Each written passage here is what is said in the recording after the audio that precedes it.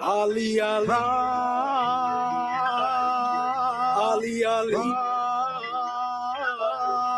Ali, Ali, yeah. I praise Allah for these lessons. I'm striving to be the message, and I thank Allah for His blessings. Ali was the circle 7. I praise Allah for these lessons. I'm striving to be the message, and I thank Allah for His blessings. Ali was the circle 7. I praise Allah for these lessons. I'm striving to be the message, and I thank Allah for His blessings. Ali was the circle 7. I praise Allah for these lessons. I'm striving to be the message, and I thank Allah for His blessings. Ali was the circle 7. I praise Allah for these lessons. I'm striving to be the message, and I thank Allah for His blessings. Ali was the circle 7. I praise Allah for these lessons. I'm striving to be the message, and I thank Allah for His blessings. Ali was the circle 7.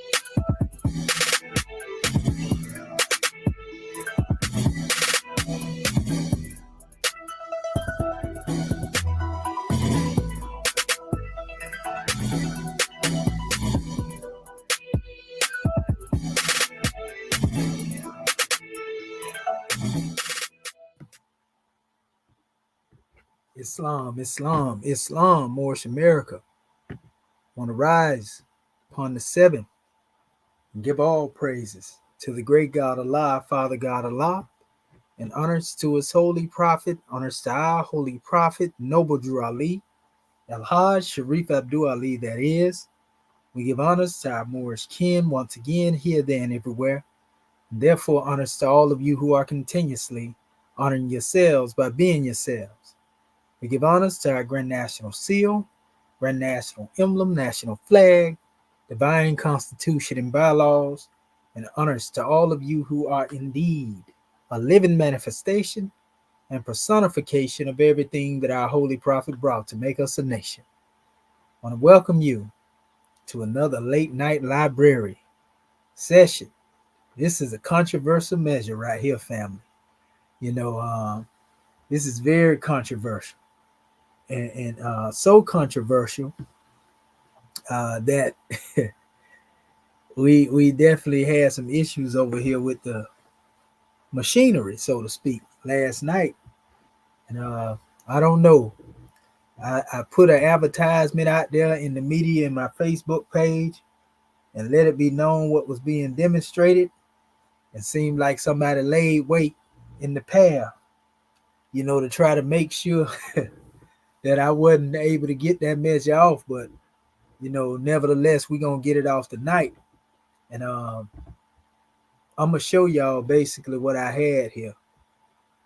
This was actually what I showed last night. We're gonna let our featured Schismite speak, about this special measure, because we're gonna be talking about him. And boy, did I find a lot of evidence, family, about who the culprits were that worked against Prophet Noble Drew Ali. I mentioned this before, but I was putting a lot of things together. But I actually have collaborating evidence of everybody that was involved, who it was that was against the Prophet Noble Drew Ali. We got the history as to why these things took place. This has never been told before in this special manner, and this right here is going to let you know where the opposition of the prophet came from. And not only that, but family, they still at it right now. And all of those who have been coming up with these different means of bringing all these different books up that you have seen come up, And I called the people out that wrote this stuff, this information. They all connected, family. They all connected. So Brother Commission is getting ready to expose some things that's going on right now. And right now, as we speak, there is a conspiracy. They ain't talking about a conspiracy theory, a conspiracy to bury the teachings of Prophet Noble Drew Ali.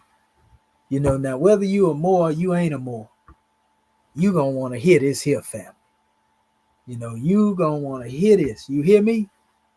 So y'all finna see all the players that was involved. You know, and we're gonna remove all the mystery. We're gonna lift the veil tonight and show you, you know, what's actually happening, man. Get them likes up. Get them likes up. You know, get the people to share and subscribe. This right here. When I tell you this right here, family. This finna remove the veil. And like I said, they are still working. This is crazy. These groups are still working to muddy of what Prophet Noble Drew Ali brought, but you can't do that. Now it's finna make sense, family. It's getting ready to make sense right now. You know, I'm gonna let the culprit speak itself. You know, let's see. Let me know if you can hear. The schism in Detroit MSTA was directed by me, the temple's first leader, James Lomax. Can you hear him, family? If you can, let me know you heard him speaking. And I'm going to put him back up there. And I'm going to let you hear this. Uh-oh. Yeah, y'all got to hear this. I'm going to turn the volume up. We got to let him speak for himself. And for the people who don't know what's going on, if you look at the picture here, I want you to look at the picture first and foremost. You know, hold up. Let me do it like this. I'm gonna share this first, and then we're gonna let him speak. We're gonna give him a few 5 minutes of fame on the platform. So I'm gonna share this right here first. And I want to give some insight before we go into this now. Y'all see this here, right? So in this photo, this is the photo that is most famously known outside of the Grand Major Temple. We see this particular individual, Lomax Bey, depicted here as well. Right? This is Lomax Bey. This is what he was known as, family. Lomax Bey. You see the sash that he got on. You know, he got the same type of sash the prophet got on. The only more to have that type of sash during that time. Standing right next to the prophet. That's how much the prophet trusted this brother. Let me blow it up right here a little bit more. There you go. Lomax Bey. That's who he was known as in the MST of A. The Grand Governor of Temple Number 4. The Grand Governor of Temple Number 4 in Detroit. You know, Black Bottom area.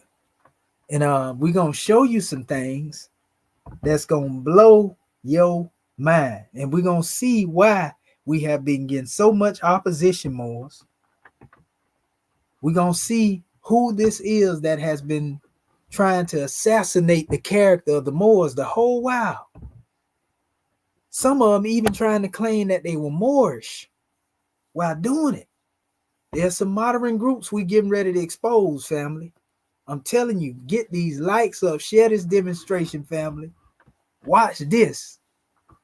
Oh man, this is crazy because I told our family, I did a video on this before, but this was all my stuff putting it together. But I actually have, man, I got overwhelming evidence, family, to show you. And you're going to see why people was moving the way that they was moving. So, yep. Again, you see the sash, the prophet sash. This brother had one on. Only brother. Let me show you real quick. I did that for the colors. But I want you to see, this is the only brother. All you got to do is type Noble Drew Ali name in up, and the picture gonna come up right there. Look at that. This is where they at now. Now notice, I want y'all to pay attention to this photo too, because this is gonna come up a little later. Prophet Noble Drew Ali was the head of the Moors at this time. Now look at him now. Now I want to give honors to the brother E. Milley, loyal to the prophet when he was present and when he left the body. Brother E. Milley, good brother. So there you go, right there, Lomax Bay. Take a look at it. He got the same sash that the prophet got on. And I'm the only one that has made successfully, one of these sashes in the new era of time. And the only people that have them in the Moorish American government is myself, the Grand Sheikh, and my Grand National Chairman, and it was made by my hand, and these sashes here, executive rulers, you see it. This is very important, family. It's the reason why this brother is standing shoulder to shoulder with the prophet. Even so much so, you see all the other Moors, they had a regular, chic sash on. They just had a regular one that you can still buy today. But nobody but these two brothers, the prophet and Lomax Bay, had that sash on. You see, and nobody has ever been able to really duplicate the prophet sash. And the only reason I was able to do it because I had a will in me to do so, and reproducing that, so to speak. I'm going to show you what I'm talking about. I'm going to go to my page real quick and show you what I'm talking about. And that sash has a lot of meaning to it, family. I made it with my own hand. I wonder what a prophet sash is. Did they bury him with it? Or do they have it in secrecy somewhere, held up in what they think is their adept chamber? I wonder what happened to the prophet's garbs. Some people are crazy enough to try to take the prophet's garbs now and keep them, and put them on display for a chosen few. You see? That's why we got to do better with our officials in this new era and time. Yes, it's finna get crunk up in this demonstration tonight, family. Trust me when I tell you this. This is finna get crunk up in here tonight. I got a lot of information to bring to our family.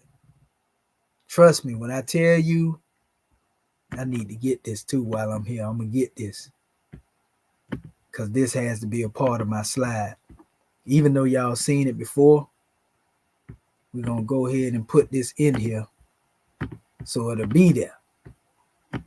I have a few more elements that I wanted to put in here,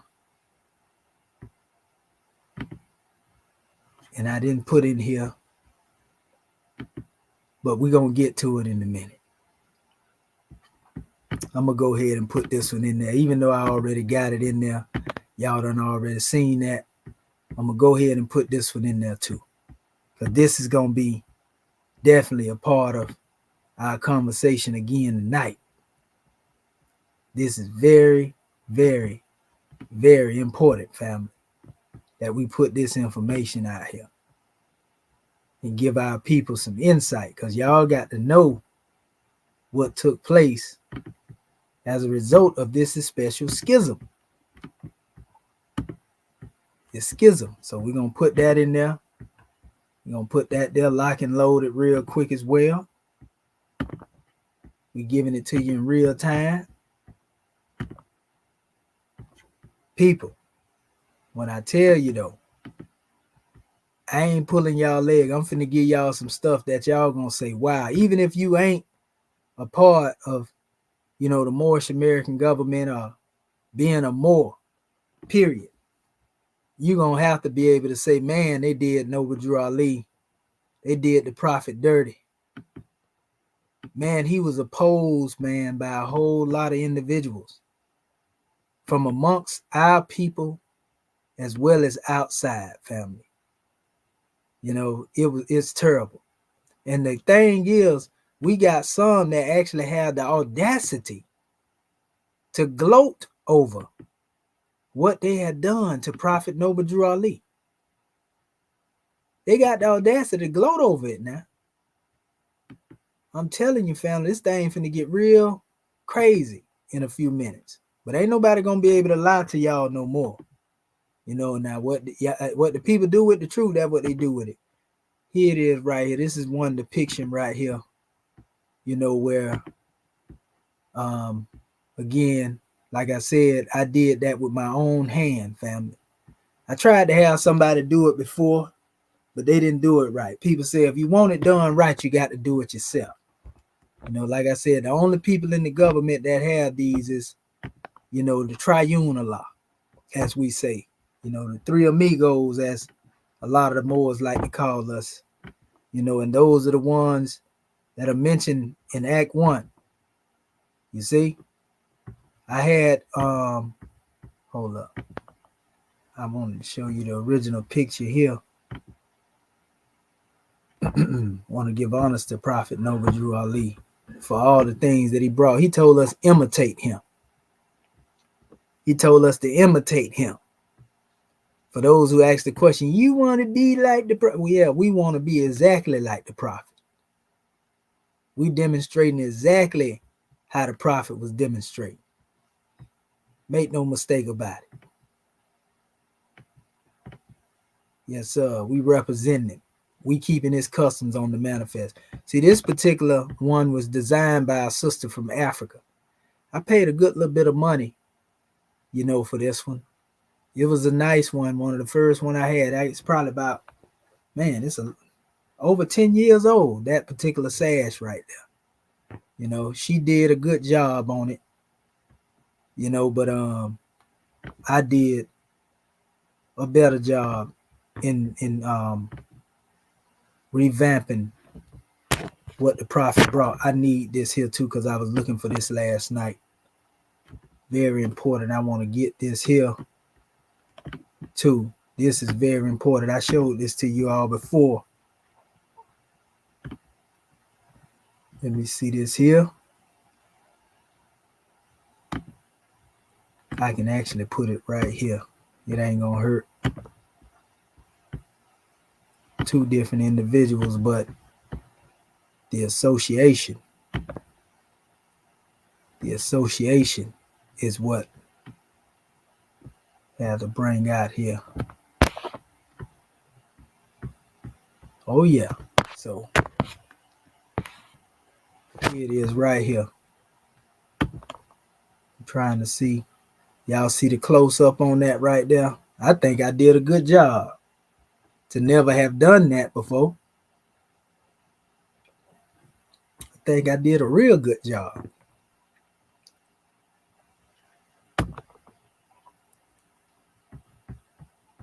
Let me see here. But there's something that I did here.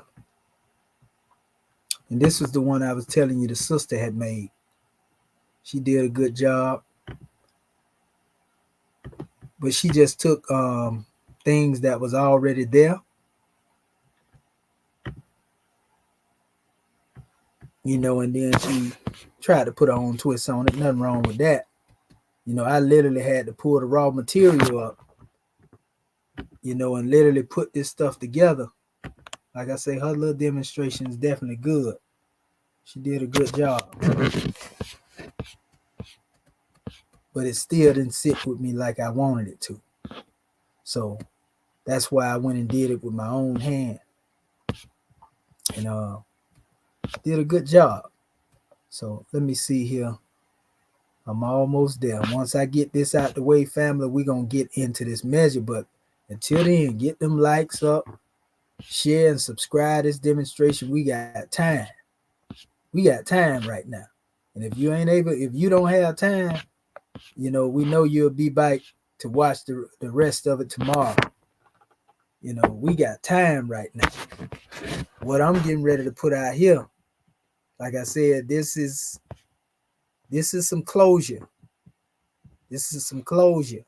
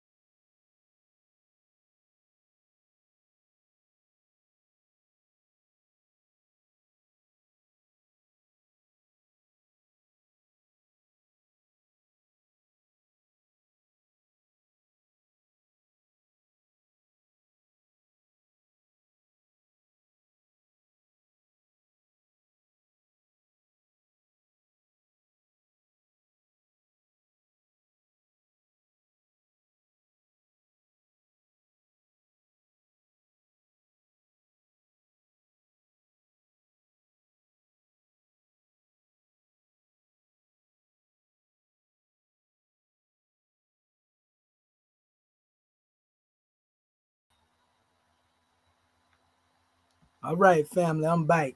Y'all see what's going on, right? No, the volume ain't muted, good brother. The volume is not muted. They trying to hinder me again. Y'all seen that, right? They just kicked me off the whole platform, family. This internet service was paid. You understand me? So this is what people do. Because it's more than likely somebody looking in on this, that's they don't want this information to get out to you, family. You see what I'm saying? Let me know that y'all can hear me right now, so we can pick up where we left off at. Y'all put a 1 in the chat if y'all can hear me, and then I'll move forward. Yeah, they want to play with my apparatus.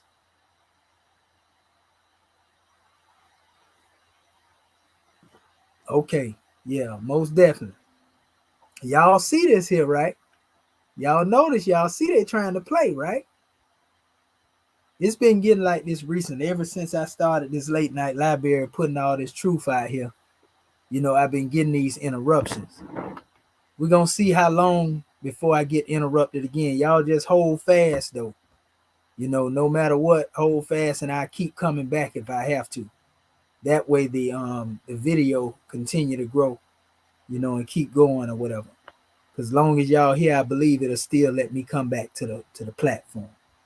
So when you see it do that, because I didn't even know until I went to check the screen, and it's talking about, oh snap. That's what the screen say, oh snap. And it was blank white, basically. So let me share the screen again. And because I was trying to show y'all, and I'm going to share the entire screen. I was getting into it about the Sash of the prophet. And I was actually getting ready to go here, and show our people, like I say, for the ones that be trying to act like the prophet got his attire from Shriners and Masons. And a Shriner and Mason in the United States of America dressed like that.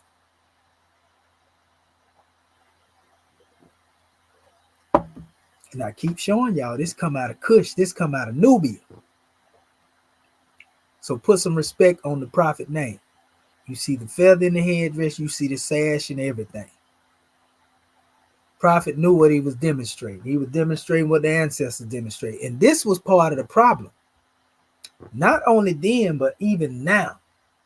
I'm getting ready to expose these cutthroats, family. And they still among us right now. Trust me when I tell you that. The cutthroats are still on the manifest. So watch this. Pay attention. Pay attention, family. We're going to let the culprit himself speak in a minute. You know what? We're going to just go ahead and go there. We're going to go there. It ain't really necessary. I showed y'all what was need to be shown from there. But we're going to go back. Let me see something here. I got to open my PDF back up. So I probably lost some memory. Hopefully it didn't corrupt it. Okay, yeah, it's still in there. Cool. Yeah, so the things in there that I dropped in there. We're going to get into this. And I want you to hear from some of the culprits' mouth, some of the things that they saying. And I can tell a lot of them have looked at some of my material as well and tried to remix it and then try to push their own agenda. Some of these guys that's following the culprit. Lomax Bey was Grand Governor. He was placed in position by the prophet himself, to be such. And if you look on the original affidavits, you will see Lomax Bey name on them. The original paperwork for the corporation that was established when you deal with the MST of A. You will see Lomax Bey's name on the original corporation papers. So like I say, the prophet trusted this brother most definitely trusted him well. But there was something that happened that caused this guy right here again. We're going to show him to you again. As you can see him standing here, something caused this guy, to go in opposition to the prophet. Now, from what I've seen, basically what he did is after he was placed in position, he already had in mind he was going to do his own thing. Is what I get.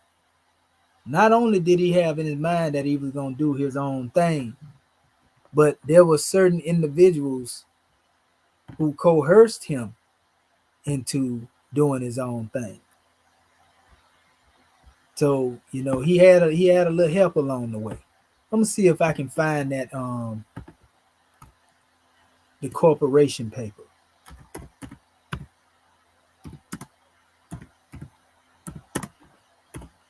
Let's see.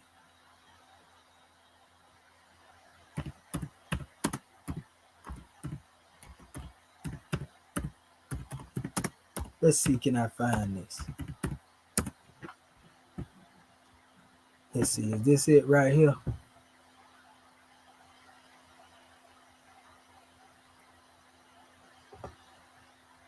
Well, this is the other one after the fact here.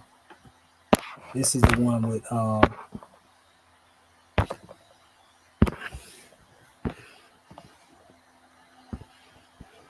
this one has Mall Bay and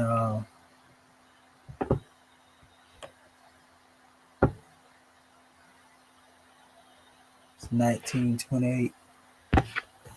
Let's see.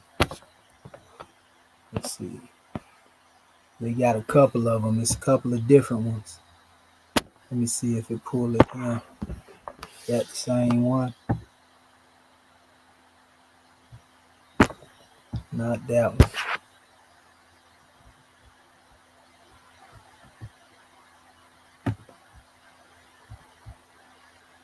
Let me see if it let me pull it up this way.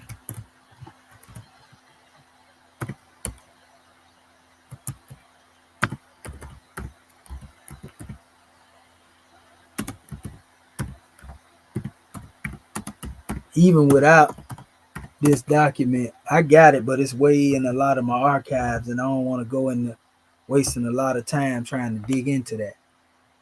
Let's see.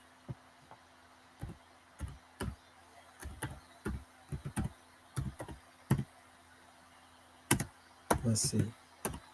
Normally you can type certain things up and they'll give it to you.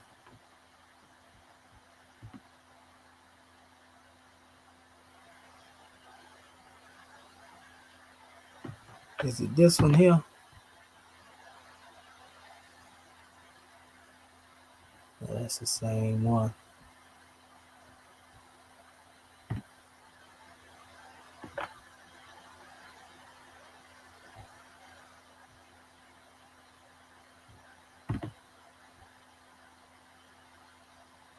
Yeah, they all got them here.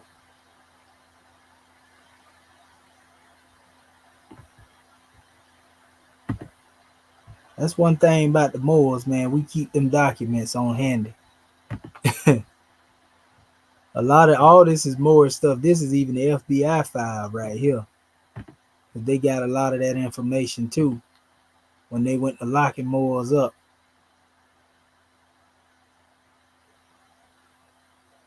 I can't find that thing for nothing in the world.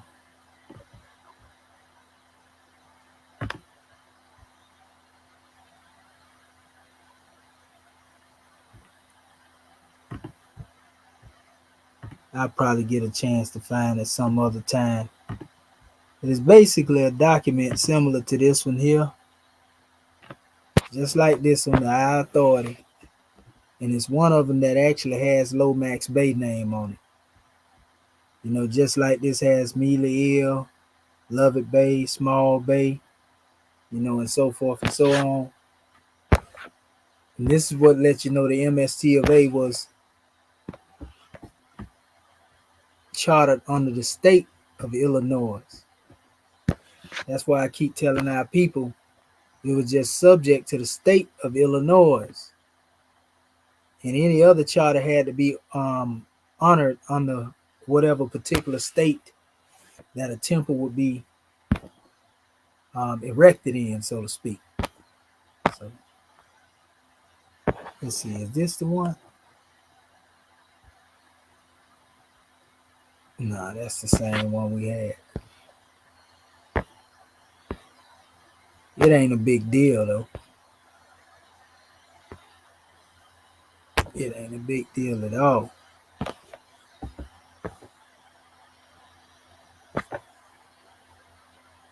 Okay, it's a couple of them right here. Let's see.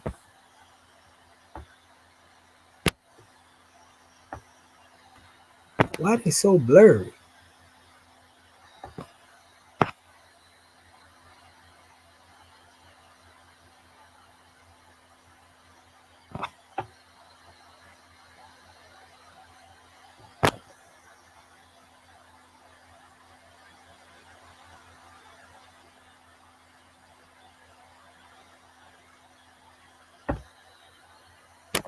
We're gonna we're gonna go a little further. I got another measure right here. I want him to speak for himself first, though. We're gonna let him speak real quick, and then I'm gonna come back on here. Okay. They all right. Let me stop this here. We're gonna let Lomax Bay speak to y'all and tell y'all what we're gonna be talking about tonight. So I'm gonna mute out and let him speak real quick.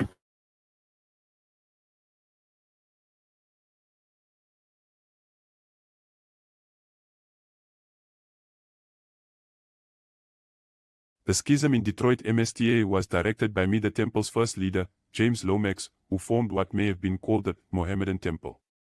Noble Drew Ollie reportedly personally came to Detroit to remove me, known then as Lomax Bay, from my position after the charge of embezzlement and grafting funds from the temple. The schism resulted in violence, including a shootout with police 6 months before Ira Johnson's in Chicago. The 1929 schism also resulted in Detroit's MSTA community falling into great disunity, which allowed for a warless fight to bring many former MSTA members together in 1930 with a new, but similar teaching, the doctrines of the Nation of Islam. The last of their followers were members of Temple No. 4 in Detroit. They converted many after my departure. Tune in to hear this history tonight as taught by Dr. Shahid El Mohaddis Shabazz El. This is one you don't wanna miss. Assalamu alaikum.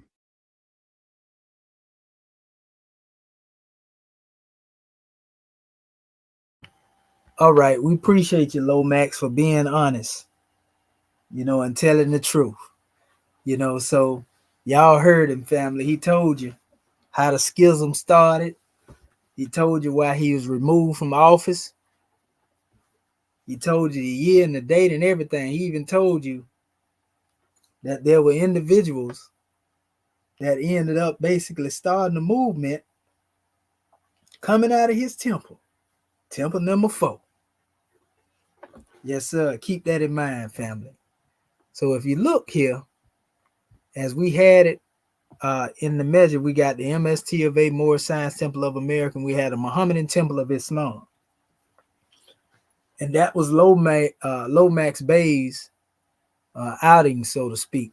That's what he came up with. But he didn't do this alone. There was some culprits that was working with him. And I've been saying this the whole while. We're going to show you the flag they was flying. We're gonna show you all of their affiliation and how it has to do with a lot of people that have been attacking the Moors right now, attacking Noble Drew Ali right now, family.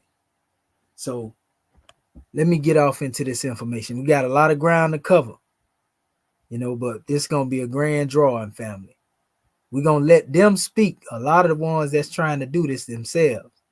What has come up, and the main individual that opposed Prophet Noble Drew Ali, Lomax Bay, was affiliated with. I said this before. Not only him, but a lot of other so-called sheikhs were also a part, of this schism. And they're going to actually tell you how they did it, the culprits. When you thought that, I told our people that these people were still working in the dark like moles, though. So let me do this here. I'm gonna share this. I'm gonna share this and start going down my slide because I got slides, but I got video and everything in here. And anything I put in here in video, you know, I put a disclaimer in there. So even if they still want to try to strike it after I disclaim it, you know, it is what it is. I'm cool with that. I want to get this truth out to the people. You know, yeah, I want to get this truth out to the people. So that's what matters to me right now. So this is what I have here, family. We finna give you a in-depth breakdown. So you see it here. El Hajj Sharif Abdul Ali versus Haji Elzaddin Muhammad Ali. You know, because that's the name Lomax Bey took on. And under this particular name is where he did a lot of things, but he was also known as simply Muhammad Ali Bey at one time. We're going to get into that in a minute. So let's get into these slides, right? It says there's quite a bit of verified insider information on Lomax Bey. Lomax Bey, right? Chicago, March 11, 1929. Brother Crummy Bey. It says the Grand Governor and Chief and Head of the Temple of Pittsburgh. You know, Crummy Bey is actually this brother too. They tried to kill Crummy Bey a couple of times. They bombed this temple and everything. That's Crummy Bey right there with the Egyptian headdress on. Before they even got at the prophet, they was trying to kill Crummy Bey in the prophet's face. Moors, other Moors were doing this right here. Dirty Moors, or were they Moors? Were they agent provocateurs posing as Moors? But anyway, it says PA brother Charles Bey, governor and chief and head of the temple in Cleveland, Ohio. These two brothers are empowered by the prophet to investigate business. This was the status at that time. Temples number 4 in Detroit, Michigan. It says because Lomax Bey has violated all divine laws of the prophet. This is what was going on during that time. He just told you himself, right? The prophets ordered that he be discharged from the position of grand governor. It says major unrest followed. This is the schism, including a shootout and arrest with Lomax Bey holding on to between $500 to $5,000 of money owed the MST of A. So let me stop right there. This guy had taken this money and then he lied and said Prophet Noble Drew Ali was embezzling funds. And then once he got called on it, he fled Detroit. So all the membership that was there, they basically was like, it was a vacuum. You know, and Farad Muhammad and Elijah Muhammad was present during this time. And so this is how they ended up taking the majority of the membership and the leadership switch. That's why the temple number 4 charter was found in the Honorable Elijah Muhammad's possessions. You know, his son, Wardeen Muhammad, you know, put this out here. Boy, when I get into all this stuff, we finna go into a rabbit hole, family. But Lomax Bey fled to Turkey, and this is the money that he used to flee. The same money he accused the prophet of embezzling, because he stood up now. He told the prophet he wasn't following him. He said he the one that's supposed to be followed. Everybody need to follow him. Don't follow Noble Drew Ali. That's basically what he did. Like literally, and the prophet was right there. He was present when this went down. When Lomax Bey got up there and said that, because the prophet had came to remove him. So it says Lomax Bey also claimed that the prophet has no more power, and the finance from Detroit would be in his charge. He wouldn't send any to the prophet, and the prophet filed an injunction on him, and that's when he promptly left for Turkey. Now y'all ask me the question: who was wrong in this situation right here? Was the prophet Noble Drew Ali wrong, or was Lomax Bey wrong? And ask yourself this question: if you demonstrate Muslim, I want for my brother what I want for myself, and you right here with the prophet from the very beginning, why would you do that? Why would you go and cause this much confusion? Because this is what spawned the events that led to, you know, the transition of Prophet Noble Drew. All this was a part of that, family. This is what brought all that unity that Moors was demonstrating to a halt. This one act. This is what started it right here. So my question is, I ask, was this guy a plant from the beginning?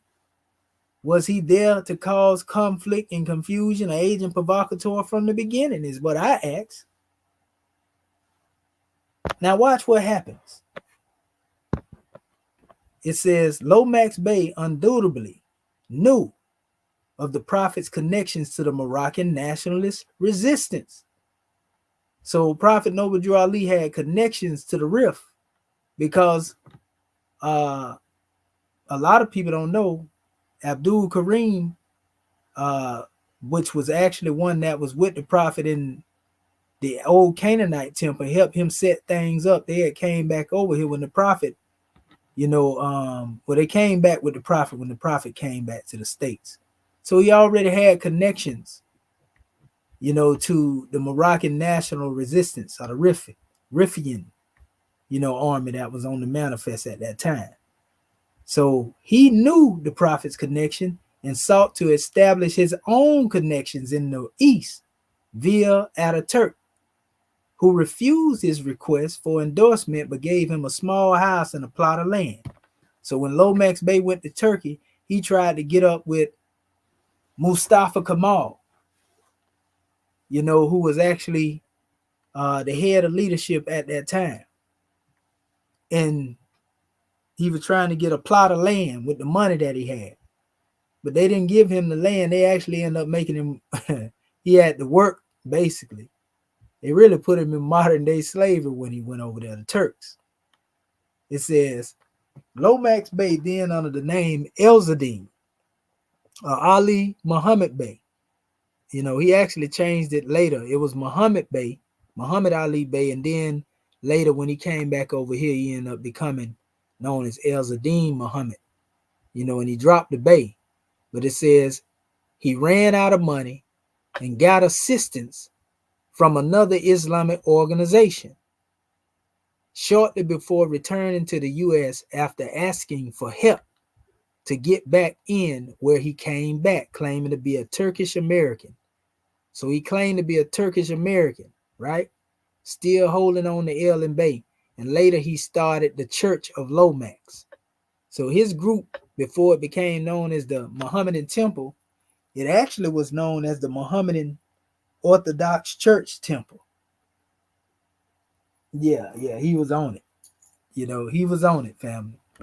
So this lets you know this guy. So what it says from research that it was the organization of El Shamoun Muslimun, the Young Men's Muslim Association, the Jamiat al-Shaban al-Muslimin, right?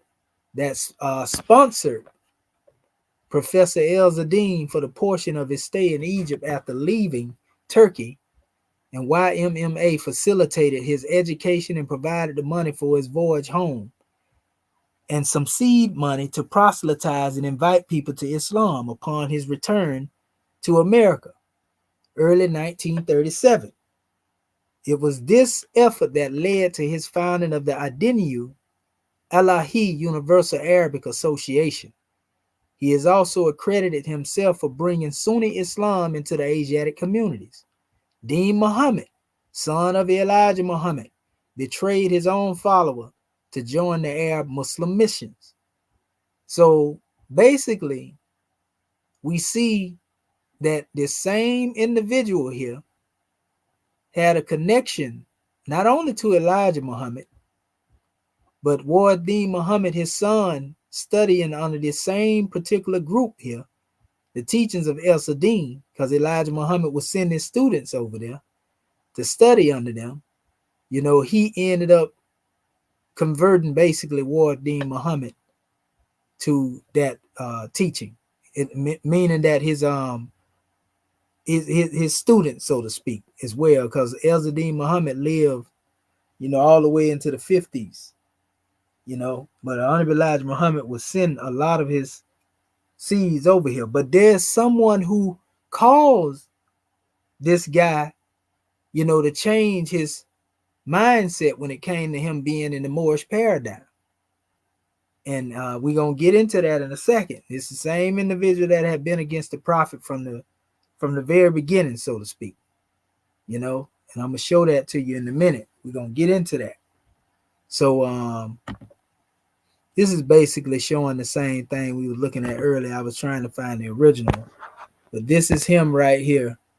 You see, it says Brother Lomax Bay Governor, Detroit Temple, number 4. See, and look at the address here, 1023 Illinois Avenue, Detroit, Michigan. Lomax Bay, Grand Governor. You see, this was a temple set aside by the prophet himself. Now, here's the paperwork where he was sit down. See, Morris Science Temple of America Home Office, 1603 Indiana Avenue, Douglas, 5909, right? Send all official business to the home office, right? In the care of Noble Drew Ali the Prophet. This is March 11, 1929, right? It says, Brother Crumby Bay, the governor and chief head of the temple in Pittsburgh, Brother Charles Bay, the same thing I gave y'all a few minutes ago. That's what I was reading to y'all.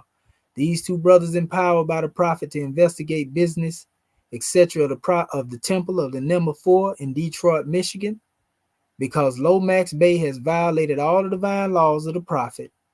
It says, even before the prophet's face, February the 15th, 1929, he claims that the prophet has no more power and the finance from Detroit would be in his charge. He wouldn't send any to the prophet, and he yelled with a loud voice, look at me. I will guide you through. This is lawful and living evidence spoken before 1,500 people, and the prophet was also present. I, the prophet, declare his office vacant and the name of the grand governor discharged. So he stripped Lomax Bay of his power of being a grand governor of Temple number 4. He can only be a member according to law. It says because the Moorish Science Temple of America is a divine organization. Each temple is under the supreme guidance of the prophet. When man fails after being placed head of the temple by the prophet of obeying our divine laws and constitutions, he is a traitor and an enemy to the divine creed and unloyal to the national government, USA, to which the movement is to make men and women better citizens, right? And this was at the time what the government was being demonstrated and taught to prepare them to come into their own. He was showing them how to be citizens under a lawfully chartered organization through the membership so he can build a nation. That's Prophet Noble Drew Ali. That's his signature right there. You know, when he removed him from his post. You know, adios, amigo. You know, so I'm gonna get into further history behind this. We actually showed y'all a video not long ago with a brother telling you what happened and everything. But the problem is there are those who are now seeking to uplift Lomax Bay, you know, as bringing Sunni Islam into America. And then you have those who are praising him as if he was the one that began to teach the people. And then you have the one who actually caused Lomax Bay to defect. We finna get into mentioning him. We mentioned him to you before, but we're going to show him to you in a second here. You see, we're going to show the guy who caused Lomax to defect. And we're going to get into some verbal accounts of all of this. And I'm going to show you how they really actually trying to make it look like Prophet Noble Drew Ali was a Kafiroon. He was a Munafiqun. And, you know, basically he wasn't a real Muslim. And so in other words, Noble Drew Ali was not teaching Arab Islam. So this killed anybody that ever tried to say that. Because this is why they went against him. Because they said that he was teaching, you know, pseudo Islam. This is the terminology they're using now, pseudo Islam. Because he wasn't teaching the Arab way. But we found out in the last couple of measures I demonstrate, the Arabs was the ones that deviated from Allah in the first place. They the ones practicing a pseudo Islam. So all the rules they trying to judge Prophet Noble Drew Ali by as being a Muslim, and none of them rules in the Grand Quran. This is all stuff they made up in the Hadith and other different literatures that they came up with after Prophet Muhammad passed for him. So who cares what a Bedouin Arab think? Lomax Bey cared because he let him get him hook, line, and sinker, and he went on over there and betrayed his brother. We got to give it to you like it is, family. But they are trying to put this guy on a pedestal now. I'm finna show it to you in a minute. They're trying to put him on a pedestal, and they ain't mentioning the devious dirt. They trying to sweep over that. They want to put him on a pedestal, and they want to put the other individual that basically influenced or persuaded Lomax Bey, And I always said they was linked. I showed the connections, but I have proof that this was done by design, family. And that's what we're going to be showing y'all as we go further into this. So this temple number 4 is the same temple number 4 as I showed y'all before. I showed y'all the pictures with Elijah Muhammad. This is where they had their start, in Detroit, years later. And this is when they was wearing the fez. This was the original get up of the NOI, the Allah Temple of Islam. Y'all seen me show this to y'all before. All of this is very important and relative. Hastings Street, which was Black Bottom, and what people don't know is there were a lot of what you call them, Indian Muslims, the Ahmadiyya movement, it was a couple of them, Turkish, Syrian, different Muslim groups that was in Detroit more than they was in Chicago. They was dominating Detroit at that time. They had started, and that's who swayed Lomax Bey to go against Prophet Noble Drew Ali. I'm gonna let you know exactly who it was, though. It's the same individual that went against Prophet Noble Drew Ali, and started opposing him. And it wasn't just him, because there was another Muslim brother, and you're gonna trip because their students live right now. It's crazy. I was able to trace all this, and now we see why these people are opposed to this day, this very day. Why they have been attacking me, why they have been attacking Prophet Noble Drew Ali. Yeah, I'm finna show y'all that. So this is the actual membership roll book. I showed this to y'all before. See, it says Temple number 4 up there. This was in Detroit, Michigan. This was July the 3rd, 1928. That's the Prophet's signature right there. So this is just like when somebody comes in and they check in and they, have all the information here, dealing with the dues that they paid. And, as you go through here, you would actually see, the brother's name and the sister's name. Robert Poole Bey, that's Elijah Muhammad, Adept, $25. Sister Clara Poole Bey, which would be Clara Muhammad, his wife. This is the room when they talk about Farad Muhammad, teaching them. And I showed y'all Elijah Muhammad himself telling you, in the history of the prehistory of Islam, the NOI. I showed y'all where he was telling you that he was in these meetings. So this shouldn't be a shocker to anybody.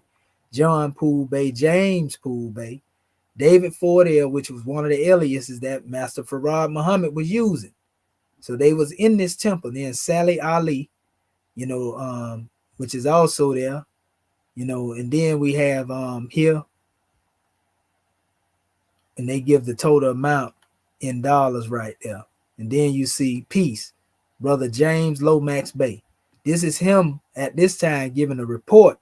Lomax Bey giving a report to the Prophet. At this time, this is before him talking about that he gonna lead the people and all this stuff. So you look right here, you see Elijah Muhammad, when he was younger.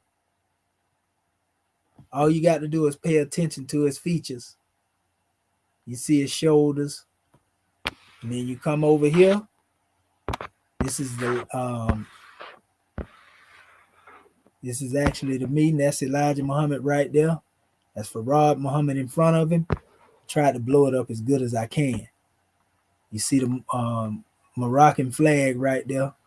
You see Elijah here, Farad here, family. And then it's a different picture. It's got a little more clarity, but not enough. That's Elijah Muhammad again. And that's Farad Muhammad right there. And that's Prophet Noble Drew Ali standing out front. You know what I mean? They don't want to admit this in the NOI. They've been trying to hide it, you see, but it is what it is, family. We know where they got their flag from. We know the flag here, this freedom, justice, equality. This come from the Young Turks. You know, this is the Young Turks flag, which lets you know that Farad has some Turkish roots, so to speak. All of this schism took place. I'm just showing you when they was in the temple, you know, but all of the schism took place after the prophet passed form. You know, when he left the body, everybody was trying to, and this is the information gonna come up that, you know, even Honorable Elijah Muhammad then was claiming that they was the heir of Prophet Noble Drew Ali. You know, that they come from him. But this is the man, family. This is the guy. The same guy. And I'm finna get into this. I'm finna show you the fatwa tonight. I talk about the fatwa because even in the fatwa exposed information in him. You know, and I use this often to show our people, you know, that Prophet Noble Drew Ali indeed went to Egypt. And he taught that, you know, because certain Moors that don't know no better be, the Prophet didn't go here, he didn't go there. And, you know, I even had these pictures, you know, depicting, you know, around that time, because the Prophet left for Egypt in 1902. You know, he was in a traveling band with the gypsies, you know, dealing with the world circus, so to speak. You know, but here's a group of melanated brothers, fezed up, young youth, you know, that were being taught around this time. The Prophet was over there at this time because he left in 1902. You know, I wish I could get more clarity in this here because he may be in this photo right here. Who knows? But I'm just showing you that our people was coming from the United States, because these students are from the United States too, by the way. There were students that was going from the United States over here into Cairo. I Sued, Egypt. This is also Cairo. They were studying over there. And the Prophet, you know, found himself among, you know, the same peers, so to speak. And like I told you, I was given this picture, you know, of the Prophet in Egypt by her elder sister through her grandson. She sent this to me as a gift, you know, to show me that Prophet Noble Drew Ali was in Egypt. So, this guy right here, Sudanese born, he is the catalyst. He was the one that convinced Lomax Bey, and also he was in communication with the Honorable Elijah Muhammad. They even got letters that was wrote by the Honorable Elijah Muhammad to him in the fatwa that he went to try to get against Prophet Noble Drew Ali. But what I have now is the backstory that's actually coming from his family, because they trying to uplift this guy as being the bringer, the first Sunnite, you know, to teach Sunniism. They want to put somebody up there that was teaching Islam mainstream. They keep saying mainstream Islam before Prophet Noble Drew Ali was. You see, so they trying to use this guy, you know, meaning the Arabs are trying to, or the Sudanese people, Sudanese Muslims are trying to uplift this guy right now as we speak. They're trying to make him a hero. I'm going to show you the documentary because they ain't real long. I'm going to show you some of the stuff they saying. You know, and they talk about him challenging Prophet Noble Drew Ali in the documentaries and everything. You know, but I also have a link to, you know, his family's forum, and they communicating, and they let the cat out the bag. You know, they let the cat out. I already knew this was what it was, but for them to go into detail and tell you, this the guy that was pulling the strings the whole while. Sati Majid was pulling the strings, family. He was the one that convinced Lomax Bey, and he also directly and indirectly taught this guy known as Sheikh Daoud Faisal. And this was the teacher of Malachi York. Hmm. Hmm. Hmm. Oh, it's finna get deep, family. So this is just an excerpt on what he said. This is a part of the fatwa. I'm gonna show you the whole fatwa in a minute. But this is what he claimed when he came, and whether he was sitting in the audience or he was at one meeting or whatever. He was out there and he said, in the name of God, compassionate and merciful, to their excellencies, the ulama of pure Islamic faith in Egypt. This man left the United States of America, family, went to Egypt with this fatwa and put it in their hands after hearing what Prophet Noble Drew Ali taught. Can you imagine that? He left the United States of America with a fatwa. You know, a fatwa, when you get that to declare somebody a hypocrite, then you can do what you want to do to them. You can physically bring harm to them. You understand? That's the whole purpose of trying to get the fatwa. Anytime you hear them talking about they got a fatwa to go to war, a fatwa. And so this dude meant to do some harm to Prophet Noble Drew Ali after what he heard him teaching, family. And it was 3 months before the Prophet met his transition that this was taken to Egypt. It says, what say you? May your virtue endure about a man currently living called Noble Drew Ali. He asked them, what's their opinion? He says, the meaning of his name being the prophet, who is linked to the house of prophecy, Ali, alleging that he is a prophet promised at the end of time, who was announced by Jesus, upon whom be peace, and who was composed a book called Drew Ali Quran. Meaning of the Holy Quran is the Holy Quran which was revealed of Mecca to our Lord Muhammad. It says, upon whom blessing be peace. However, there is not to be found in this book of his any surah of the Noble Quran. So he said that basically in the book the prophet got, the circle 7, he ain't found no surah of the Quran in it. So he went way to Egypt, family, to get a ruling against Prophet Noble Drew Ali. And this actually is in Arabic. In its original writing, this is Arabic. He took it to a whole bunch of sheiks, and a lot of them gave their opinion on it. You already know they're going to go pro-Muhammad. But Sati Majid, wasn't able to come back over here after that. But he was still corresponding with those who he had influenced. And Lomax Bey, a.k.a. Muhammad El-Zadeen Ali Muhammad Bey, was one of them people.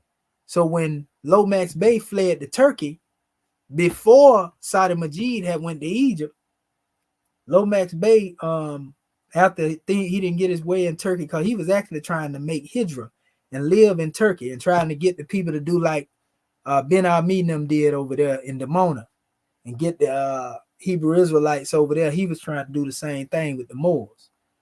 Lomax Bey was trying to do that. He was really running because he knew he had done messed up. But anyway, Lomax Bey ended up in Egypt as a tour guide before he came back over here. And him and this guy, Sati Majid, man, when Sati Majid ended up going back over there, him and Lomax Bey was in cahoots, brother. And the Honorable Elijah Muhammad, in the letter that he wrote to Lomax Bey, he mentioned Lomax Bey by the name El-Zadeen. You see, so the Honorable Elijah Muhammad was in correspondence with them.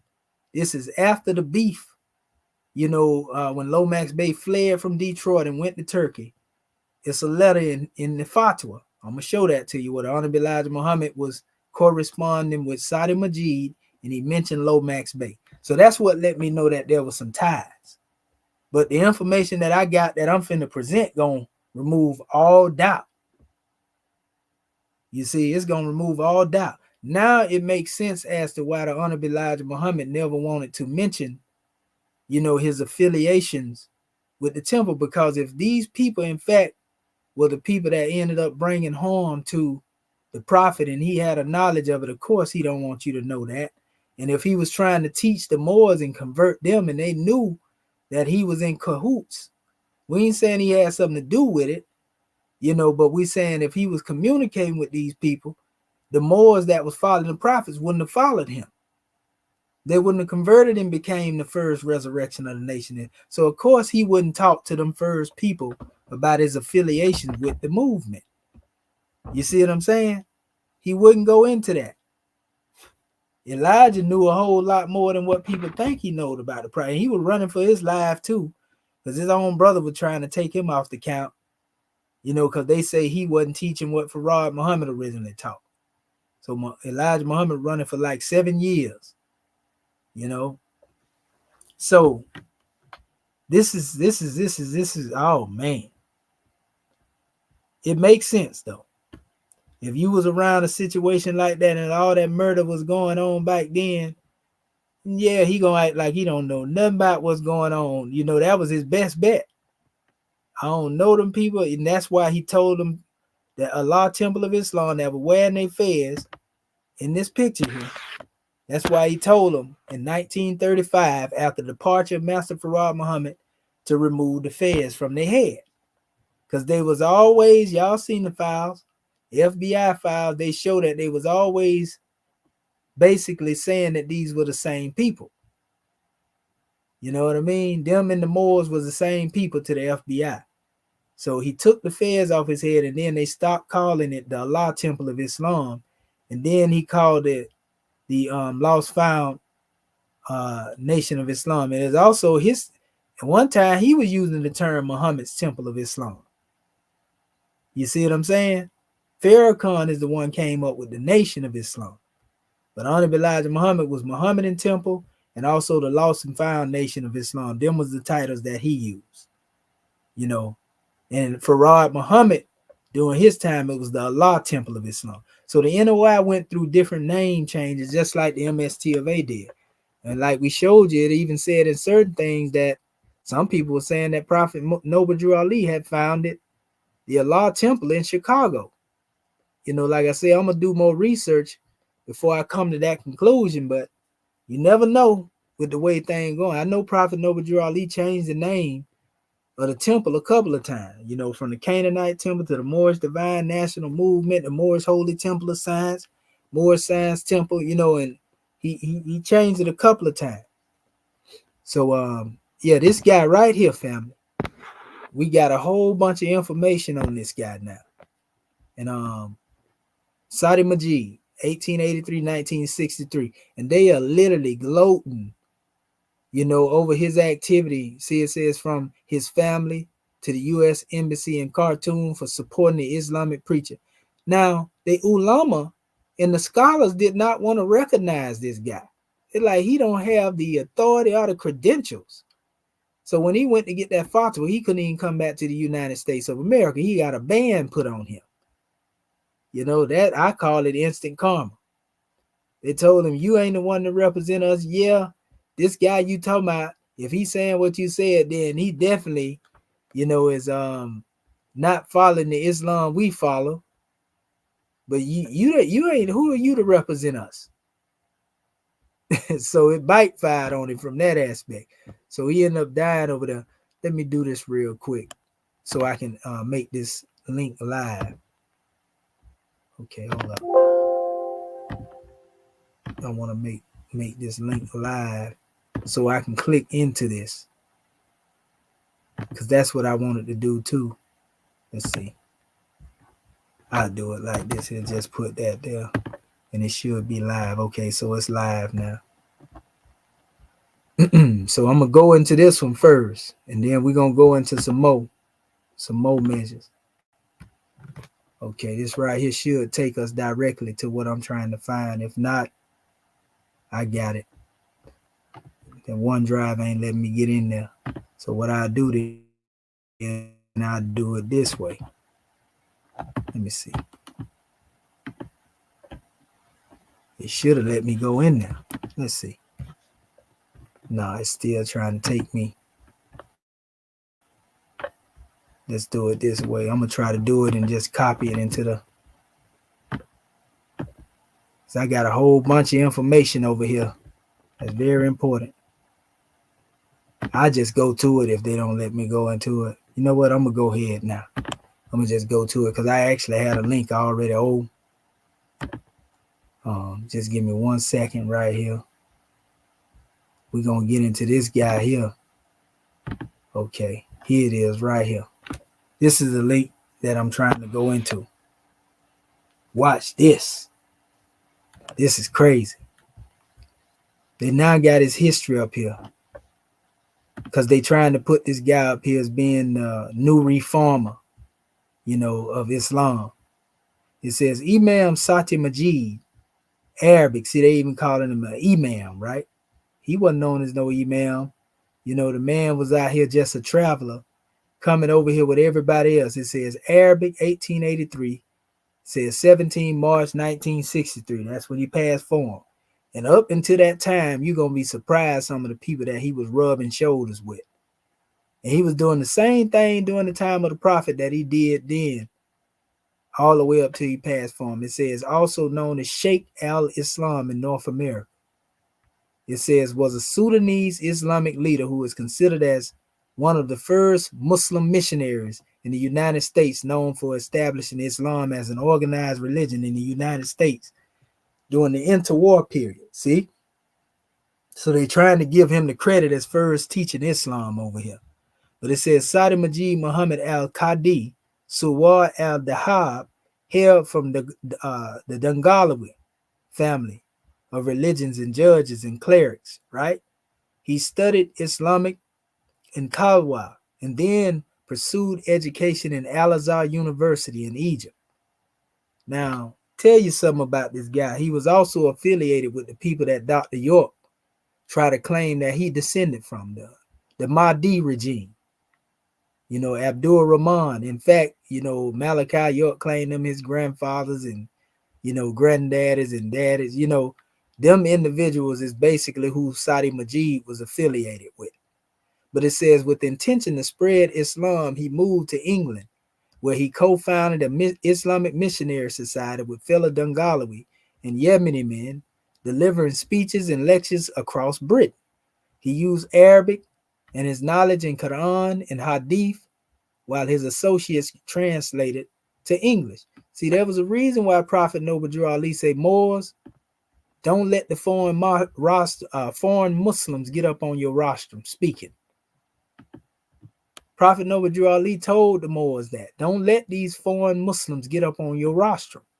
And I understand why he said this now. Sati Majid's influence extended to the United States.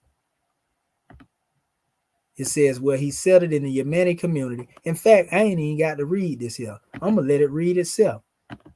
So it actually will read itself. Let's see. And I'll stop it at different points, where I want to stop it at. Let's see here. It just had it there a few minutes ago. There we go. Okay, let's see. I'm going to let it read it. Sati Majid, Sudanese Islamic leader, 1883 to 1967. Imam Sati Majid, Arabic, 1883 to 17 March 1963, also known as Sheikh al-Islam in North America, was a Sudanese Islamic leader who is considered as one of the first Muslim missionaries in the United States and known for establishing Islam as an organized religion in the United States during the interwar period. Sati Majid Muhammad al-Qadi Suwar al-Dahab hailed from a Dangalawi family of religious judges and clerics. He studied Islamic in Akalwa, then pursued education at Al-Azhar University in Egypt. With intentions to spread Islam, he moved to England, where he co-founded an Islamic missionary society with fellow Dangalawi and Yemeni men, delivering speeches and lectures across Britain. He used Arabic and his knowledge in Quran and Hadith while his associates translated to English. Sati Majid's influence extended to the United States, where he settled in the Yemeni community in Brooklyn, New York, and became an imam around 1904. He played a crucial role in organizing Sudanese expatriates and formed national associations. His impact stretched from New York to Detroit, establishing organizations like the United Muslim Society and the African Muslim Welfare Society of America, aimed at promoting Islamic identity and community coordination. An Orthodox Okay, one of these groups that he mentioned here, I'm going to show this to y'all. This is it right here. This is one of the Detroit Muslim Association. You notice here, and this is Hamid, as they call him, Meshrif, chairman of the executive community of the Muslim Societies of Detroit, taking an active part in arranging and celebrating, the Feast of Muharram in Detroit in October the 5th. And notice that he has on more of a Shriners type regalia. He got the scimitar above the crescent and the star, and he got, some Arabic wrote up here. I can't see it that good to make it out what it is. We see a letter Y at the end of it though. But this is Arabic wrote on this fez, and then he has the same thing here. And this was a Muslim society they had over here. He got a sash on, American flag over here, and looked like he have some type of badge representing that order or whatever. But Sati Majid is said to be one of the founders, of these different organizations over here. So he was a mover and a shaker, so to speak, in Detroit, in that area. So I wanted to point that out right there real quick. An Orthodox, Sunni, Muslim, Sati Majid engaged in a dispute with the Ahmadiyya movement, and in 1929 he attempted to condemn Noble Drew Ali's teachings with Al-Azhar's support but was not able to return to the U.S. from Egypt. He later returned to Sudan, engaged in Islamic conventions, and founded the Islamic Unity Association. See what I was telling you? He wasn't able to come back to the United States, right? But it's telling you he tried to condemn the Prophet Noble Drew Ali teaching. So again, for those who keep saying that the Prophet Noble Drew Ali tried to Arabize our people and teach the Arab religion, stop lying on Prophet Noble Drew Ali. Because you got an Arabized individual that's condemning Prophet Noble Drew Ali for not teaching the Arabized teaching. So put some respect on Prophet Noble Drew Ali's name, family. He was not teaching the Arabized Islamic teachings. An Orthodox, Sunni, Muslim, Sati Majid engaged in a dispute with the Ahmadiyya movement, and in 1929 he attempted to condemn Noble Drew Ali's teachings with Al-Azhar's support but was not able to return to the U.S. from Egypt. He later returned to Sudan, engaged in Islamic conventions, and founded the Islamic Unity Association. Sati Majid's efforts to convert African Americans to Islam were recognized and celebrated, and he left a lasting impact on American Islam, emphasizing unity, education, and community building. His influence on figures like Sheikh Daud Ahmed Faisal and Elijah Muhammad, and his indirect impact on Malcolm X reshaped American Muslim history and race relations. So now you see, it was actually some of his followers, and it is said in the records that I have that Malcolm was corresponding with Sati Majid, in his time.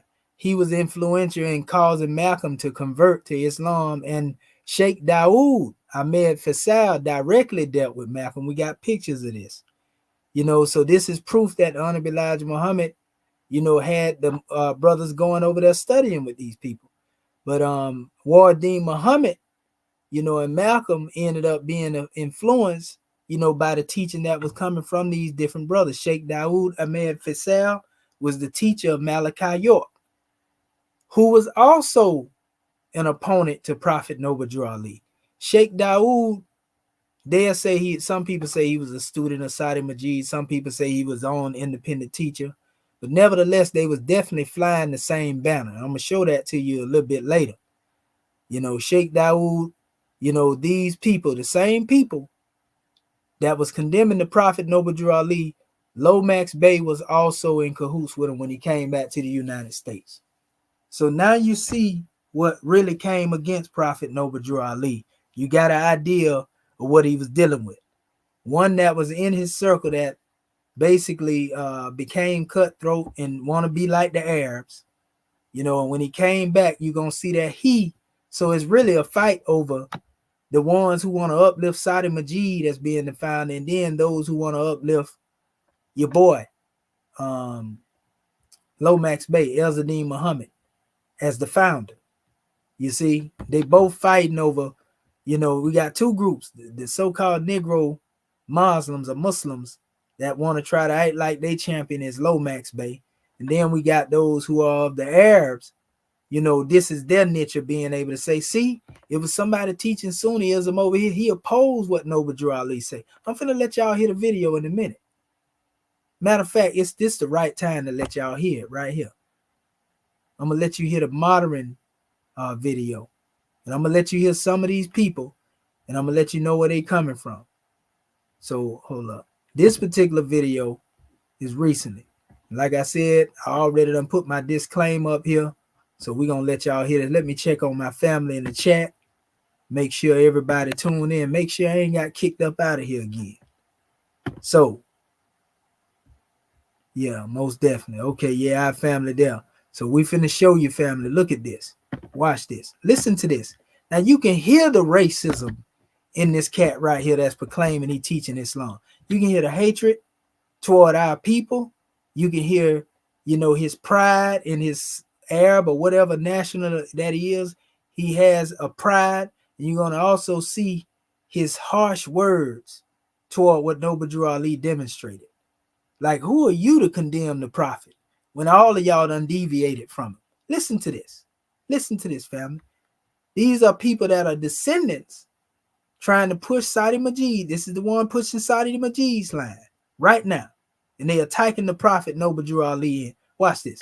You can correct me historically. It's a bit of a history. As you all know, I have some passions in academics. One of them is history. And I wanted to, I guess, bring up a topic I was reading about recently, and that is a very important chapter in the history of Islam in America, here in America. Who is the first da'i, the first preacher that came to this country to preach Islam? Most likely nobody would. Now notice, you know, if you read anywhere else, most people tell you Prophet Noble Drew Ali was the first to teach Islam in the United States. But they want to remove that landmark now. And they want to make the enemy of Prophet Noble Drew Ali be the one that was there. Watch it, watch his word, listen to him. Know his name? You know his name? What is his name? His name is Sati Majid. Sati Majid, Sati Muhammad Majid. And he came to this land in 1904. This is, from our best knowledge that we have, the first person who came specifically to give da'wah, Islamic da'wah, to the people of North America. And even though his name is long forgotten, even many Muslims involved in activism are not aware of this person.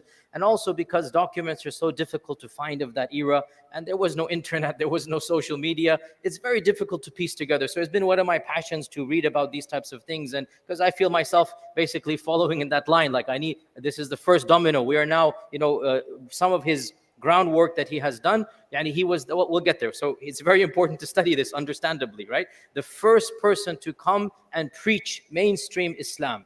Who was this person? What do we know about him? He was born in Sudan, and as a young man, he was eager. He had trained as local sheikh, local scholar, memorized the Quran. Then he tried to study at Al-Azhar. For whatever reason, he didn't get acceptance. He became a... Y'all know why they didn't accept him. You seen the skin color of Sati Majid. He was dark as any one of our people. So you know why they didn't accept him.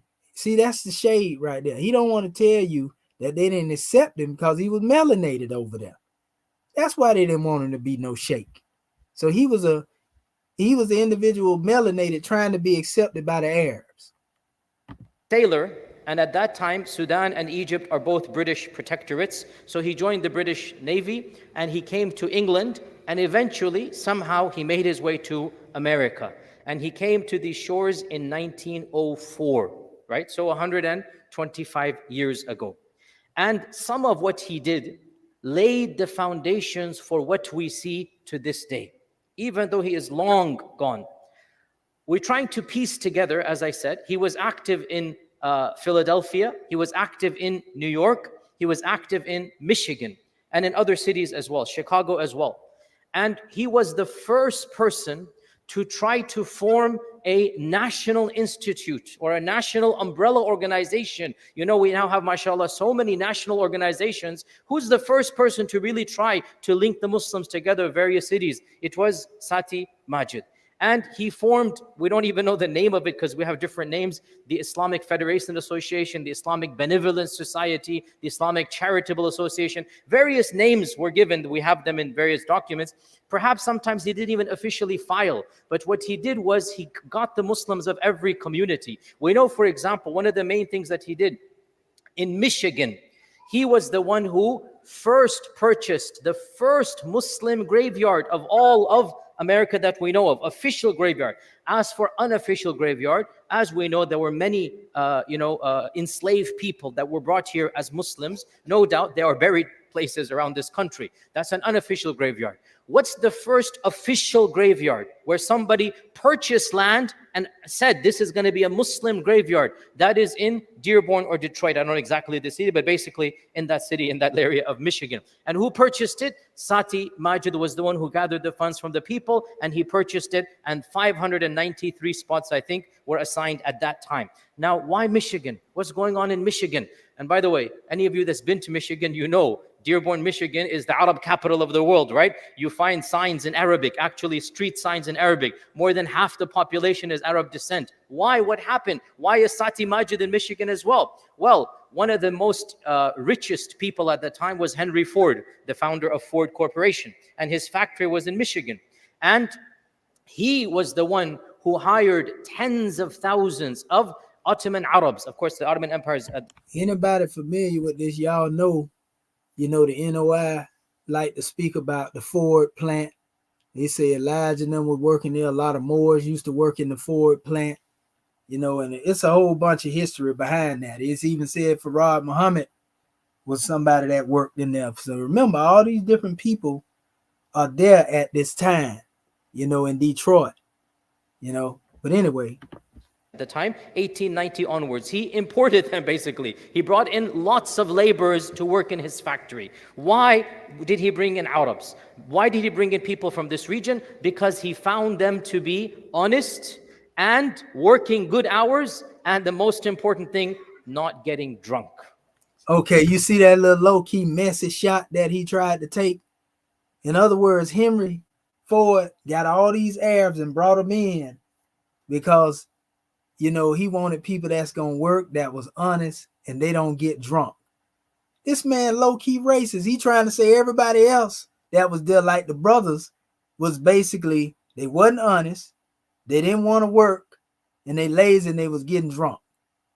That's racism right there. I ain't going to say what I want to say. I'm gonna let that go. But y'all get what I'm trying to say. So you can already, that's automatically an asterisk. That's a red flag on the play right there, just for him saying that. You can tell that he one of them individual Arabs that think he better. He'll deal with you, act like he with you, but he would try to demean you. He think he's better than you, even though he's trying to hide behind Islam. Watch this.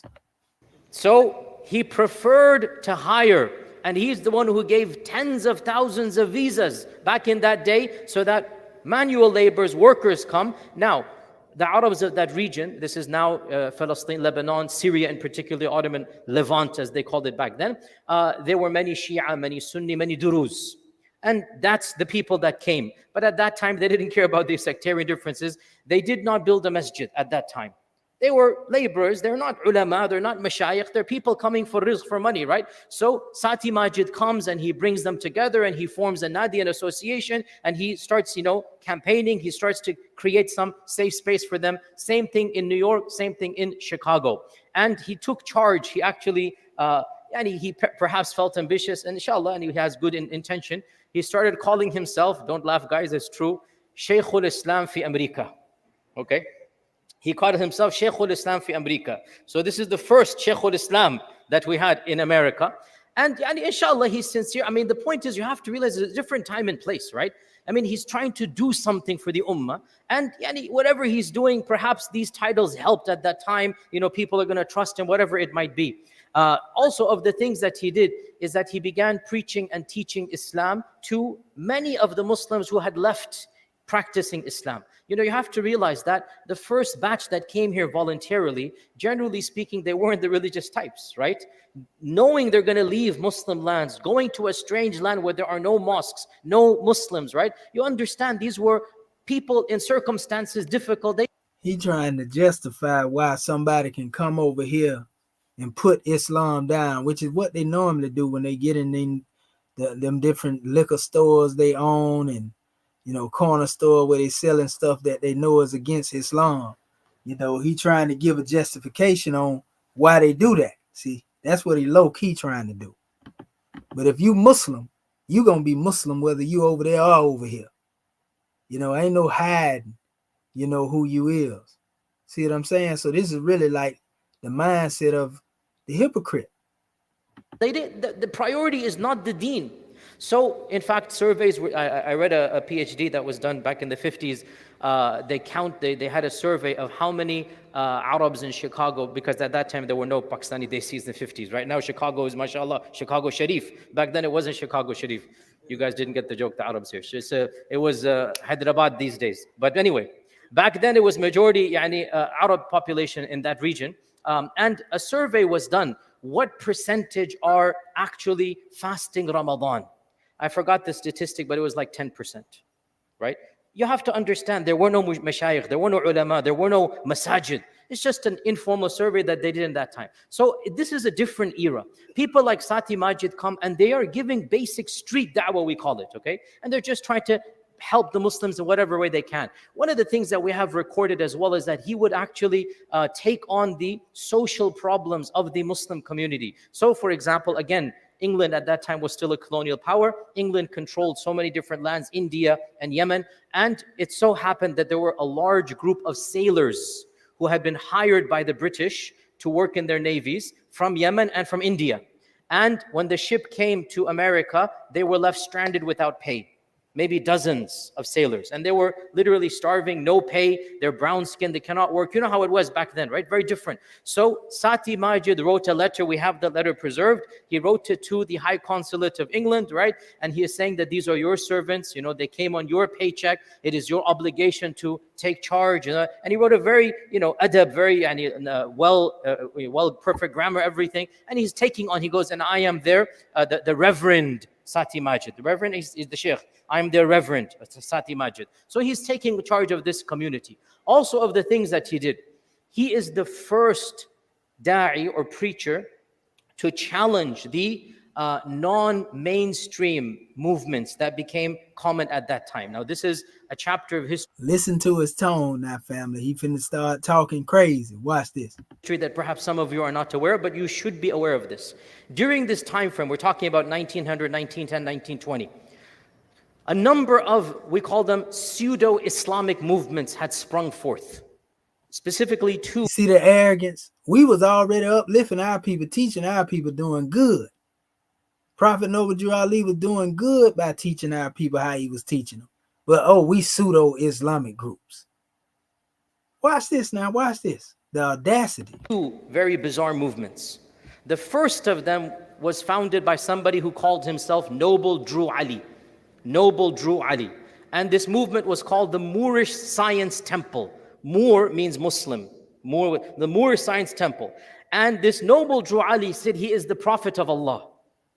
And this Noble Drew Ali, he's indoctrinating his audience, them Arabs, basically, that don't know nothing about Prophet Noble Drew Ali, to say, okay, these individuals pseudo, they ain't real Muslims. So what type of attitude would they have against Moors? You understand? So he's teaching hatred right now. Watch this. He wrote a book called The Holy Quran of Noble Drew Ali. It's available on Amazon. You can buy it. Or you can available at libraries. Obviously, there's nothing to do with Islam. You will see the term Mecca, you will see the term Quran, you will see the term Muhammad, but ideas, theology, aqidah, nothing. So Sati Majid was the first person to start saying, hey, this person and this movement has nothing to do with real Islam. And after this, another movement came that became much more popular, and that is the Nation of Islam. And the Nation of Islam had its own trajectory, but this is right after Sati Majid. So Sati Majid began preaching against the version of quote-unquote Islam that Noble Drew Ali is preaching. It's nothing to do with Islam. And along with this, ironically, and this is something of interest to many of you from a particular region, a particular da'i came by the name of Mufti Sadiq Muhammad is his name.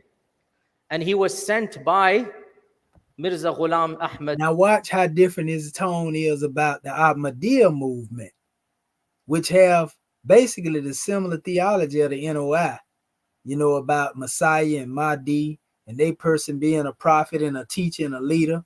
But watch how soft he speak about them and brush past them. Watch this. Community. He was perhaps the second da'i sent to preach his version of Islam. Obviously, his version of, but they still call him a da'i, though he say his version of Islam. You want to call him a da'i, though. See what I'm saying? See how these Arabs play. See, this is what I'm talking about right here. You see one in action right now. Islam is not our version of Islam. And he landed here in the 1920s. When he landed, by the way, the government stopped him and jailed him for 7 weeks. And they said, we're not going to let you into this country. Why? Because you preach a religion that preaches polygamy. So we're not going to let you in. So Mufti Sadiq said, no, our version of Islam doesn't preach this. So he was allowed in. So Mufti Sadiq then also began going and calling people to his version, which is of course Ahmadi or Qadiani Islam, as you know. So we don't consider them to be within our fold, as we know. But he began preaching. And again, Sati Majid, when he finds out the theology, he's like, no, these people aren't rightly guided.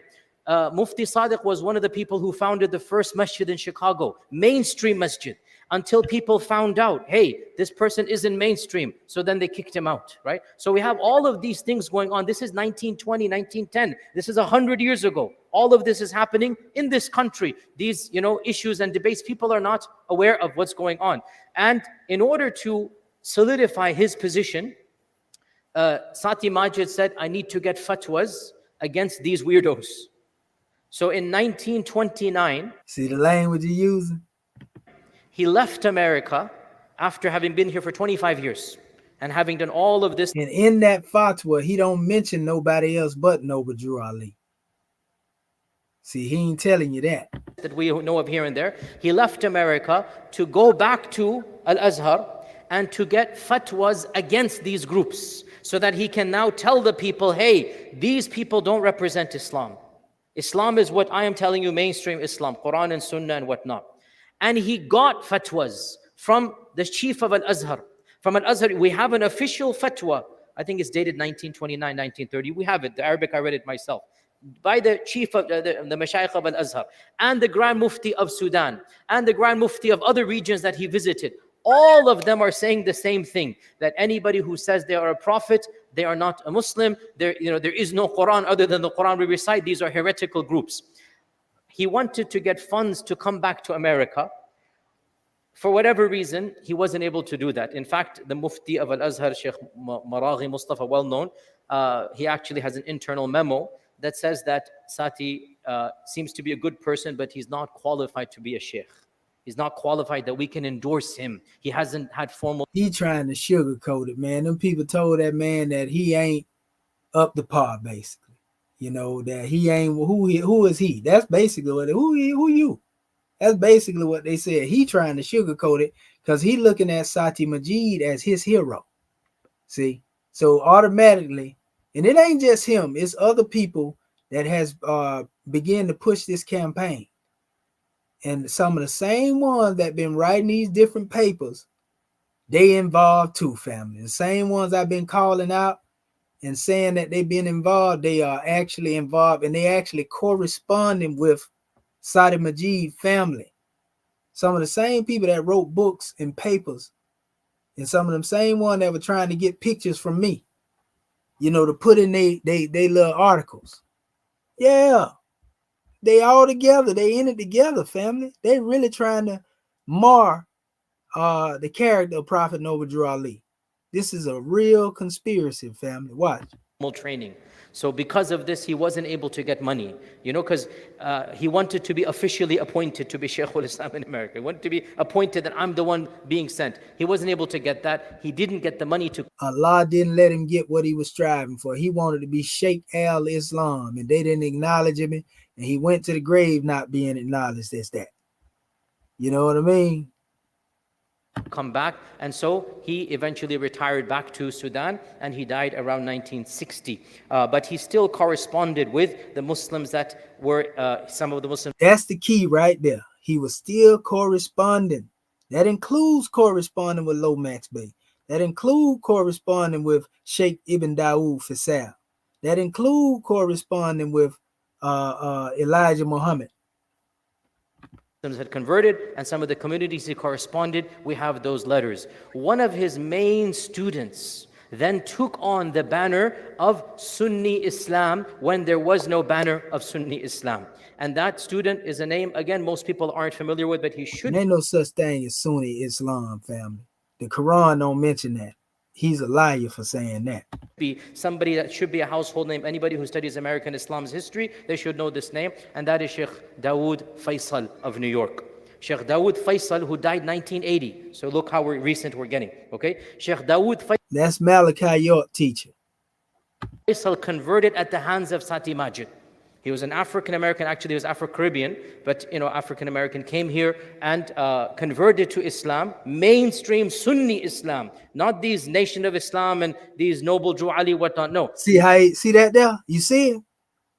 Sunni Islam, not these, you know what I mean? That's letting you know he's showing you through his hand gestures. You know what I mean? What he think or he feel about our people. You know what I mean? Despite what he say, Noble Drew Ali made some good men. Because we showed you Elijah Muhammad even give honors to him. Elijah Muhammad is of the progeny of Noble Drew Ali. Them our champions over here. We don't care nothing about no Arabized version of Islam. Where was y'all when the European was over here enslaving our people? Huh? That's what I want to know. You see? And the same thing when it comes to even when you deal with the NOI. Them Arabs ain't did, more than the NOI done did for raising our people up into some knowledge. They ain't did nothing more than what the Moors done did or what the NOI. And when our people do end up converting, they still treat them with racism. I know, I done dealt with a lot of these Arabs. I got a good brother over here. He's into the Orthodox way of life. And I knew this brother since I was young. He been selling incense and been into the teaching. And me and his nephew got real close, Brother Jabbar. But I met him later. I didn't know nothing about Islam at the time, but I used to buy clothing, like the mixtape CDs from this brother back in the day when I was young, 16, 17 years old. But in New Age, he would be out at the flea market, and I was out there and we was talking one day. And people just start coming. He say, Aki, you got a spirit of barakat on you. He say, all the years I've been up here, he said, and I never had this many people come up here to my table acting as if they wanted to buy something. You see what I'm saying? He seen the difference. He basically was saying they was coming over there because I was there. I don't know how many people come out there. I know when I go up there, I always go to see the brother. And the brother said it. He said, he would always be reciting Quran. And he said, Aki, he said, I'm going to tell you something about these Arabs. He said, they ain't going to give you ish. And he said, the SHIT, he said, they ain't going to give you ish, but they'll bury your black ASS. That's exactly what Aki told me. This is a striving, real Orthodox Muslim right here. You know what I mean? So, I could feel that the elder had a militancy in him, but, he was checked by, his Islam to a certain degree. But I can tell he was a soldier, in his youth, but he never tried to put himself out there. But every time I see that brother be reciting Quran, like literally in the public square, he be sitting there reciting Quran. He having stuff on the table that people come by. I used to go get the oils from the brother. You know what I mean? And like I said, he was real. When I get back, I can feel the realness in the brother. But he the one that made that. And when he said that, that always stayed with me. That always stuck with me. You know what I mean? We got a Shabazz family down here too in my location that was very, very respected. I used to hang with they seeds as a young one before I even came into Islam. It's around the same time. and they was Muslim, but I didn't really, young, you ain't thinking about stuff like that. But they ended up being, real close to my family, as time passed on. And brother Jesse, may he rise in power, Jesse Shabazz, very powerful brother, and his wife Linda Shabazz. They came up out of the nation, but ended up following Wardeen Muhammad. They followed him, but when it came down to dealing with their people just in realness, they was real. They was real. Sister Linda's still doing what she doing right now. Even though brother Jesse passed, because I would go over there and see the brother and talk to him here and there. Love that brother, miss that elder too. But yeah, I met some good people to come up out of different walks of life, family. But they didn't have the spirit that these cats here saying. Come on, we can already see what the vibration. This man don't like nothing that come from our people. Like, what happened to communicating with people and respecting what people are? They won't do that to the Hindus or the Buddhists. They'll sit down and reason with a Buddhist, but yeah, this is mentality toward us. Come back, and so he eventually retired back to Sudan, and he died around 1960. But he still corresponded with the Muslims that were, some of the Muslims had converted, and some of the communities he corresponded. We have those letters. One of his main students then took on the banner of Sunni Islam when there was no banner of Sunni Islam. And that student is a name, again, most people aren't familiar with, but he should be somebody that should be a household name. Anybody who studies American Islam's history, they should know this name. And that is Sheikh Dawood Faisal of New York. Sheikh Dawood Faisal, who died 1980. So look how recent we're getting, okay? Sheikh Dawood Faisal converted at the hands of Sati Majid. He was an African-American, actually he was Afro-Caribbean, but African-American, came here and converted to Islam, mainstream Sunni Islam, not these Nation of Islam and these Noble Drew Ali, whatnot, no. Mainstream Islam he converted. And Dawood Faisal was the only indigenous African-American. He's showing you that he don't care nothing about the contribution of what Prophet Noble Drew Ali brought. You know what I mean? Before any Arab ever came over here. And I found a problem with that. Even if you don't accept what Prophet Noble Drew Ali did, most Muslims that I've seen write about the Prophet, they do acknowledge that he was the first person to teach Islam in America. But this guy, he got a whole nother agenda. And I'm telling you, he coming from the same spirit. He think he finna be the new crusader that's picking up the banner of Sati Majid to go against, all of the groups. And this is because they losing membership. They mad at us. Now, you ain't losing membership because of us. You losing membership because y'all take the book of Allah and then try to remix it. You take the book of Allah and try to make it a book of war. You take the book of Allah and you corrupt it. We ain't got nothing to do with that. So if you ain't got no respect for Prophet Noble Drew Ali, you don't honor him for what he did. Every time I see you out there coming out your mouth sideways from now on, when I see you, I'm on your heels. They think they can come over here and talk that noise and all that mud and just be able to, come on, bro.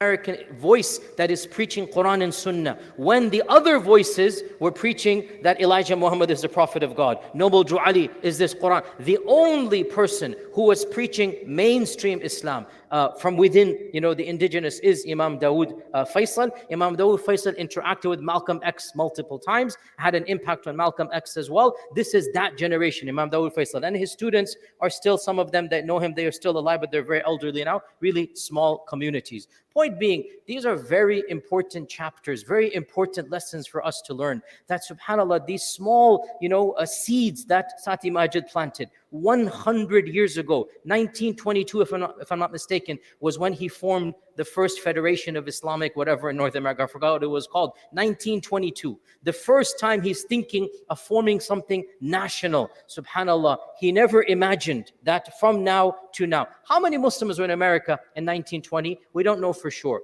But there are estimates that say perhaps there were around 60,000 Muslims. That's a huge number if you think about it. 60,000 Muslims across multiple states, primarily concentrated in Michigan and in New York and in Idaho and in Philadelphia and Chicago. And the main ethnicities of those Muslims, the number one ethnicity, were from the Levant, the Ottoman Empire, what is now Bilad al-Sham.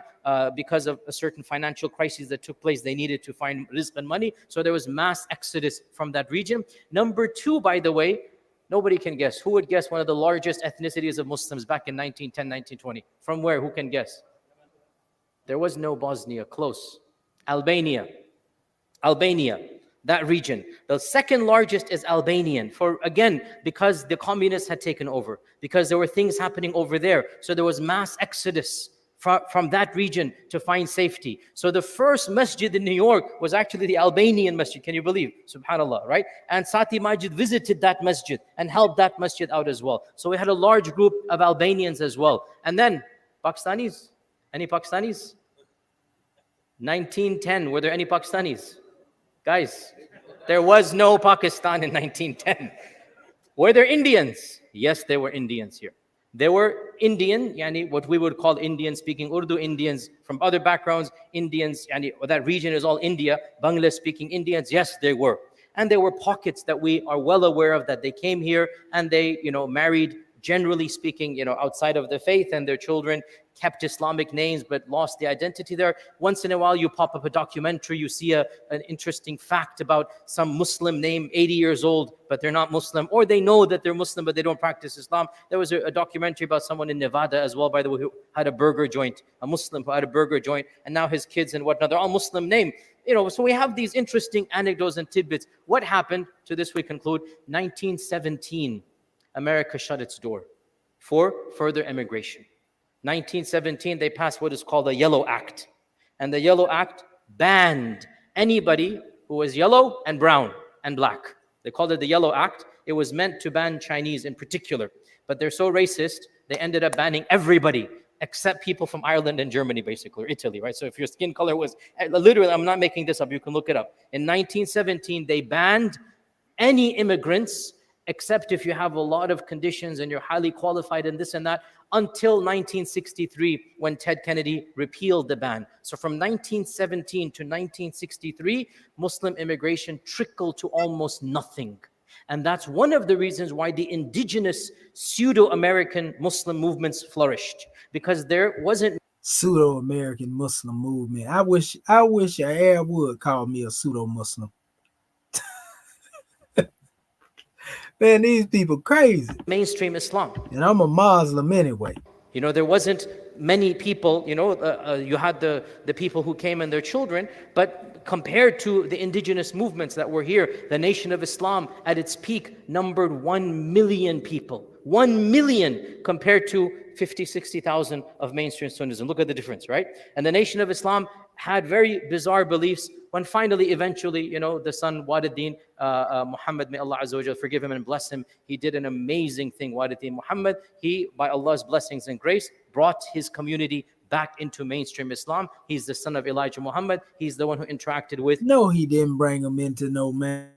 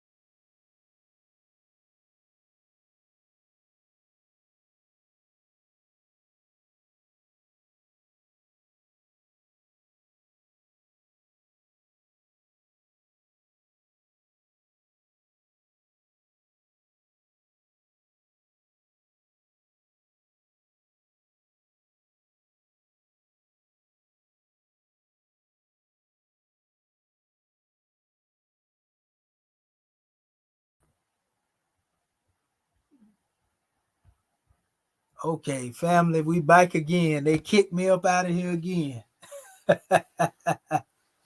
Hey, y'all see this right here? Come on, family. How many times y'all ever seen me kicked up off of this thing like this? How many times have y'all ever seen me? Hey, you see that brother R.D. Bay? They don't like this one here, do they? Hey, y'all see this? They do not like that. I told y'all, family, this one right here, boy, was finna. This gonna bring the wolves out. Golly, these people crazy, man. So you seen it. You seen it. You already got what I'm showing you right there. We're gonna pick up where we left off at.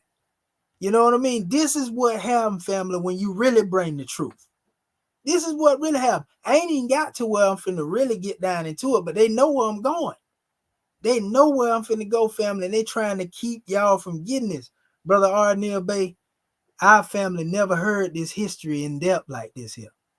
I'm showing you who the one was that started all the conflict, that whispered in Lomax Bay ear and made him turn unfaithful toward the teachings of the prophet. And they are trying to lift this guy up right now, as we speak now. They're trying to lift Sati Majid up as being the first da'i and everybody else being pseudo-Islamic. That's the terminology they're using toward us. So when you run into one of them now, this is what they think. And they have clicked up with Negroes. They done clicked up with Negroes that want to be Arabs. Wait till we get to that part. Because that's what ended up happening with Lomax Bay Group.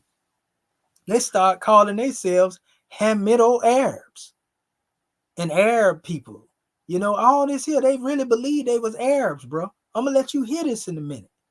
And there's another group that's popular right now that's going to blow your mind, brother Neil Bay. When we pull them up, we finna pull them up. It's a group of Moors amongst us that everybody familiar with. And you finna see that these ones have been working against us the whole while, bro. They under the same program. They under the same program with Fatih Abdat that wrote that piece by Prophet Noble Drew Ali, Jacob Dorman, who wrote what they call The Princes and the Prophet. They also that other cat, Patrick Bowen, that wrote the history about Suleiman and the Prophet, stole some of my pictures off of Eileen Bay page. Them, and it's one more, Muhammad al-Ari. They are also a part of this, and this is because some of them are either followers of Sati Majid's group, or they also followers of your boy group, Sheikh Dawood Faisal group, and they are also followers of Lomax. So those who are the followers of these three groups have come together in cahoots to try to tear down and drag out the true foundation. Prophet Noble Drew Ali say, watch your enemies, Moors. And see, the ones that speak out against your prophet, you know, in his temple, so to speak. You see? So watch this. We finna get a little further into it now that we're here. So you see where they trying to put this. This stuff is recent, where they just trying to get this guy, talking about the Sheikh of Islam in America. You know what I mean? They got this guy here, Sati Majid. And you're going to see how many people getting behind this guy. Out of the blue, all of a sudden, they promoting Sati Majid. Now, I told you that these groups, and I showed y'all Farad Muhammad, you know, over there before this was in the pre-Islamic. I mentioned this in the pre-Islamic information. You know, this was May 22nd, 1923. This was around the same time Sati Majid was in Detroit. Y'all seen when I pointed this out, this is the real, you know, Fawad Muhammad. Fawad Mehmed Bey is what he's called here, Fawad. You know, that's the way the Honorable Elijah Muhammad said, Master Fawad Muhammad. He didn't use no R, but it says Fawad Mehmed Bey. You know, in other words, Bey is governor. Bey means Lord, Master. So if you say put the Bey in front, then it will be Master Fawad Mehmed. Master Mehmed is Muhammad. Master Fawad Muhammad. But this is him here in 1923, before meeting the Honorable Elijah Muhammad. These are some of the same people in the groups. Remember I was showing you like the one that had the sash on? See the sash right here? They got the little badges on. See them right there? Same little group, you know, that was connected also right here. See, he got the same type of badge on right here. You know, so these people knew each other. Fuad Muhammad knew Sati Majid. You know, but this was his particular group. See how he has his flag up there, the Turkish flag and the United States flag? You know, that's just how the NOI fly their flag right now today. You know, they put their flag here and then they got the United States flag on this side. So I was able to pick out and find out who this guy was, you know, just by, like I said, going right here. All you got to do is go on the Honorable Elijah Muhammad fireplace, and I keep telling them, who do you think the Honorable Elijah Muhammad going to have up there with him and his wife? Other than Master Fuad Muhammad, a.k.a. Fuad Mehmed Bey. Right here, family. See that? That's the same individual right there. One with the headdress, without the headdress. See how he got the mustache, no beard, mustache, no beard. You can see the same cleft around the bottom of his lip right there. You know, we can blow this up and you can see them features, family. That's the same individual. So now what we found, like I said, I had created this years before I even found this picture. I had created this because I was looking at another one dealing with the Fuad, the Pashas of Egypt. Because there was a brother Fuad, the Furs of Egypt. And I was comparing this, you know, and I put the mustache on here for that picture. And when I ended up coming across this, my God, right here, I say, goodness gracious. All you got to do is look at it, you know, Fuad love to wear that little temple fade right there, right? See, look at the ear. See what I'm saying? So this is a group of men I found, young Turks, which is where they got their flag from. And I found that, and in the Arabic, that's where I get the name Fuad Mehmed Bey from. You see? Tell me that ain't the same individual right there, family. Stop playing with me. We got our man. So what I'm saying is, you know, he was definitely there during that time. You know, he was around there, 1923. Remember? That's when they was there. This is in Detroit right here, family. See, May 22nd night. This is before he met Elijah Muhammad. You know what I mean? We don't play. And he's sitting up under Kamal the Turk. You know? So anyway, now let's go a little further here. I'm gonna go to another piece. Let me check on my family over here. Yes, sir. Okay, this brother here, look at what he say. Our brother A.T. Sankofa say, peace with the greatest decree and degree of respect to the Moors. It is the 5 pillars of al-Islam that guide the way that is straight. The Aquarian gospel and Rosicrucian will not save you, Moors. Come home. Now, in other words, he's saying that this brother here trying to say that the Sankofa is saying that the Moorish Holy Quran is the Aquarian Gospels because Levi had his own copy of the information. Do people even know what the Moorish Holy Quran is dedicated to? Our people was buried in the Piscean records, in the Bible. Prophet Noble Drew Ali, you know, said, Moors, don't throw away your Bible. I'm going to use it to condemn the European. You know, this is what he said. Don't throw away. We're going to use it to condemn the European. You know, so Prophet Noble Drew Ali taught about the real Holy Quran. This is what people fail to realize. He said it in our authority. Let me pull this up because I'm tired of these people playing. We got to give it to you like it is. You got to know what you say before you speak it. You know, and we ain't trying to attack you, good brother. But, you know, I just got to show this to you so you correct that thought pattern. You see this right here? This is the actual affidavit right here, family. Our authority. Listen to what Prophet Noble Drew Ali say right here, family. I, Noble Drew Ali, do solemnly swear that at a meeting of members of the Moorish Science Temple held at Chicago, Cook County, state of Illinois, on the 20th day of July, AD 1928, for the purpose of the following persons were appointed sheiks of the Moorish Science Temple of America, right? To the rules and uses of such Mealy Ill, Small Bay, Lovett Bay, and Foreman Bay. This is what you got to understand, Brother Sankofa. The Moorish Science Temple of America deriving its power and authority from the great Quran of Muhammad. Do you know this part? Have you ever heard this portion of the teaching before? Or are you going off what somebody else told you? What is the great Quran of Muhammad? He's not talking about the Circle 7 Quran right here.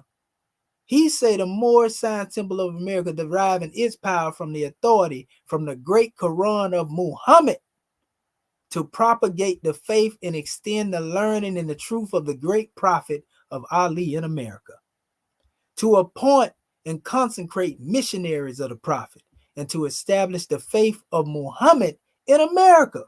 What is the faith of Muhammad? What is the faith of Muhammad, brother? We already had that. Prophet Noble Drew Ali already had that. We already gave honors to the Quran of Muhammad and Muhammad, who the Quran was revealed to. We know the difference between the great Quran of Muhammad and the Aquarian Gospels. Ain't got nothing to do with what we talking about. The Moorish Holy Quran and Aquarian Gospel, two different books. And the Aquarian Gospels wasn't written by no Levi Dowling. That's another lie. He even said himself. We already done proved this. And the people that's right here in the chat can tell you, we done showed you the information. They came from Sanskrit manuscripts. And they deal with the 18 missing years of the life of Jesus. So though Prophet Noble Drew Ali had a knowledge and had the Quran, what we call the Grand Quran, he had that Quran in his possession and looked at that from which we draw our power and authority, family. He just didn't deal with the Arabized way of teaching it. And as far as dealing with the Moorish Holy Quran, our people were being taught the proper history of the 18 missing years of Yehoshua. Jesus, as they call him, Isa. Never was it stated that the Moorish Holy Quran was a rival to the Grand Quran or replacing the Grand Quran. People stop telling that lie. Noble Drew Ali never taught that.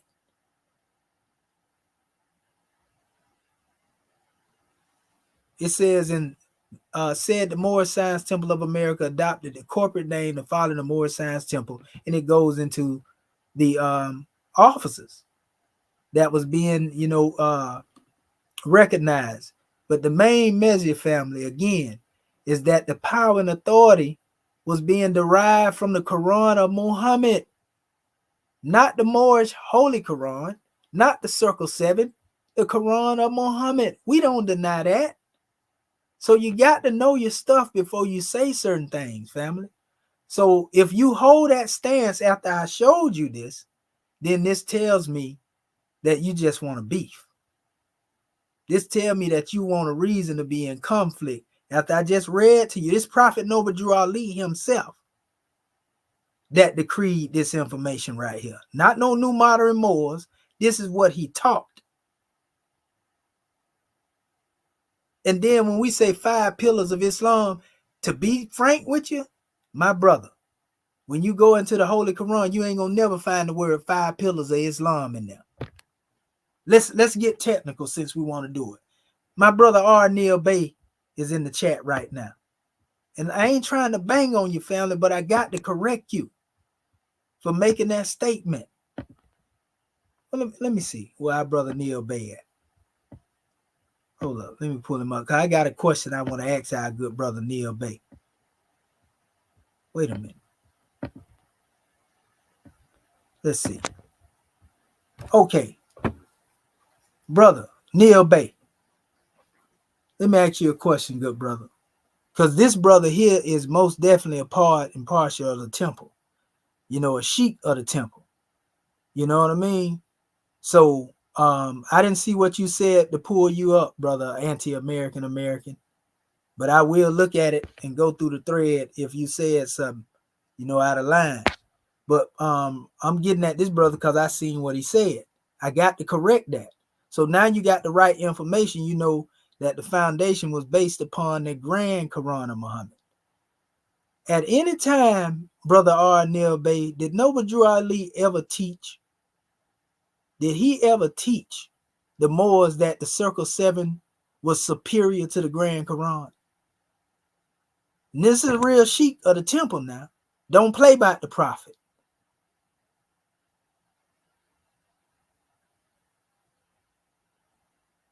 We're waiting on our brother Arnel Bay to answer that question. Let me see. I'm going to go through here and look for the comment. Our brother say pull him up too.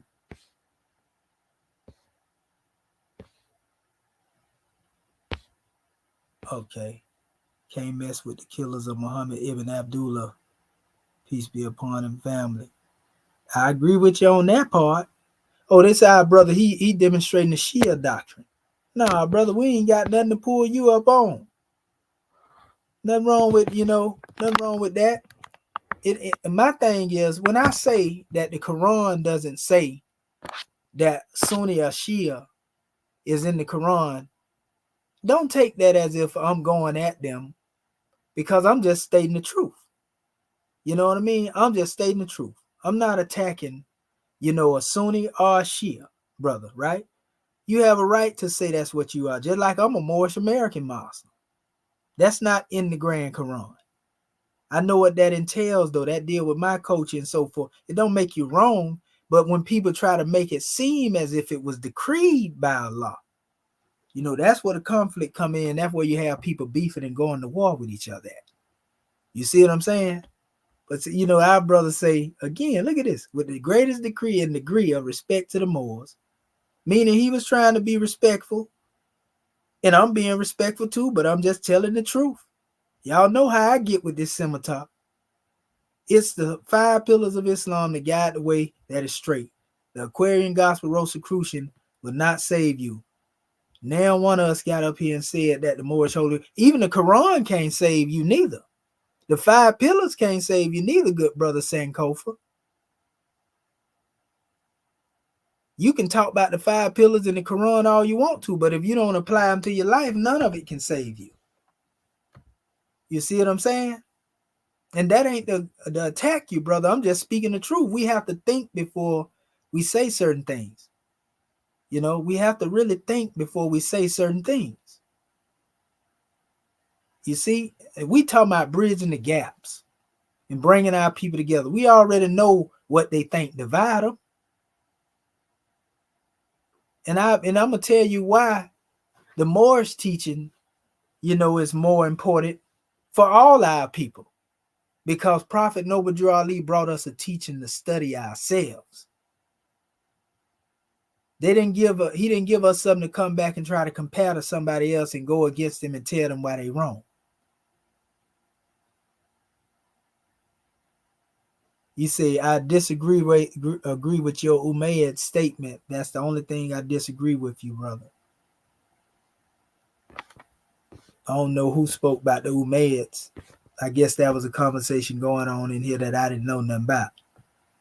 But that's all right, though. So we give honors to you, brother Sankofa. I just wanted to correct you, good brother. We honor the Grand Quran. And all the Moorish Holy Quran is the 18 missing years of the life of Yehoshua, and they teach you self-mastery. It will give you a firmer foundation in your knowledge of the Quran because it teaches you to study self. That's something that we don't learn from the way that most people in religion teach us. They just give you the 5 pillars and tell you to run along now. Give you the 7 articles of faith. Run along, family. I know. I was an imam at one time, years ago. You see? I was elected to be such. And they knew I was Moorish too. The Sunni brothers that honored that. You see what I'm saying? So I know Orthodox Islam, and I can go a little further in the information that most that think they demonstrate Orthodox Islam may not know of. If I start talking about ijma and qiyas, ijtihad, and all that type of stuff right there, which most people don't know nothing about, you understand? They'll be looking crazy. If I start going into the different branches of fiqh, and start trying to deal with it. Our people don't know that stuff. What's good of knowing it if you can't apply it to yourself? You see what I'm saying? Now, watch this. We finna get in here now. I'm just trying to show y'all how the schism happened. You know, that's all I'm showing you. That's right. Taklit Ijma. That's right. That's right. A lot of people don't know what that is, bro. They don't know what Qiyas and Ijma is. Taklit, they don't know what that is.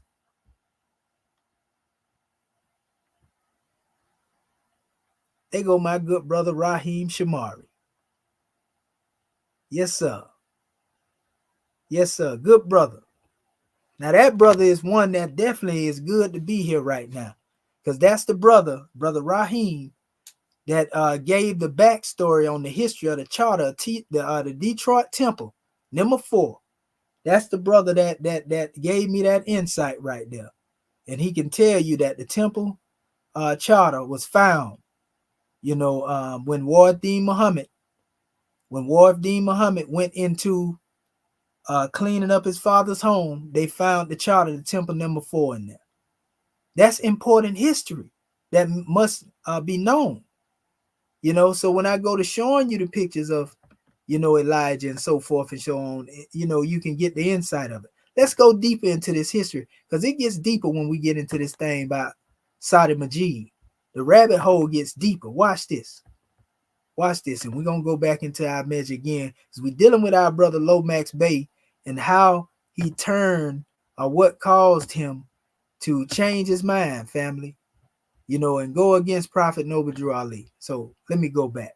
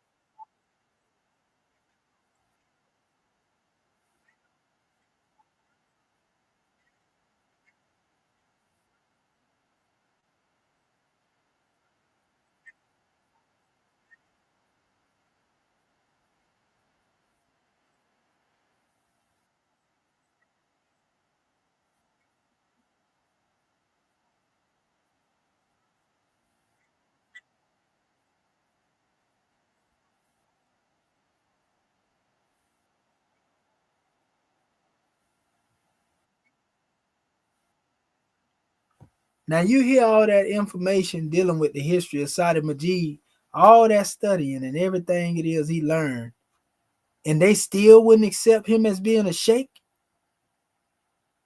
They still would accept him as being a sheikh. All that training that he went through and studying, that was the most torture that he had to receive himself right there, trying to be accepted.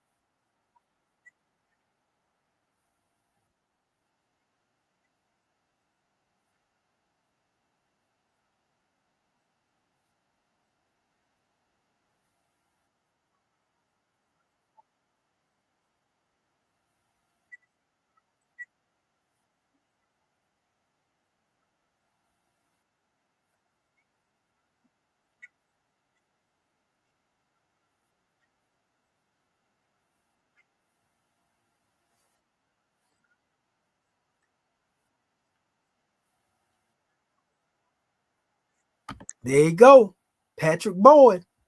Watch this. There you go, family. That's one of the ones that's been writing On the behalf of these cats, this is by design. I keep telling y'all, family. There you go. They done throwed him up in here. I don't care what nobody say. That man look like an agent to me. There you go, right there. Look at it. That's Patrick Bowen right there. This Patrick Bowen right there. This the one doing all this writing about Prophet Noble Drew Ali, and getting the information. And they go to book that he wrote right there, History and Conversion of the Islam in the United States, on his blog. And he been in cahoots with certain Moors that's supposed to be in the body, like certain Moors calling themselves Ali's men, have gave this man information to go against the prophet. So you got people calling themselves Moors, but they working with people that's writing information to discredit Prophet Noble Drew Ali. Where they do that at? Look how much he want for this book, $200. A stolen legacy. And mainly trying to discredit Prophet Noble Drew Ali and minimize his work. See, I told y'all these people in this stuff together, family. These people in this stuff together, family. Look, he done went in the history of everything that he can find dealing with Islam. He got his whole little blog up here. This is the blog that he be doing. Look at all that. And some of them pictures come from my archives that he got through other third parties, so to speak. The Canaanites temple. Yeah, he the one that come up with. He got whole papers. I done read his papers. I do my research well, family. I even researched the information of the adversary. See what I'm saying? I know he got that picture from me right there. Big facts. And the other cat that be clicked up with him. Like this one of the articles that I clipped out. You know what I mean? Come on, bro. That's why I stopped putting certain stuff out here, because they were stealing it and trying to remix it and go against Prophet Noble Drew Ali. Man. He ain't the only one. Watch this. Let's go there. I might as well go ahead and bring it on out right now. This part right here. Let's talk more about your boy, Muhammad Elzadeen, Lomax Bey. See him right here? Trying to be like the prophet. See the prophet up here in front of the temple on this video? I'm going to show this. I got this picture over here. See Lomax Bey trying to imitate Prophet Noble Drew Ali with his little group when he came back? That's Sheikh Dawood Faisal right there. That's Ali Wakrim. This is Lomax Bey trying to be Prophet Noble Drew Ali when he came back, family. 1943. See that? Philadelphia. He trying to imitate Prophet Noble Drew Ali. Look at that. And look at the flag. This is how I caught him. This is how I caught him, family. See the flag with the two cross scimitars on it? Watch this. Now I'm finna go through his followers. This is after he came back to the States. I told y'all this thing is something else. They all tied together, family. Prophet Noble Drew Ali was definitely outnumbered when it come down. He wasn't outnumbered when it come to Allah, but as far as dealing with the people who was against him, yeah, he had a whole bunch of people that was against him. A lot of turncoat and cutthroat. I'm gonna go to the specific parts of this. I ain't gonna play this whole video. I'm gonna go to 645. Now listen to these cats. They want to be straight Arabs, but you gonna hear them taking their little shots at the prophet. But they actually clicked up. These brothers up here clicked up with the same people that's trying to prop your boy up, Sati Majid. They together. And they all attacking Prophet Noble Drew Ali together. This is low down and dirty, family. Your own people.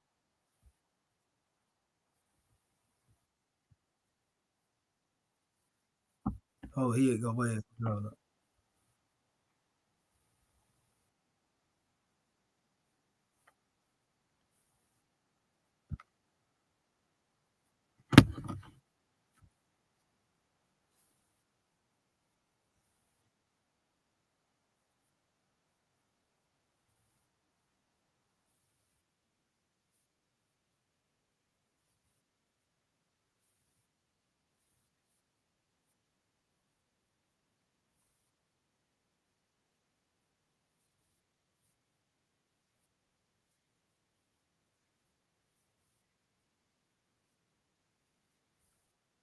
So the Arabs saying it's Sati Majid, and they saying it's Elzaddin Muhammad, aka Lomax Bey, aka Muhammad Ali Bey.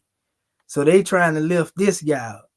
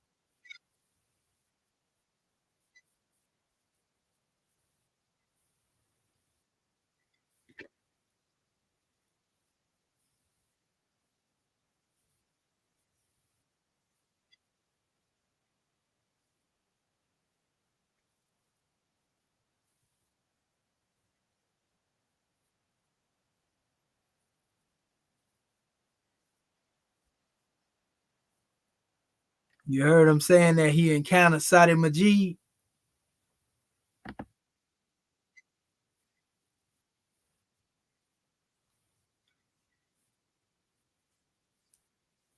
There you go.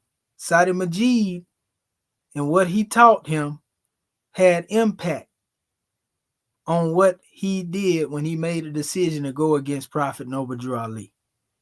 But come on, bro, you couldn't have did it more honorable than that, and say, all right, brother, I think that I would like to move on. You're teaching this and that there. You could come on, bro. You're gonna get out there and call him out in front of a congregation and lie and say he embezzled funds when you was the one that was embezzling the funds, stole the money and ran with it. Come on, bro. That's devilish. That's Negro mindset. You had to step on another man in order to try to big yourself up.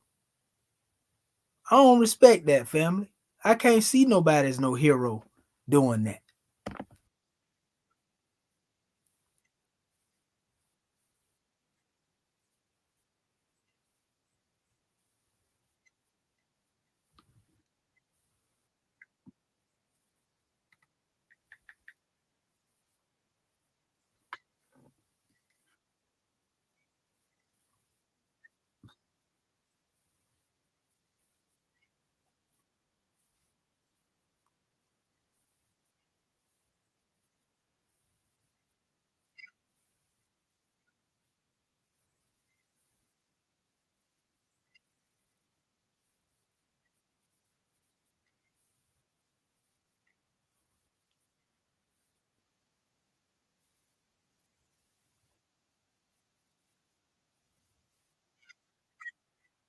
So now y'all don't know who these guys is.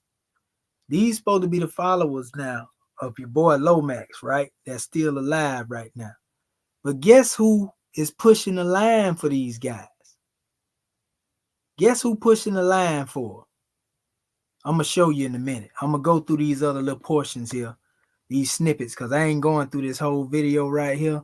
It's a whole, you can go online and watch the whole thing yourself. But I'm going to key points that need to be hit upon. And then I'm gonna expose who this other group is that claim to be Moors that's low-key working against Prophet Noble Drew Ali.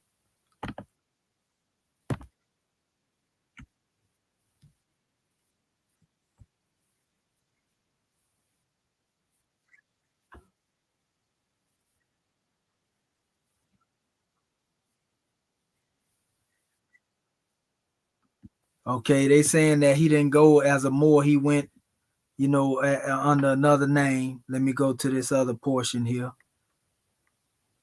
Watch how they try to steal the Moorish swagger.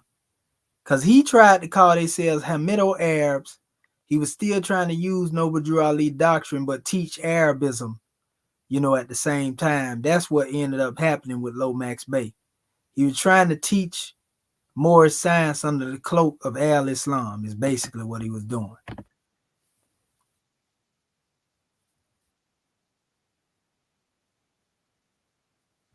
So they saying he was connecting them to the ancient heritage by making a hijra to Turkey. Because, these brothers really believe they're Arabs now. They'll try to justify, say, we talking about the Hamido Arabs, the Canaanite, the Cushite Arabs and da-da-da-da. No, bro, y'all trying to be Arabs. Watch this.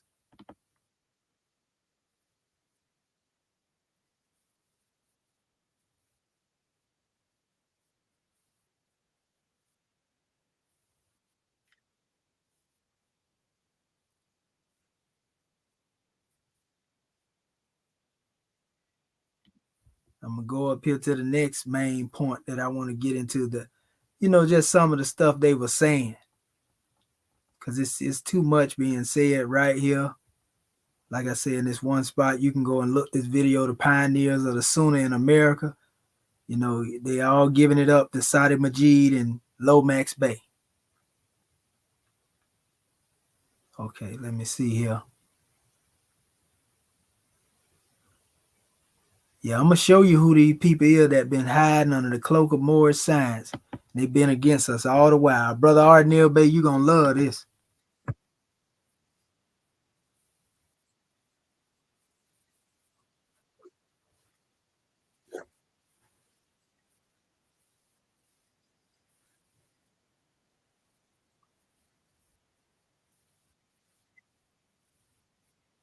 That guy say El Quran.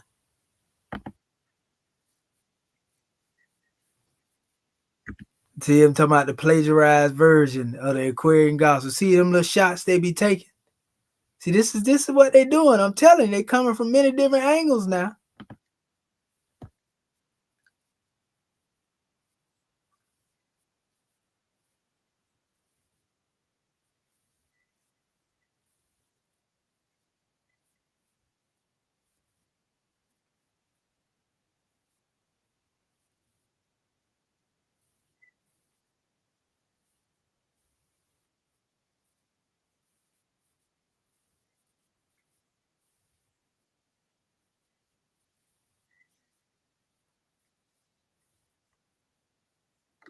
But his form of Islam was right Islam. A Deen Law Association. That's in the Quran, huh? See, this is what Allah said in the Quran when he say, each party rejoicing in that which is of themselves.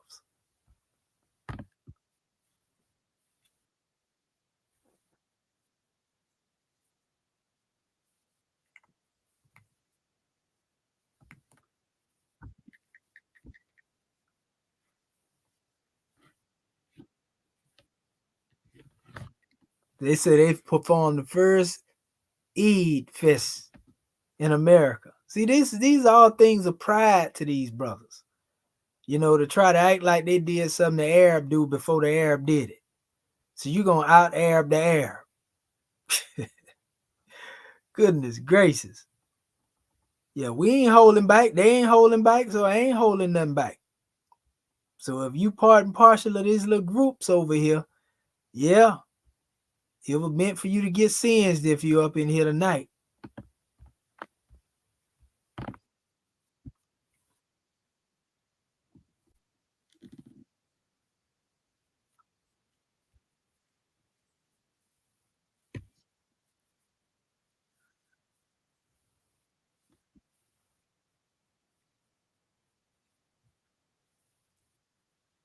Now listen to this, brother R. Neil Bay, if you still there. Watch how they try to remix the Moorish teaching and make it there.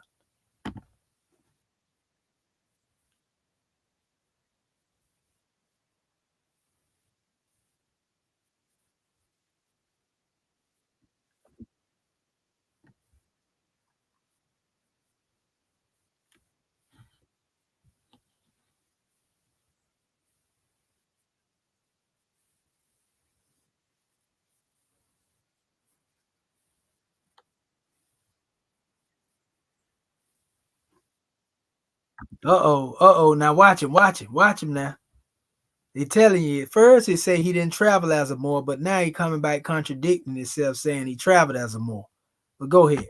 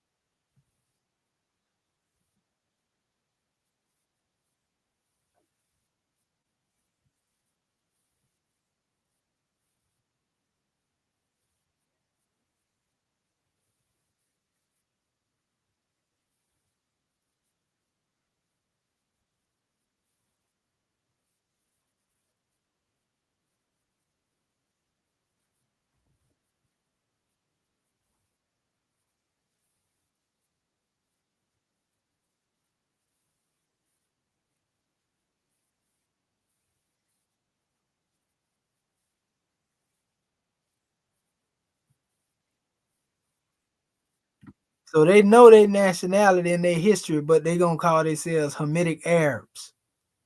See what I'm saying?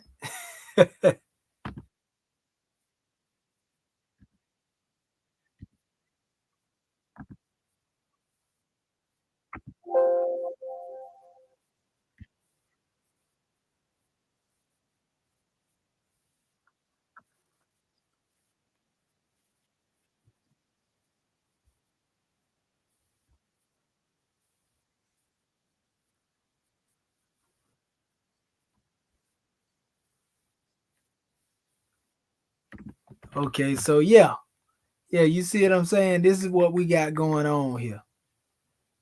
This is the students that's out here pushing Lomax Bay doctrine today. I'm gonna show you who they are though. That's what I want y'all to see in a minute.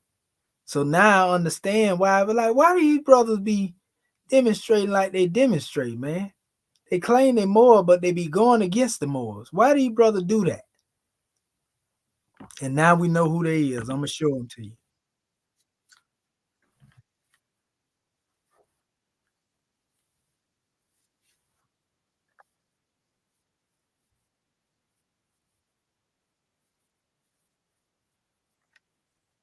Now they saying Lomax Bay removed the term Negro. Didn't he learn that from Prophet Noble Drew Ali?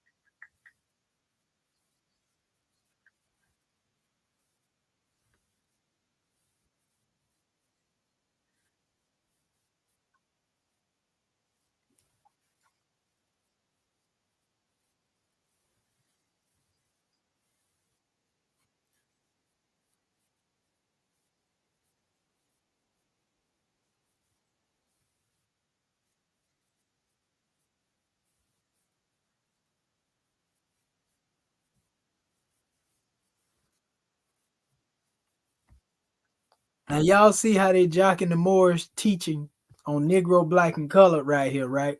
So Lomax Bay kept teaching certain things. He just wanted our people to be Hamido Arabs. He wanted to Arabize the people. These dudes up here be trying to speak fluent Arabic too, like the Arabs too.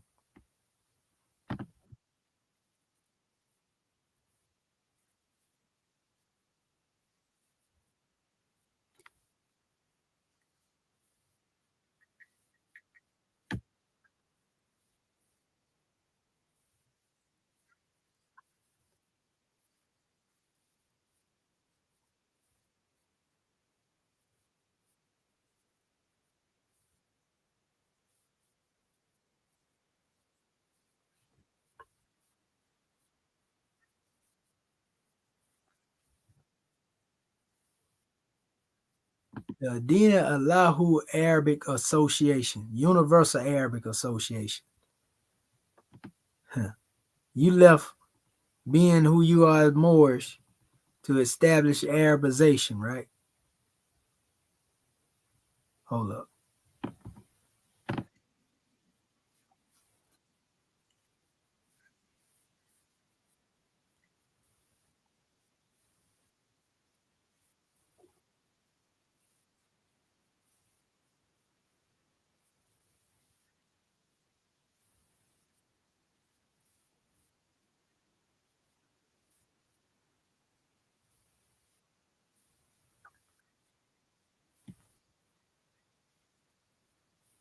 See, now they're saying Sheikh Dawood, who was supposed to be a student of Sati Majid, they're saying that he was a student of Elzadeen Muhammad. So I can imagine they probably be beefing over that, with those who follow Sati Majid, So we see him in the picture with your boy. We know there was some affiliations between each other. They always flying the same flag. We can see that. But yeah, this is crazy. Hold up. Let me see here. Let me see this portion right here. Okay. We'll go right here.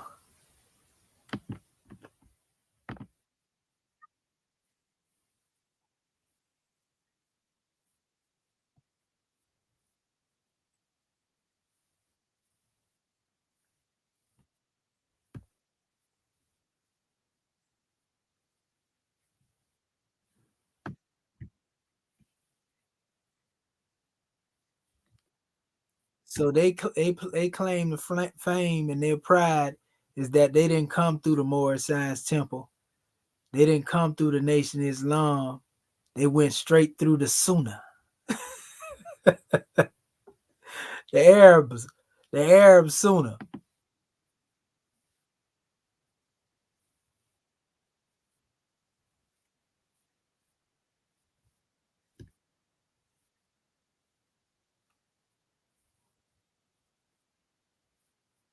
Why they lying when most of the people that was a part of this Adini Alahi Universal Arabic group came from the Moors that basically defected with Lomax Bey? Why they lying like that? Talking about they didn't come through the temple. That's what I want to know.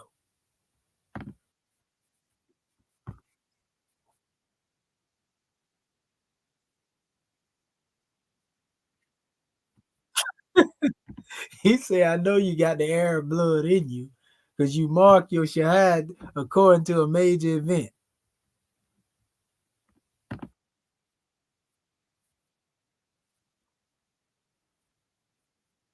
So when y'all see somebody that's trying to be like an Arab, these the ones y'all need to be getting on. These individuals right here.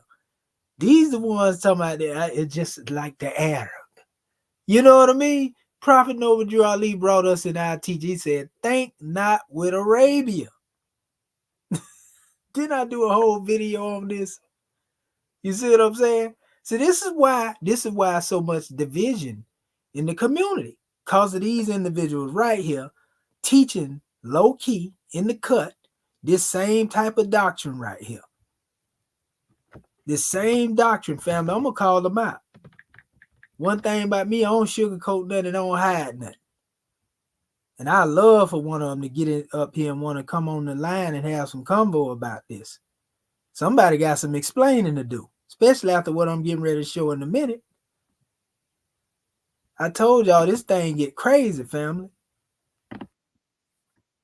Now notice in this particular picture where your boy Lomax Bay standing out here with Fasal, and then it's almost like him standing here, and then Noble Drew Ali was on the other side of him before. Now they done took their own picture and they done remixed their version, standing up here. Everybody wanted to be like Prophet Noble Drew Ali as much as they hated him.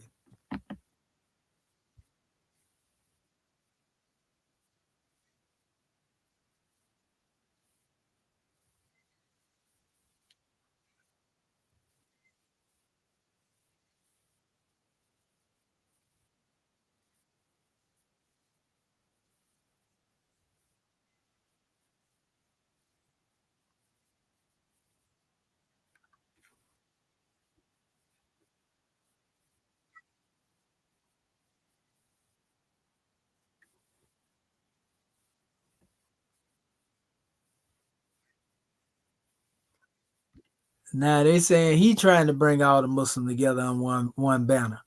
Now Sati Majid, according to the Arab, was bringing everybody together under one banner, but now they saying that your boy Lomax Bey, aka Muhammad Ali Bey, aka Professor Elzadine, he trying to bring all the Muslims together under one banner. So you see, they in competition right there between each other, But he want to be an Arab, more Arab than the Arab is. Like they got a whole bunch of stuff up in here. Hold up, let me see.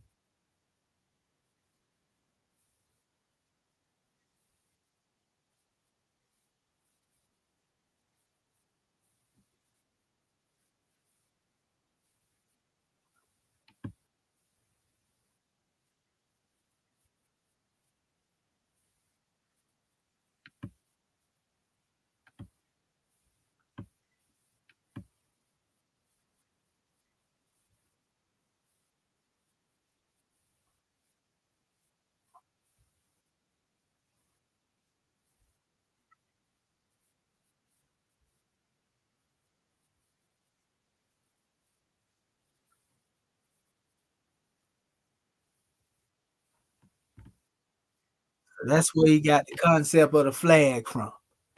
He gonna defend themselves and defend Islam is what they were saying, right? This is another picture of Wali Akram that was standing there next to him too, on the other side in that one picture they were showing. Now this is where we almost done now. This is where we get a little further into this measure. I want to expose who these brothers are that's doing all this yapping up here.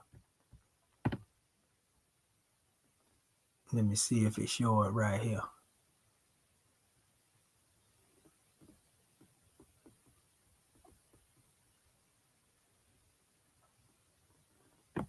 The Moors that's following in the path of the way of Sati Majid's teaching,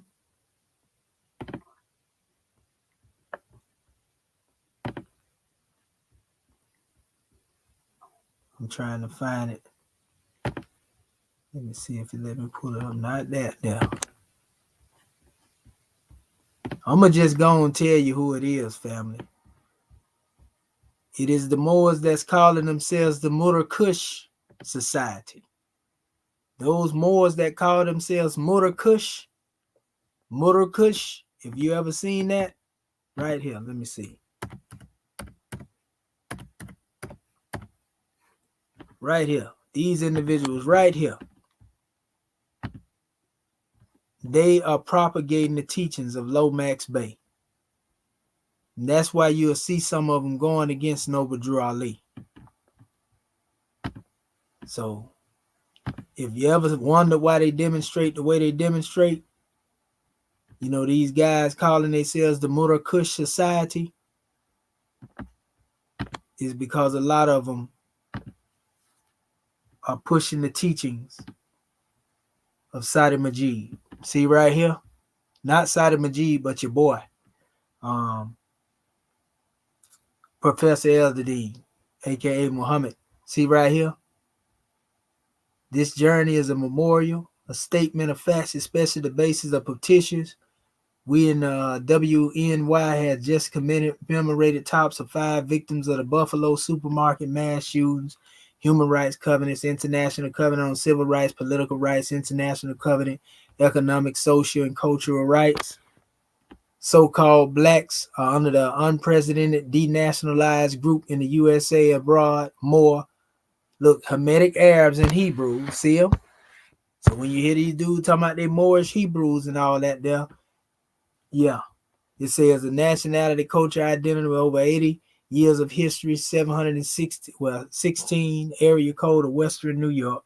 The Adinu Elahi Universal Arabic Association is a Muslim Moor community. So these brothers in Murder Kush are part of Lomax Bay's group, and they are calling themselves a Muslim Moor community. They want the Moorish identity, but without what Noble Drew Ali taught, because they feel like this would bring them in the fold on the Arabism. Culture. We got you, family. You can't hide no more. In West Valley Hamlet of the town of Ashford in Cattaraugus County, Murakush Society is a National Heritage Foundation, USA Religious Corporation, Murakush Caliphate of America, standing on the shoulders of not the Moorish Science Temple, not Noble Drew Ali, who brought Moorish identity, but the AAUAA of Professor Ella Zadine, aka Lomax Bey, aka Muhammad Ali Bey, has developed a status correction process to aid in the renationalizing black heritage in the U. Huh? Black heritage? Wait a minute, I thought you would demonstrate more. USA common law affords those who renationalizes more rights of self-invoking treaties to which the USA as a party has also having the force. See, these same people out here got these people playing with this paperwork and making the Moors look bad and wonder why when they go up into the courts, that stuff don't work. See, we got y'all now, though. We know who you are. Y'all been working like moles, and now them have been exposed with dirt on your head. You know I don't hold my tongue back, Brother Neil Bay. Oh, yeah? Wow, that's crazy. And I'm sharing it. Can y'all hear me speaking? Put a 1 in the chat if y'all hear me speaking, good brother.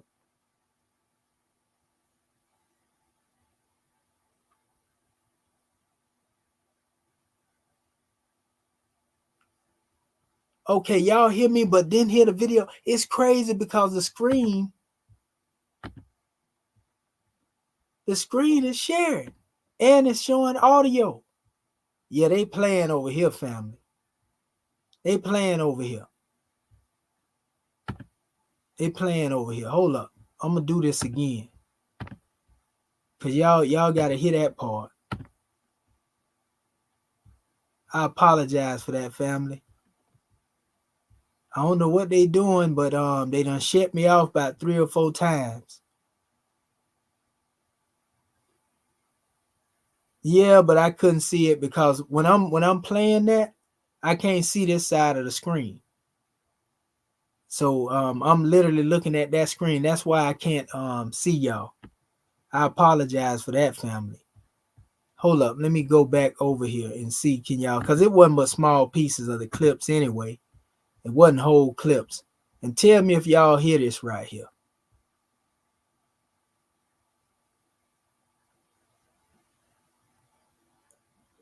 Yeah, that's what they hollering, talking about the prophet teaches is out of date. That sound about right too. Exactly how they be talking.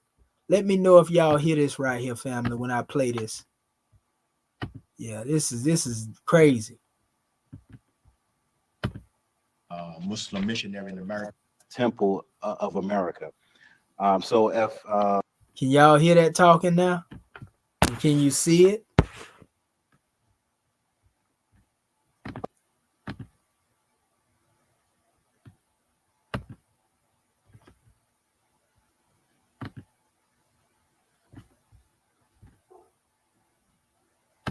Hold up. Sheikh Muhammad, Okay. Muslim missionary. Can y'all hear that? Okay, let me go back over here. Make sure I can see because I gotta go back and forth. Okay, y'all can hear. Okay, so I'm gonna let them little snippets play because that's what I was doing, playing little snippets.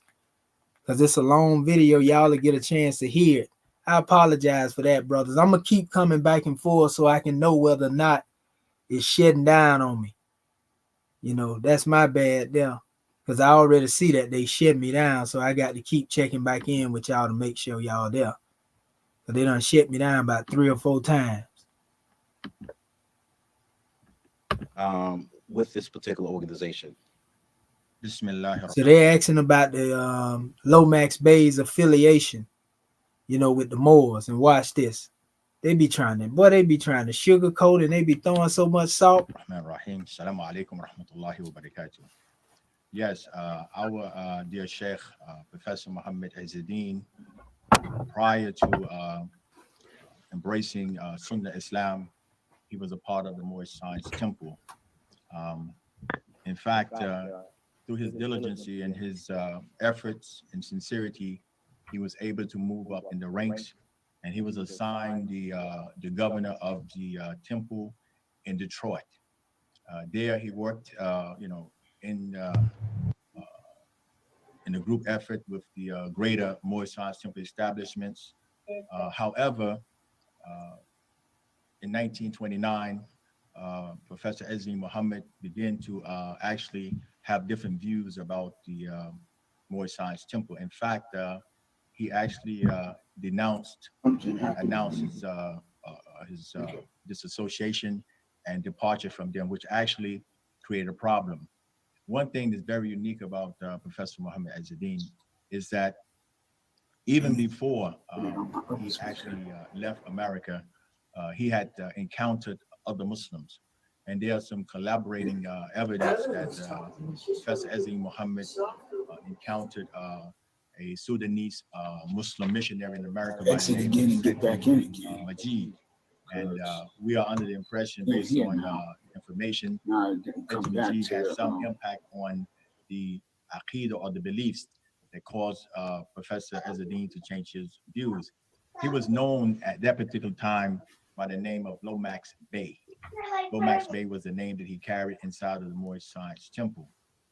In fact, he disassociated himself with the teachings or the doctrines of the Moorish Science Temple. He actually denounced their teachings, and he also made a public announcement that Drew Ali was not their leader, that he was the one that could actually guide them to correct Islam.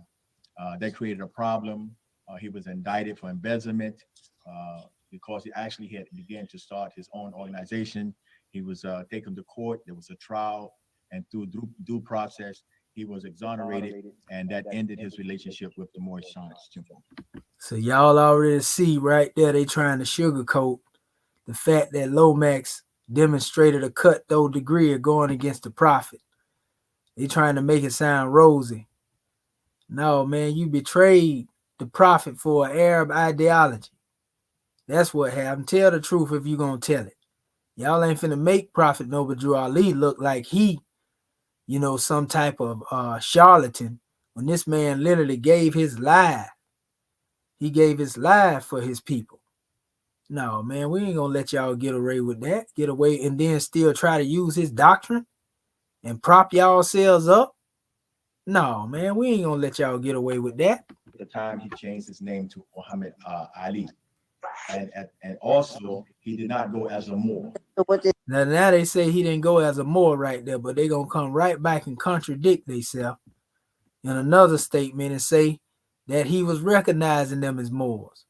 So Lomax was still trying to claim the Moorish identity, but he just wanted to Arabize it a little bit. Make this hijrah, but he was connecting them back to their ancient heritage, ancient Arabia. He speaks of. So he connected them back to their Arab heritage, Hamido Arabs. Propagating classic Arabic and culture. These are the kind of things they were doing. And lastly, classic Arabic and culture. They wouldn't know what classic Arabic was if it would have walked up to him and kissed him in the mouth. Half of them, if you ask them, what's the original language the Quran was revealed in, they wouldn't know it. make this hijra, but he was connecting. This is bad, family. This is why we're in the condition that we is as a people, though. Just being honest with you. Let me get through these little clips here so we can get this thing shut down in a second. But this thing is powerful, man. I can do a part 2 and a part 3 on this thing here. It's so deep. Now, I'm gonna give it all to y'all now, though. Let me see. Okay, here we go. In America from Sudan, who himself encountered the Moorish Science Temple. It had to be around 1927 because that's when the El Quran was written. Talking about Sati Majid. Or actually the plagiarized version of the Aquarian Gospel by Levi Downing. It was written around 1927 and actually presented inside of the Moorish Science Temple. And there was a fatwa that was given to Al-Assad by Sati Majid, and they ruled that that particular organization was definitely un-Islamic. And I'm saying that to say that they going against the prophet, but still trying to use his teaching.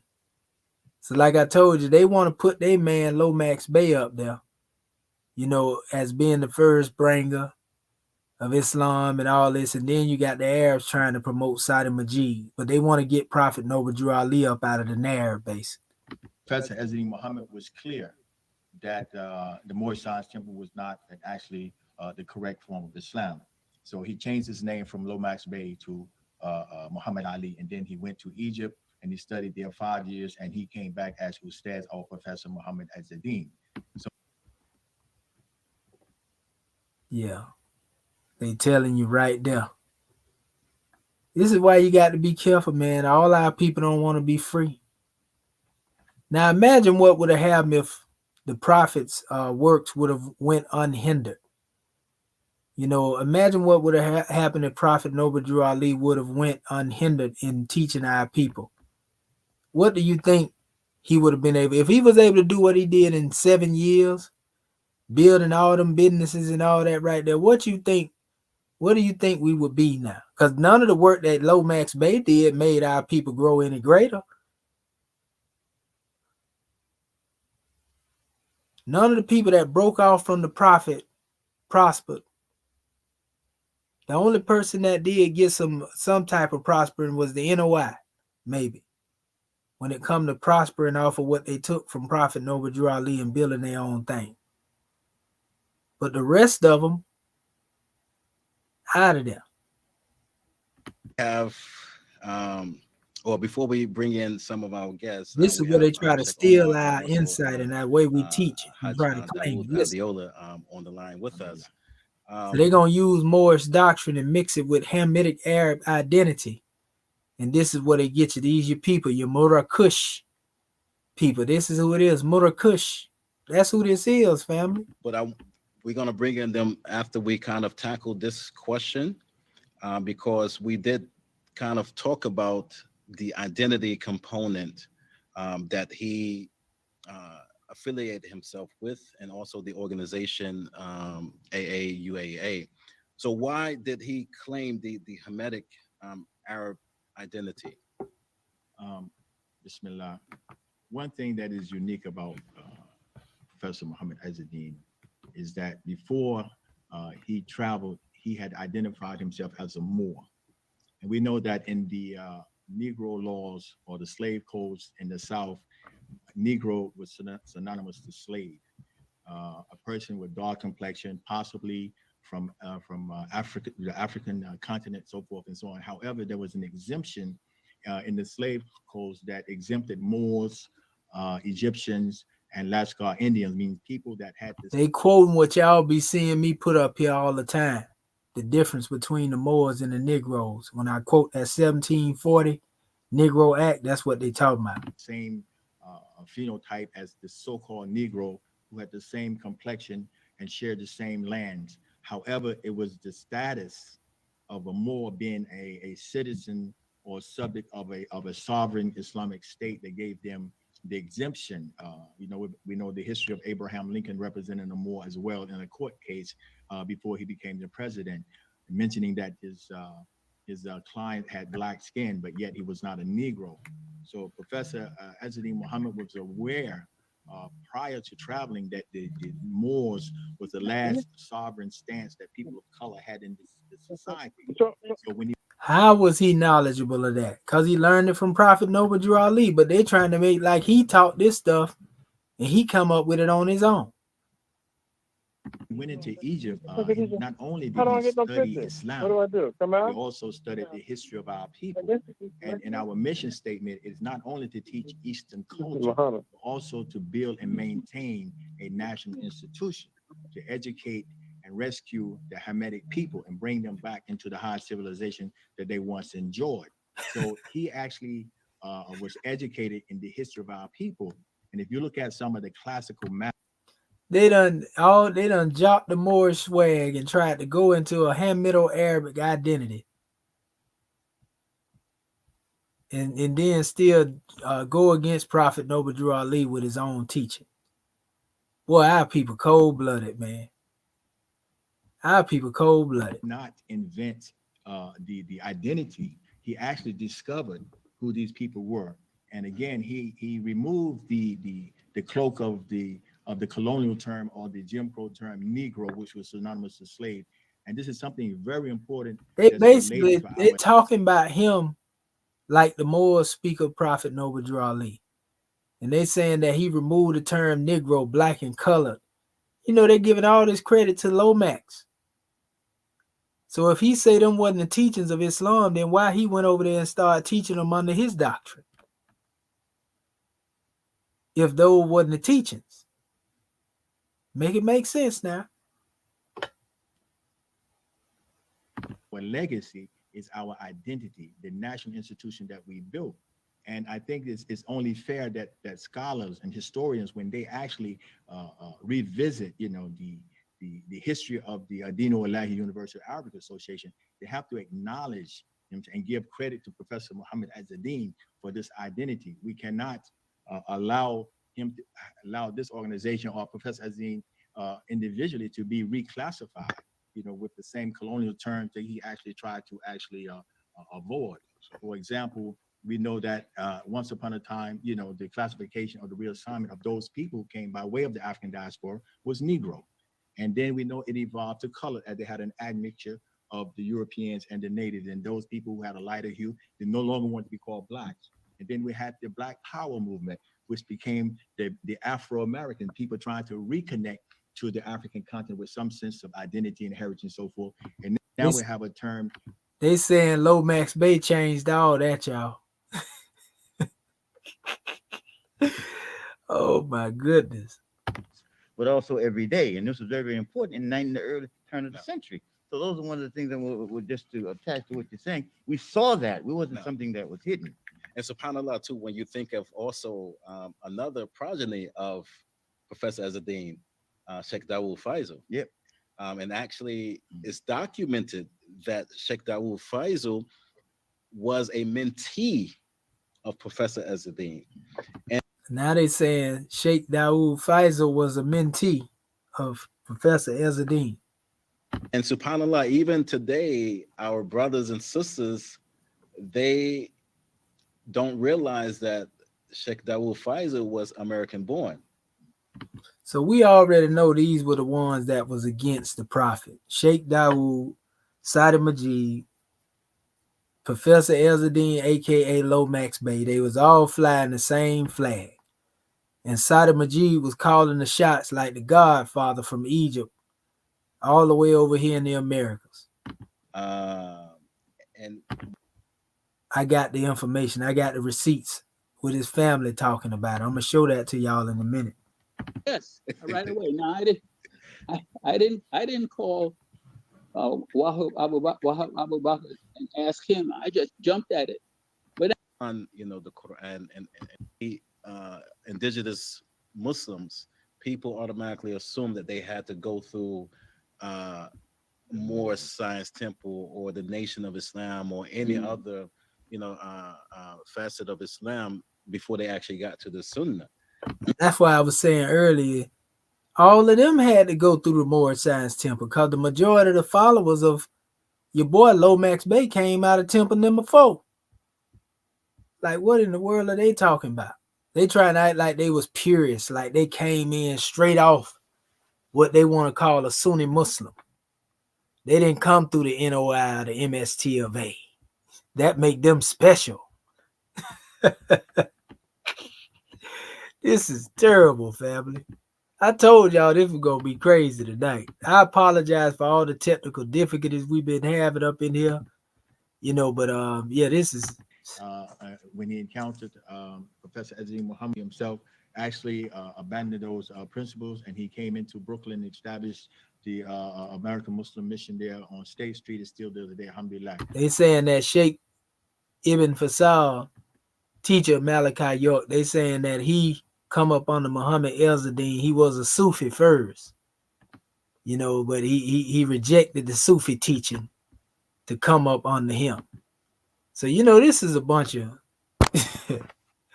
it's a bunch of fluffing going on here, a bunch of ego stroking of the dead that they got going on, man. This is terrible that people would go to this extent right here to hide, they teaching.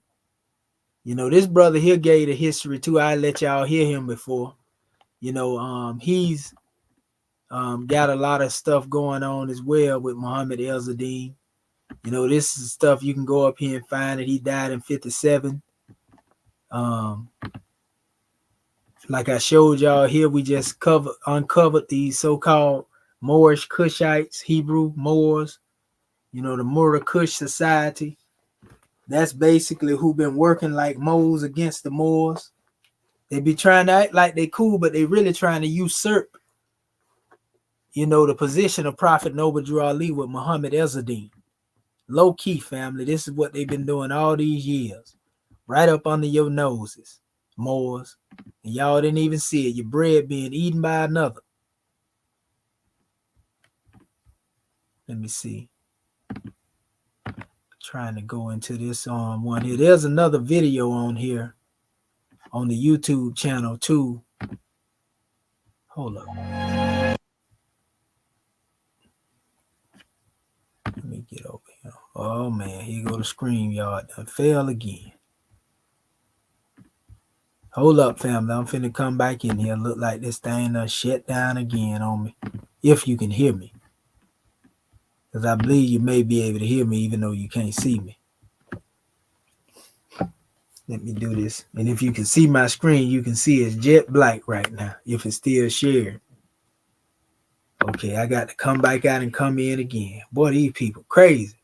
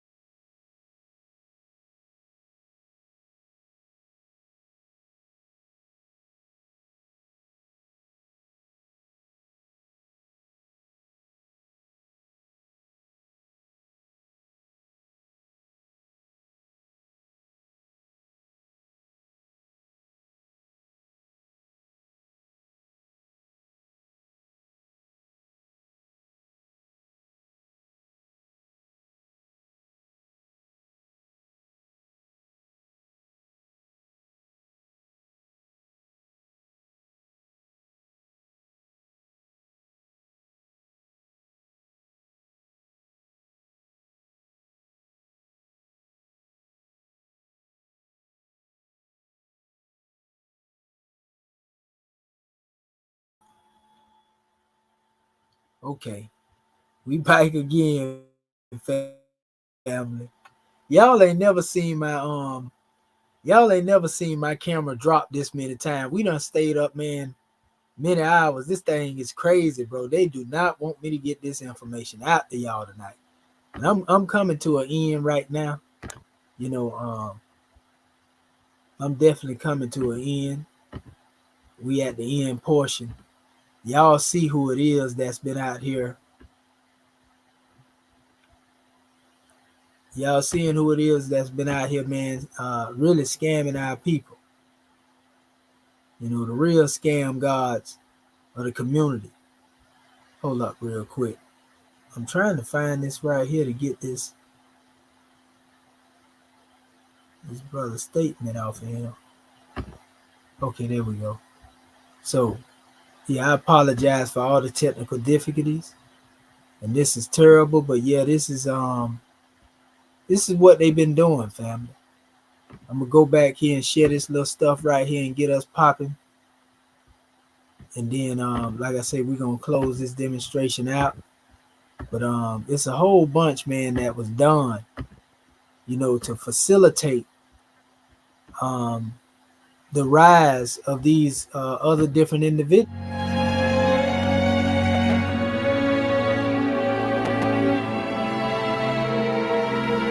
I ain't gonna play this whole video. It's 39 minutes. I'm gonna go to the part when they talk about him clashing with the prophet. Let me see. This is the they done did a whole documentary on Sati Majid trying to make him seem like he Prophet Muhammad or something. في عام 1941 عاد الشيخ ساتي ماجد ليستقر في بلدته الغدار، وفي هذا المنزل ليمنح أهله وعشيرته طبعات 1900. Even the U.S. government recognized this. Every year, the President of the United States. الحكومات المحلية والحكومات الفيدرالية وكذلك مسؤولين. Recent reports have Islam being the fastest growing religion in America. Pakistan, they were all Muslims, so they decided to establish this association so they can meet all together at the holiday.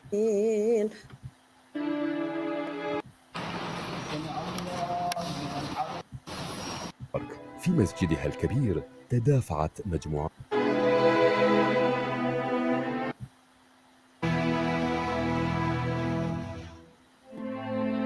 مدينة نيويورك مرة الأخرى مسجد بجوار مصنع هنري فورد في هذا المكان. Imams in the Detroit area, 4 religious leaders who served the community. One of them was Hussein Karub, whose brother built the mosque. One of them was Khalil Bazi. One of them was Mufti Muhammad Sadiq. One of them was Sati Majid. And I'm not sure who the 5th one was. He could have been this Bangladeshi man who was here at the time as well. So those were the 5 Muslim clerics who served the community.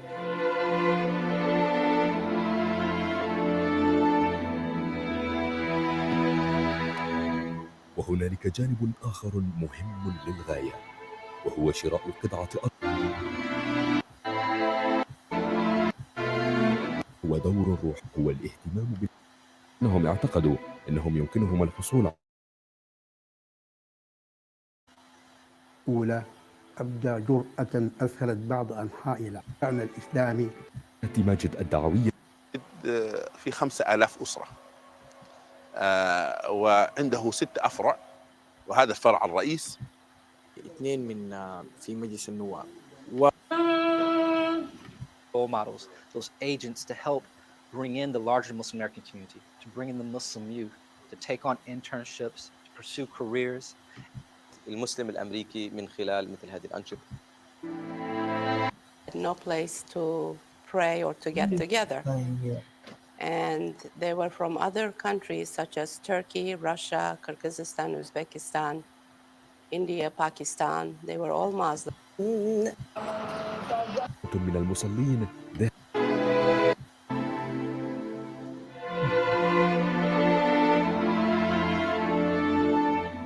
في العام 1929 عاد ساتي ماجد للقاهرة بعد أن حاول إقناع رجل يقال له درو بأن حديثه عن الإسلام غير صحيح، بعد أن اعتقد الرجل بأنه آخر الأنبياء. وفي القاهرة حاول الشيخ ساتي ماجد الحصول على فتوى رسمية من الأزهر بتكفير هذا الرجل، ولكن كل محاولاته باءت بالفشل، ليضيق به الحال ويعود للسودان ويستقر في بلدة. See, they reluctantly rejected Sati Majid. It was showing right there. That was the portion. But you see it's in Arabic. But they in this thing here trying to uplift him again. You know, it's crazy. But this is what I wanted to really show you. This is his family right here speaking, right? And they're gonna go into some information here that's very important. I ain't gonna read all this stuff. You can go online and look it up.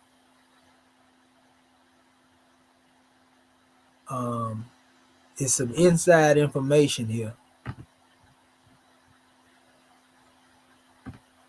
So we see the connection between Sati Majid and who Malachi York claimed to be his teacher, Sheikh Ibn Dawood Faisal. And we also see the connection between who Malachi York claimed descent from, the Mahdi regime, you know, in affiliation with Sati Majid.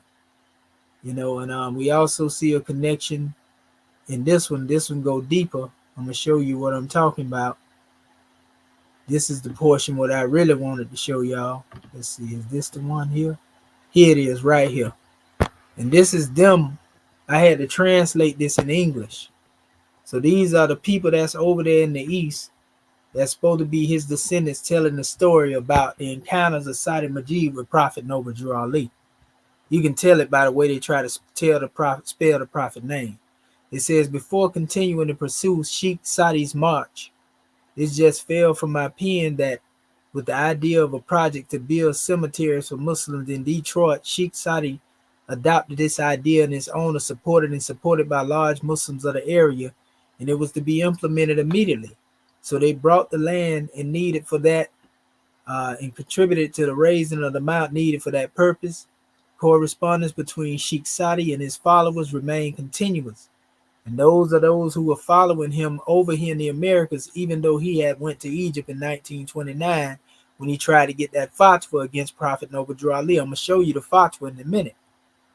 But it says, distance between them and difficulty in correspondence. The Sheikh was keen to know every problem and information about the conditions of his followers in America, the extent of his efforts to overthrow all the misguided ideas. He wanted to see, was it people that were still following up with him going against Prophet Noble Drew Ali, basically. It says most of which rose after he left America, different religious sects. They talk about Sati Majid like he was Master Farad Muhammad. But it says when Drew Ali, it's really Drew Ali, and that's the wrong year, 1930, it's 29. That's what they talking about though. Immediately after his death, Sheikh Sadi succeeded. Listen to this. He succeeded in obtaining a fatwa that enables his atonement from Al-Azhar Sharif. This led to the curiosity of the Egyptian press and the knowledge of the truth of the matter. So the Al-Balak newspaper initiated to ask questions to Sheikh Sadi, inquiring about the absence of the fatwa during the life of, they talking about Drew Ali. You see? It says Sheikh Sadi's response was, he came to Egypt to get the fatwa, and I got it only orally from the former Sheikh of Al-Azhar. So he's saying he got this fatwa from them orally. You see? It says Al-Azhar al-Sharif is under the pressure from the American government not to issue a fatwa in order not to cause discord among the Muslims in America, especially with the increase of the Jamaat al-Daw. So I wouldn't be surprised if some of these so-called followers of Sati Majid was the ones that actually attacked our holy prophet, family, to be honest with you. You know, if they was following him like that, even when he left America and he was trying to get this fatwa against the prophet, I'm pretty sure he told them the nature of the fatwa and what needed to be done and what they needed to do. And I wouldn't be surprised if some of these individuals was the one that confronted our holy prophet, family.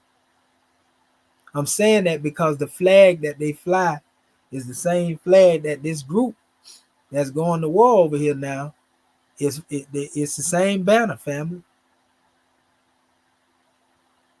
But anyway, it says after the death of Drew Ali, it says his group divided and separated.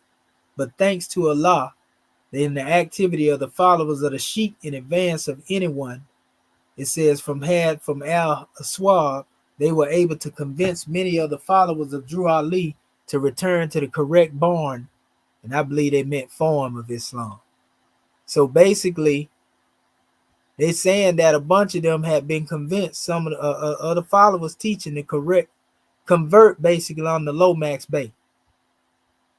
You see, a lot of the Moors betrayed the prophet is what they're saying here. But things did not end at this point.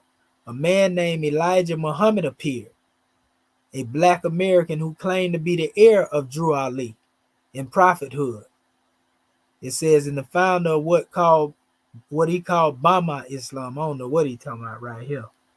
It says, and who deviated a deviation from the essence of Islam despite claiming to be Muslim and believes in all the heavenly books Allah has sent down.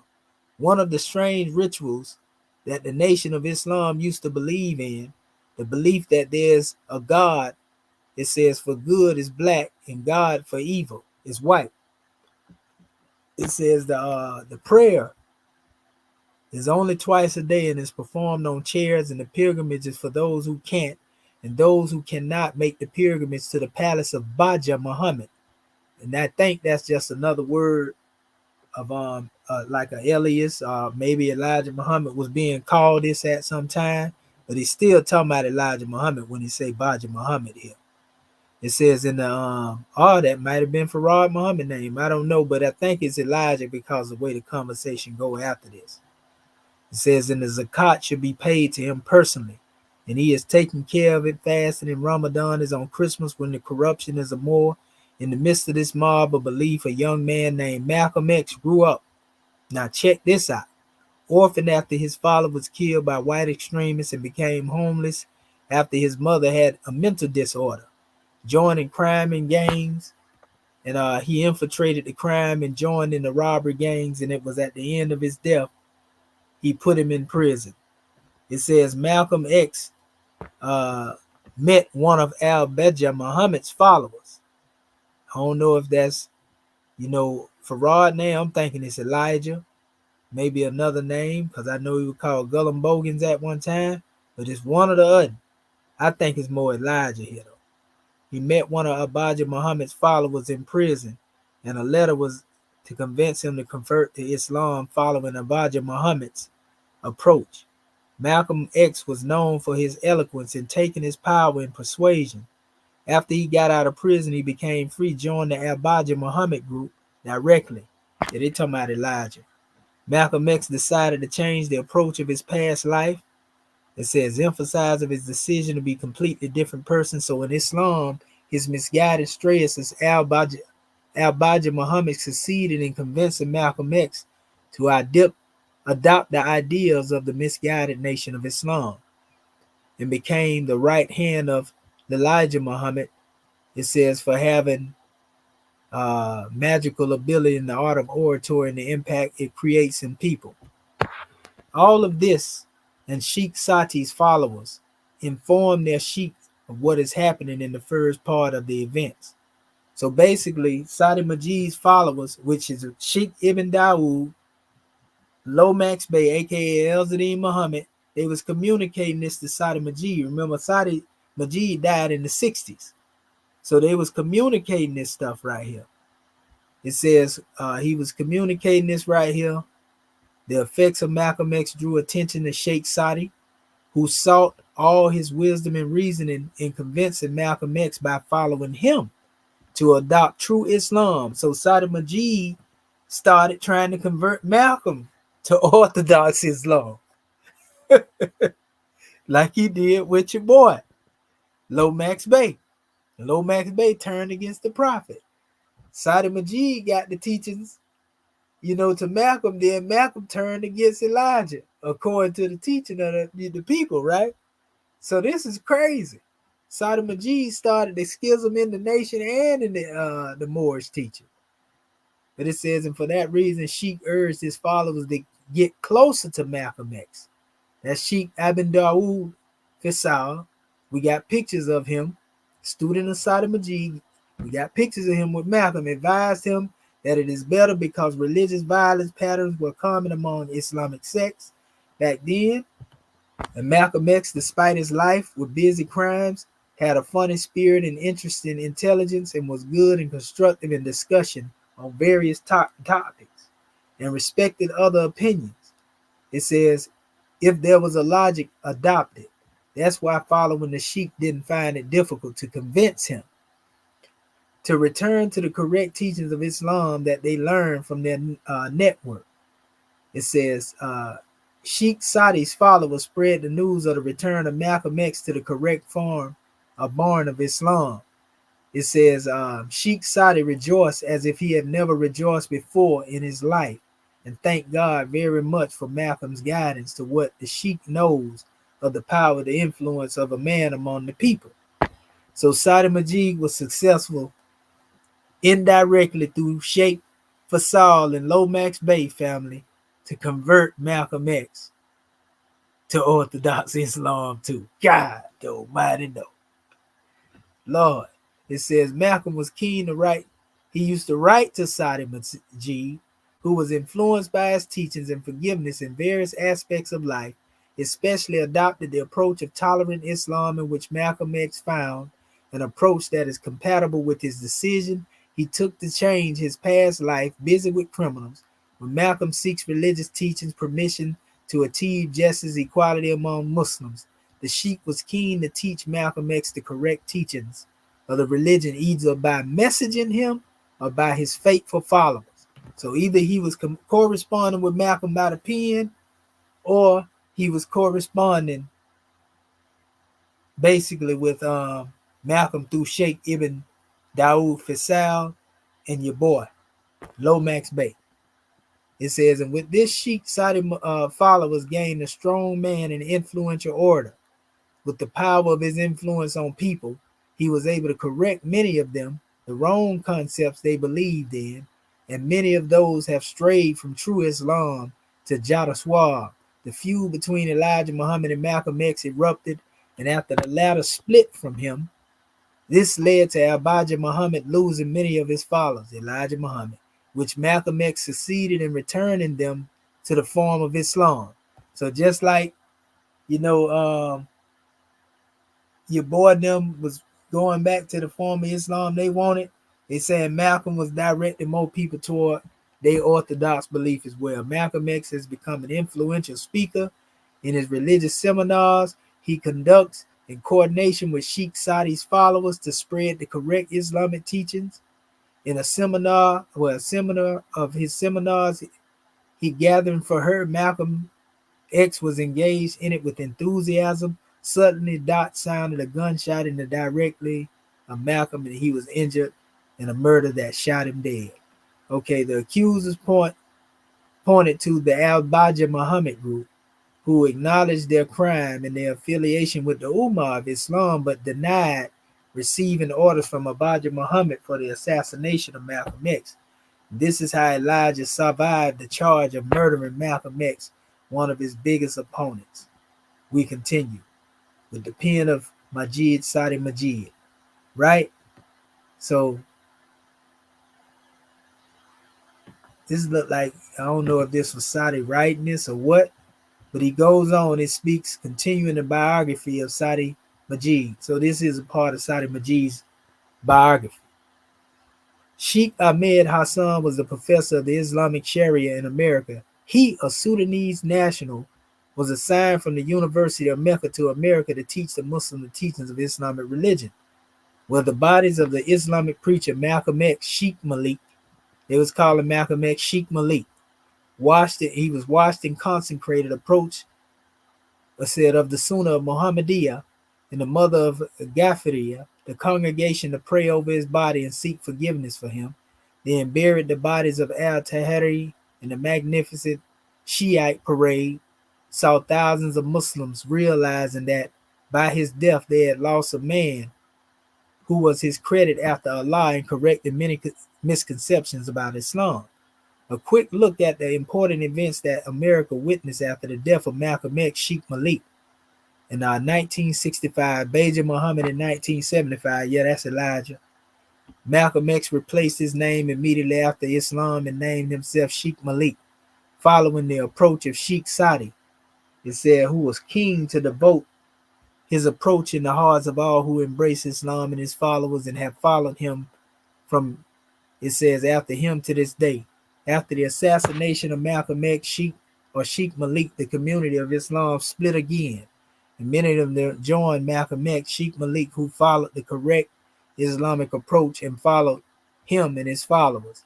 After the death of Abijah Muhammad, he took over the presidency of the Ummah of Islam. Ibn al-Abijah Muhammad, the son of Elijah Muhammad, the Tamat Warf now changed his name to Babylon University from Bilal il-Riban. They got a whole bunch of stuff in here sounding crazy, but you can tell this somebody that don't really speak the English language very well. And called himself the heir of the religion of Muhammad and walked the path of Malcolm X, Sheikh Malik, and fought many of the misconceptions of his father and his community believe in. So yeah, it's talking about Wardean Muhammad. It says Louis Farrakhan took over the presidency of the remaining Abijah Muhammad group and retained the name of the organization Nation of Islam. Louis Farrakhan believed that Abijah Muhammad inherited the prophecy from Drew Ali. He also called for an independent state from the blacks if they didn't get their full rights. You know, he had good relation with the leader Muammar Gaddafi, and supported the campaign of the black American candidate Jesse Jackson, American president. You know, Sheikh Sati Majid lived in Egypt in years 1932. Mr. Majid. You know, this is just other history talking about Sati Majid and him going into back to Sudan. But this is all in his family thread over here, family. You know, this is all in their family thread over here. So we see who it was that was in the ear of Lomax Bey and in a lot of ears over here. Not just Lomax Bey ears. You know, this man came over here and really, you know, he was doing a whole lot. He was doing a whole lot. And I'm going to show you something else that's very important. Because I got the fatwa over here. But it's something else I want to show you here. In this part right here. Let me see if it'll start it from here. Let's see. Sati Majid, Sudanese Islamic leader, 1883 to early life. Sati Majid, departure from Sudan. Inspired by Sheikh Mehmed's success.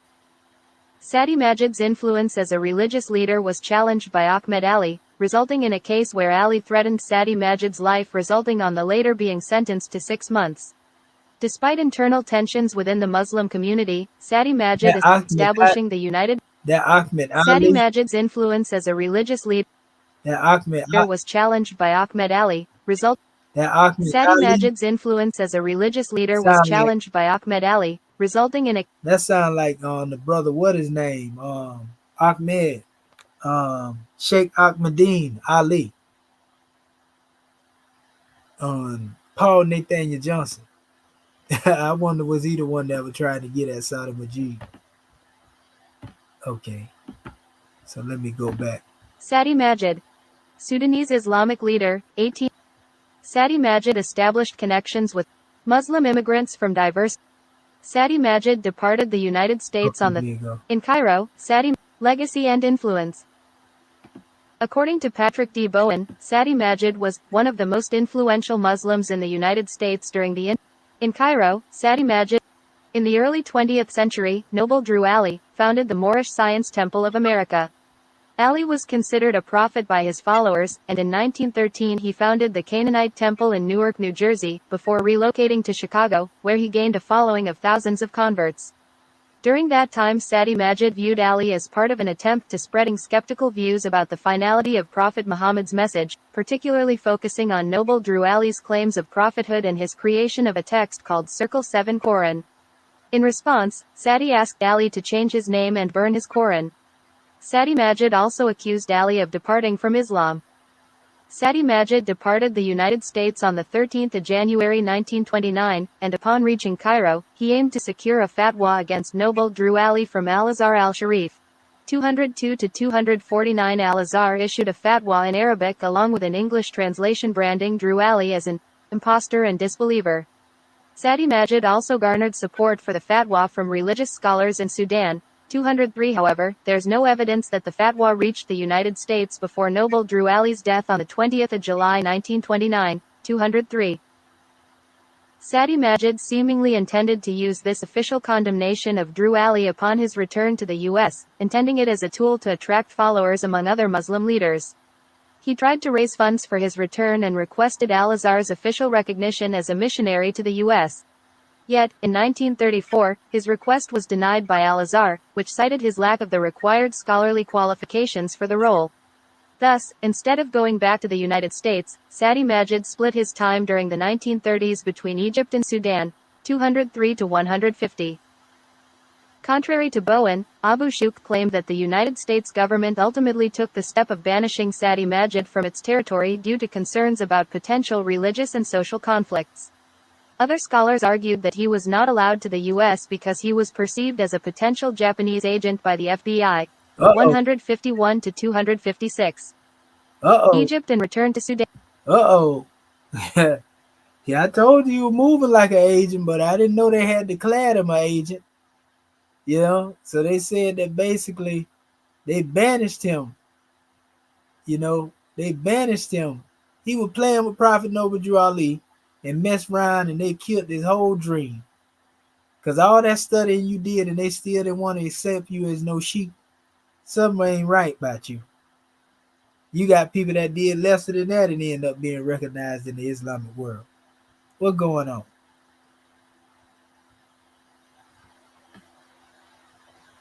So it's another measure here I want y'all to see that was very important in this information.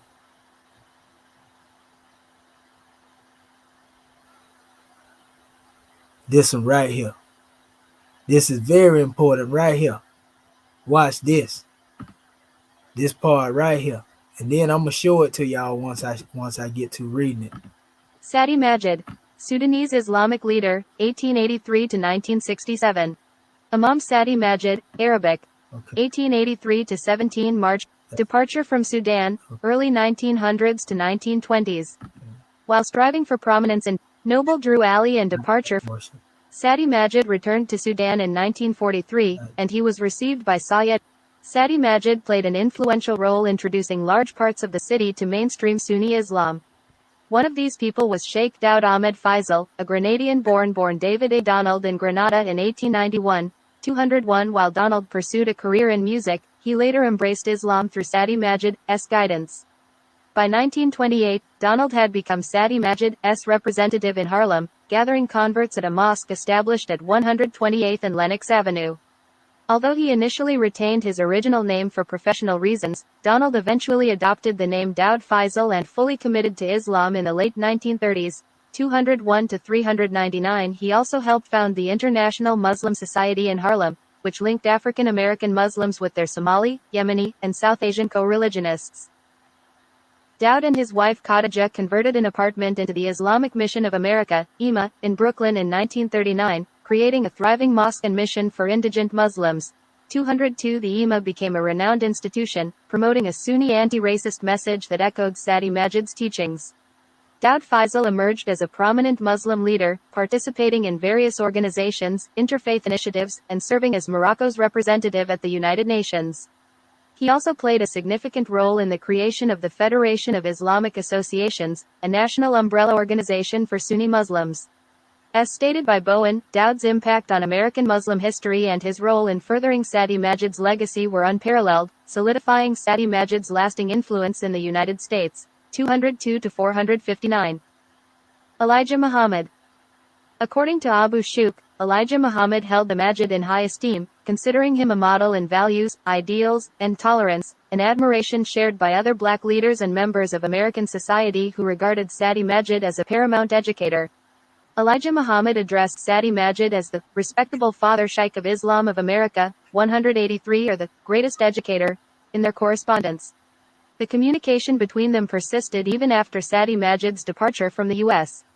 An excerpt from a message written by Elijah Muhammad on the 17th of December 1928 underscores his acknowledgement of Sati Majid's contributions to the Islamic call and the impact it had on their community. 183. All right. You know, basically it goes into the same history about Malcolm, you know, that he was trying to have his followers teach Malcolm, you know, indirectly, so to speak, right? But Elijah Muhammad is talking about the letter that he wrote. And that letter is actually a part of that fatwa. The same fatwa that he went to go to Egypt in. I'm finna pull that up for y'all now. So this has always been something that I have been looking at, but not having full concrete background in it. But now we have the background that, is showing it. And I'm just going through this here briefly to close these slides out. This is one of the slides dealing with Lomax Bay, and we're going to get up into that fatwa, and what was said in it, certain aspects of it. But, this is dealing with the Detroit branch, headed by Grand Sheikh Jane Lomax, starting as a missionary, otherwise Ali Bey Muhammad, in the streets. Grand Sheikh soon gathered a following of more than 4,000 persons among the secret. So he took all these people right here and said, I'm your leader now, not Prophet Noble Drew Ali. Livingston Street, hard to partake in there. It talks about him dealing with the service of Allah, adopting the title Bay El Muhammad Sheikh.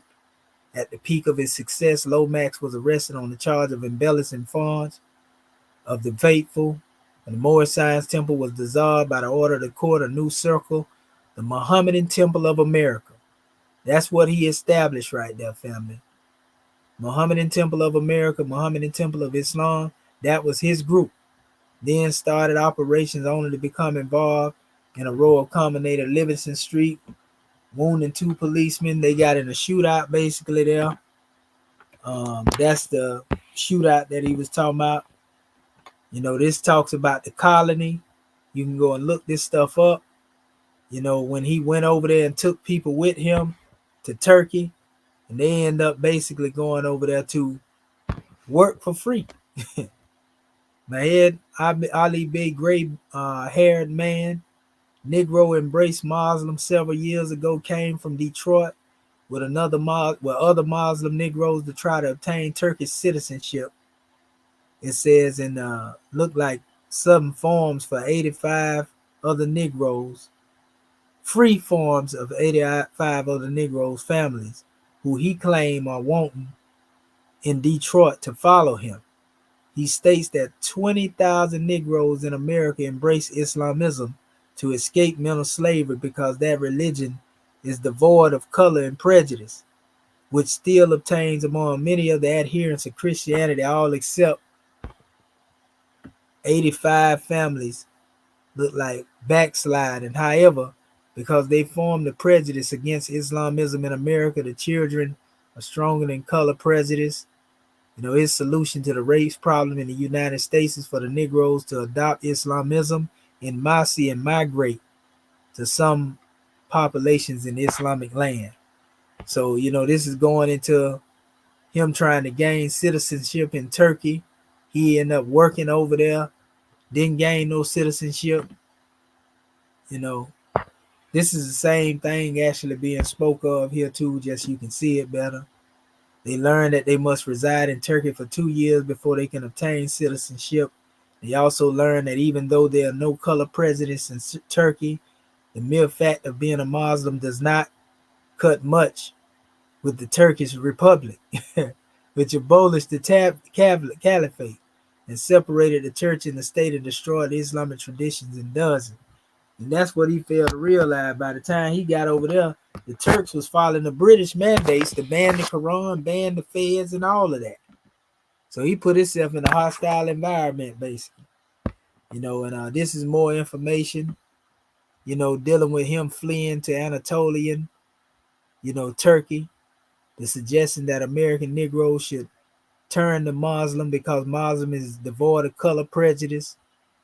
It talks here to find colonies in the shores of Bosporus. All this is talking about him trying to go to Turkey with the profit money, basically. Every last one of these things is talking about him in Turkey, trying to get jobs. Islamism, he's still talking, teaching of the prophet while he over there. Negro converts to Islam, same thing. Look what they had him over there doing, digging sewers. This is crazy, family. He was over there digging sewers in Turkey, trying to be a citizen now. Negroes finding the promised land in Turkey ends, and they said, you dig this ditch over here, we'll make you a citizen. Somebody went in on him right here, talking about, the latest slogan for emancipation of Negroes turned to Muhammad and James Lomax of Detroit, now parading the Turkish name Ali Mehmed Bey. It said, proposes that the Negroes shall immigrate to Anatolia to secure Turkish citizenship and thus begin a new life under Mohammedan rule. Ali Muhammad Bey, a Muslim from Detroit, declares that 83 Muslim Negro families will leave Detroit for Angora, providing Turkish. It was while in Detroit, in Detroit that Lomax alias Ali Muhammad Bey apparently worked out his racket. Farmlands will be given to the Negroes, that is, to him, Lomax. The Negroes will require machinery and equipment to operate the farms, and Lomax and his friends unquestionably will organize the company to supply them. The steamers for transportation will have to be furnished. It is Lomax who will accommodate them. Oligarchy communities will be established in the new home, and his friends will be willing servants to the people and President King of Liberia. So they trying to say that Marcus Garvey and Lomax Bey was working together. This is crazy right here, man. But it goes on. You can go and find this stuff out there. It's out there, family. A lot of this is stuff that we already put up here. This is him talking about his Hamitic Arab Association and the sovereignty of the Arabism. Man, this is mad. That's all I can say. There he is again. Adini Elahi Universal Arab Association. He trying to produce and teach the sovereignty of the Arab nation. And there he is again, putting on like he Prophet Noble Drew Ali out in front of this building right here. We can obviously see that these people just wanted to be at the head of something. And that's the problem we suffer from as a people right now today. You know what I mean? Like, we can establish something and it be good, but it's one amongst us feel like they can do better than the other individual. And then next thing you know, they breaking off trying to start their own thing. You can literally see some of the Moors right there that became a part of this demonstration. They got their fez right here on their head.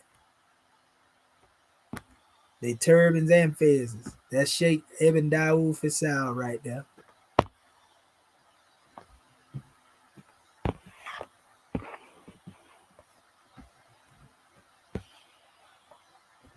It's always somebody among us feel like they can do better than the other individual.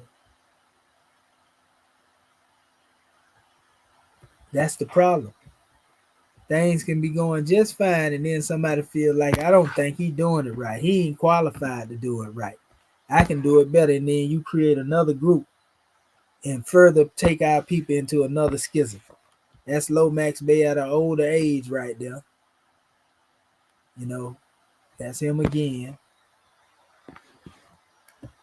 Yeah. That's his little community that he got back there with him. See, it's still some Moors with their little fez on their head back there. Some with them. See the little flag back there again with the scimitar and the stars. Scimitar crossed up. Yep. So yeah, this is what happened. And here's your boy. This is one of his followers too, they say. Lou Hope, the jazz musician.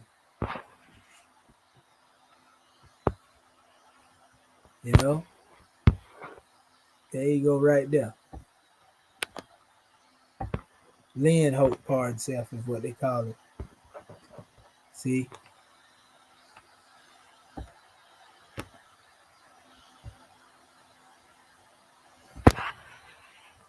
Teaching in the school of your boy. And I have no problem with our people. You see all the people with their little fezzes on their head. I have no problem with our people in doing whatever path they do. My thing is you don't have to try to put Prophet Noble Drew Ali down in order to try to uplift what you're trying to demonstrate. That's the part I don't like. I think that is very un-Islamic, you know, because we don't have to do that. That's your boy Sheikh Ibn Fasal at old age, Malachi York teacher. At least that's what he called him. He say that's his teacher. That's Sheikh Fasal right there. Let me go here because I actually had a measure that go into all his little stuff. Okay, this is one right here to show you. This is actually a piece of PDF. I wanted to show you this to show you that they was under the same flag. See the banner that Sheikh Fasal is under? And we already seen him with him in the same picture in front of the building. So Sheikh Fasal and him was flying the same flag. And they was the ones that went against the Prophet. So it was joint effort to go at Prophet Noble Drew Ali as a non-believer. He's some more some of the people that was following the Adini Allah and Sheikh Ibn Ahmed Fasal. This is one that was their minister. And Sheikh Fasal again.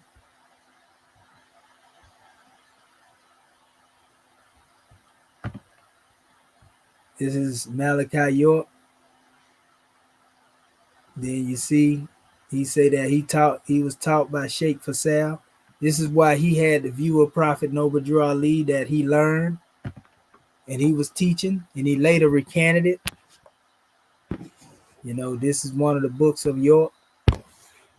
This is Sheikh Fasal book. I took this from his actual book here. You know, this is very important. See this book here, the works of Haji Sheikh Dawood Fasal, right? Now there's something that's important to be understood here. The author of this actual book right here is Muhammad Al-Ari. Muhammad Al-Ari actually wrote a piece on Prophet Noble Drew Ali as well. And them, Patrick Bowen, Jacob Dorman, Fatih Abdat, they all be quoting each other. That look like Wardeen Muhammad right there, young Wardeen Muhammad with Sheikh Fasal right there.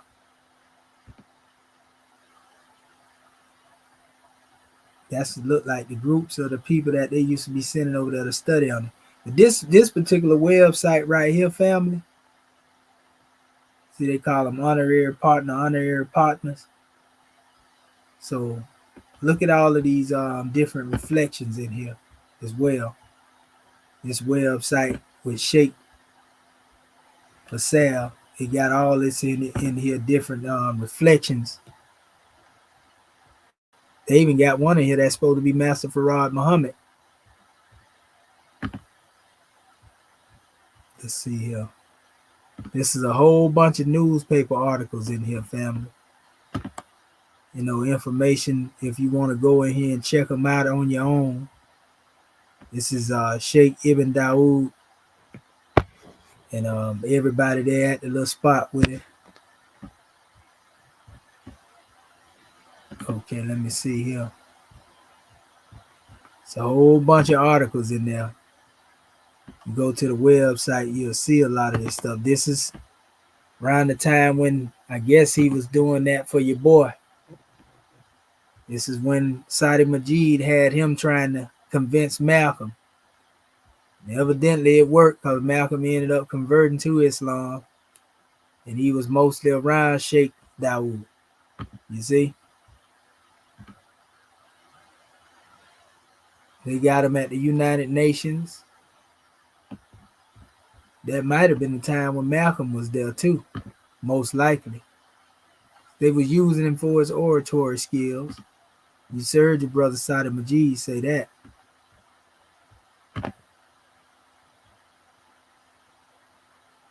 Mm-hmm.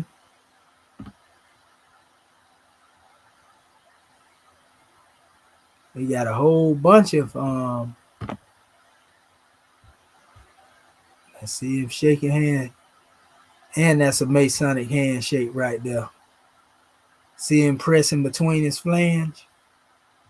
Yeah, Sheikh Dawood, I see it. Uh-huh. Oh, yeah, we see what's going on, huh? These are all the type of people they was associating with. And you wonder why one was going against Prophet Noble Drew Ali like that. You know, it was a lot going on back then, family. It was a whole lot going on. Look here. Wow. Ain't that something? He was doing a lot of associating with them European, wasn't he? Wow.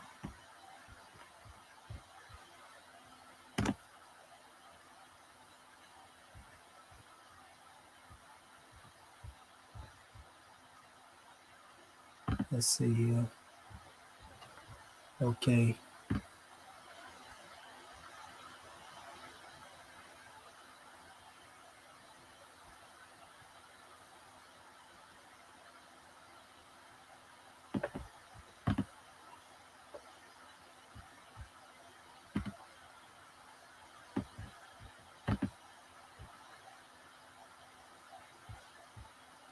Yeah, that shit even if I saw. So this pretty much got all the reflections that you can find of this guy.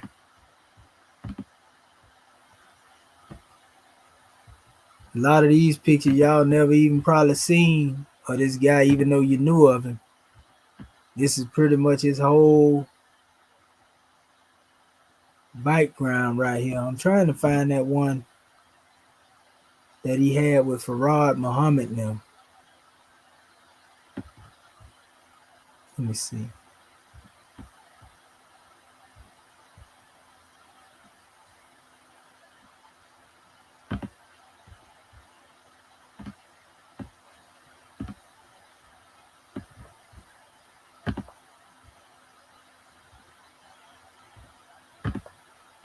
Let me go in here.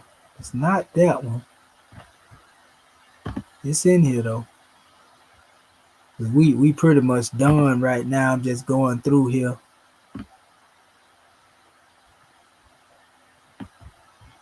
There's so many pieces in here. Like I said, y'all got some exclusive information tonight, family. I'm gonna show you the letter that of Elijah's correspondence in a minute too, with Sati Majid that they was talking about. But I'm trying to find this first. This is letters from the Selective Service. Okay.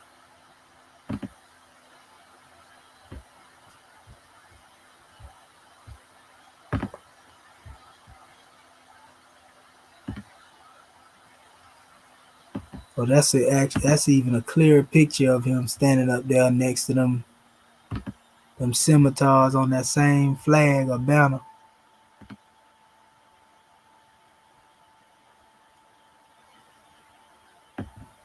And that's also a clear picture of him right there.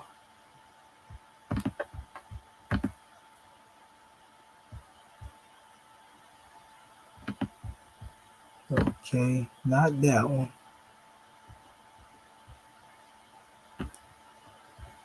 Okay, I think it may be in this one. The one that I think it's in here, the one that I'm looking for. Yeah, there it go right there. This is where I think Malachi York got this from. See, they saying this is Farad supposed to be sitting right here on the floor. This is Sheikh Dawood up here. He said that's Farad right there, Master Farad Muhammad. Yeah, that's what York was speaking at. I wonder where he got that from. But that's what they say.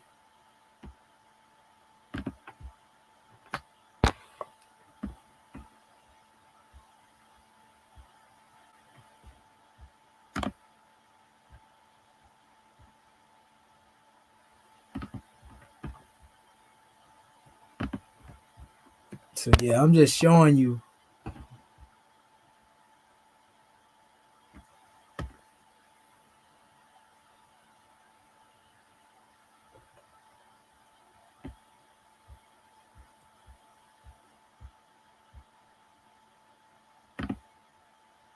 So yeah, if you go up there and this is the Islamic mission, you'll find all this same stuff up here, family. You know, all of this information pertaining to this information dealing with every last one of them. You know, you get it's right here. So let me go on over here so I can get into this fatwa and close this demonstration out. So yeah, I want to make sure that I didn't leave anything out up here because I had a lot of information up here.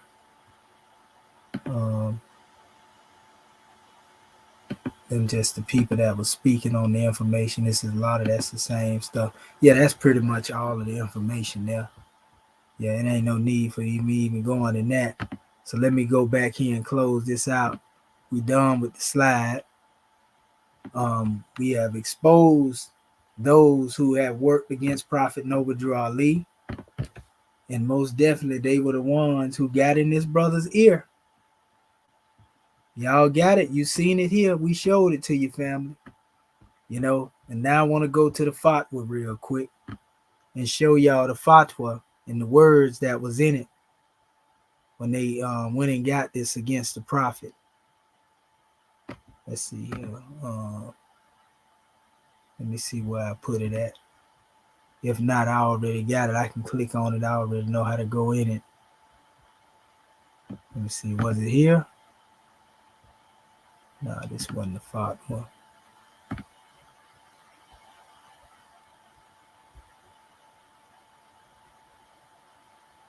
Okay, it wasn't that one either.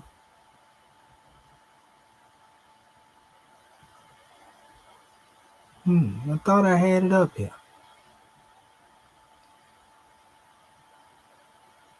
It may be hid up under one of those links, but it's all right. I know how to go to it.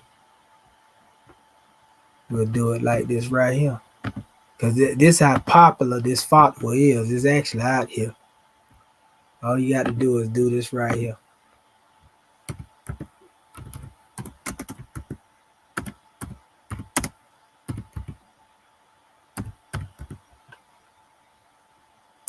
Let's see.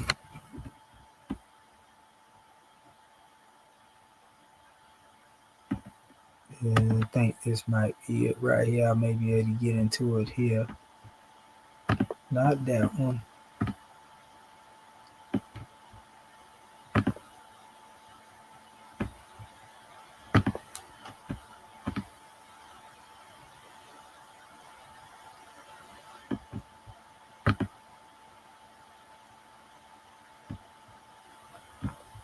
That's it right there. I think I already downloaded it again though.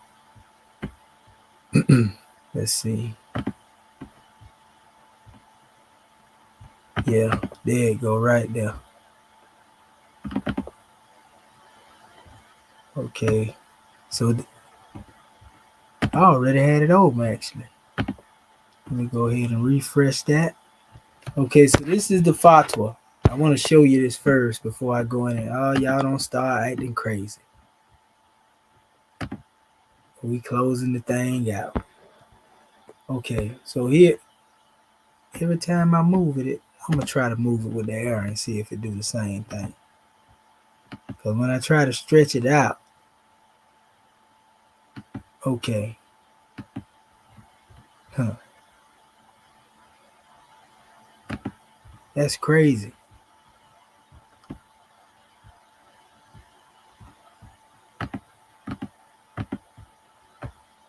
Try this again. I don't know why it keep crashing. You know what though? I got something for that. Let me see. I'm gonna try to resave it and see what happens. See what happens now.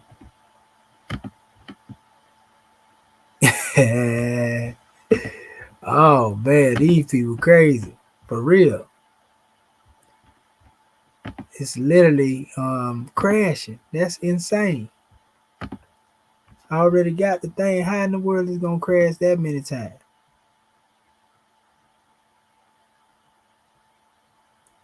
This is forbidden information, huh?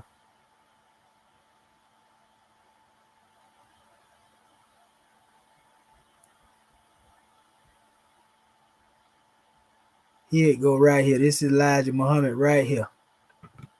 I got to hold this down without, because if I let it loose, it's gonna bring up the sad face. Let me try watch it. Okay, let it stay for a minute. Let me see. But anyway, this is Elijah Muhammad writing Sati Majid back in December 1928. Respectable father, Sheikh of Islam of America, Reverend Majid Muhammad, honor, sir. We, your children of the Muslim faith, write you these few lines to inform you that we are well and doing very well at the time present. Our membership is still increasing. Also, you will find enclosed the letter which we were supposed to send you. It says tonight, and we are mailing you 12 letters. I don't know why it keep making me seem like I think Sati Majid almost like Farad Muhammad over here. You know, there's some connection definitely between them all, but the way Elijah writing him, but he says there was 12 letters. Thank you for many kind words you spoke to us when you were in our presence. We also pray for your success in your long journey. I will close by saying God be with you, Elijah Muhammad. So I've been seeing this years ago, but we just got the breakdown of this demonstration. Trying to find it. Here it is right here.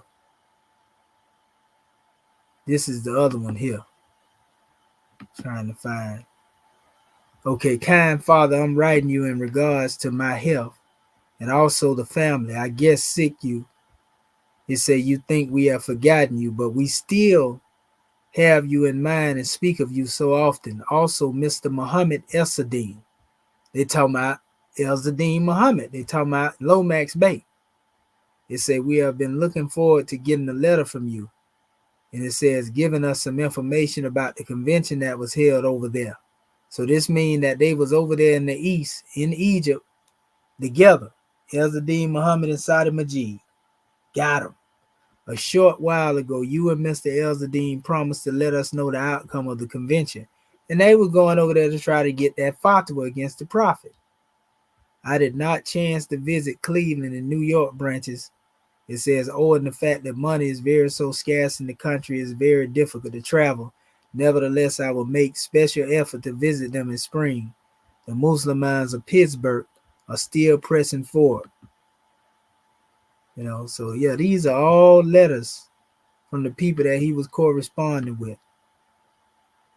Sheikh al-Islam, that's what they was all calling him, Moore James, African Muslim Welfare Society. Whole bunch of groups in here that's writing this guy.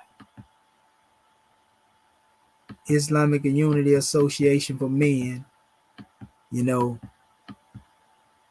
all of these people,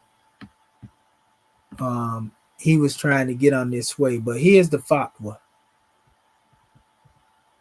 Sudanese missionary to the United States, Sati Majid, Sheikh al-Islam in North America, his encounter with Noble Drew Ali, prophet of the Moorish Science Temple movement. Dr. Muhammad Ibrahim Salim commemorate this in retirement Secretary General of the National Records of the Office of Khartoum. Now, this was wrote in Arabic originally. Sometime in the late 1920s, there was an encounter, direct and indirect, we do not know for certain, between two figures from two very different traditions of Islam. The present article partially documents this encounter, presenting the tantalizing glimpse of African American Islam's early encounter with global Sunni Islam.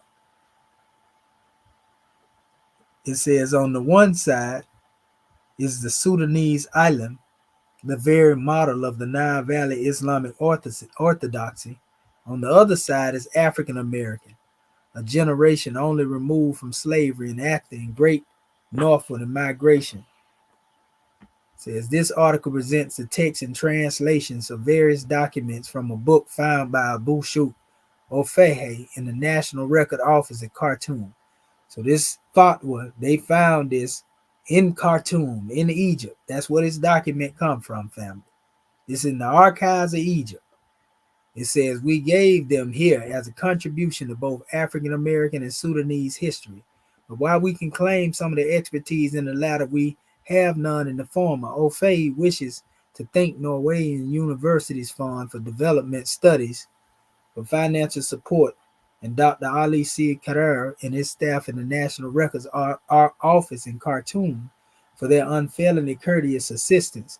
Abu Shuk, as earlier published, Sati Majid, Al-Sudani Al-Adahi, Abash Sheikhani Islam, Fi America Mutalika, whatever they want to call it.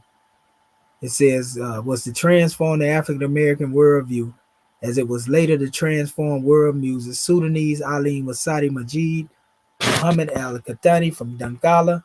African American was Timothy Drew, later known as Noble Drew Ali from North Carolina.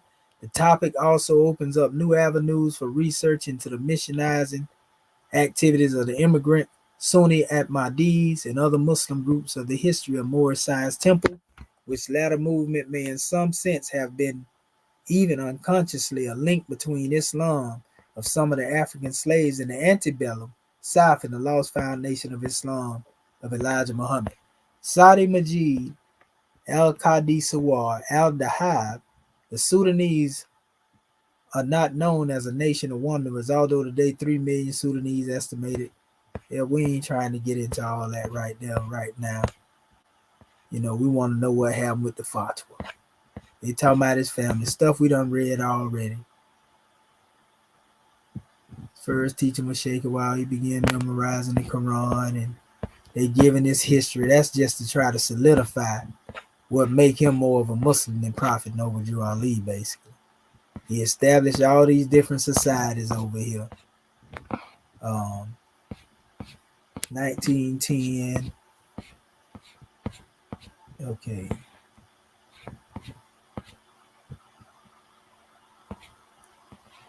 I wrote on the behalf of John G. Rockefeller. And you can look this up yourself too, family. It's a Sudanese missionary to the United States. I'm just trying to get directly to the point. Sometime in the late 20s, Sati Majid came into contact with the first indigenous African American Islamic organization. They ain't say Pseudo, they say Islamic organization.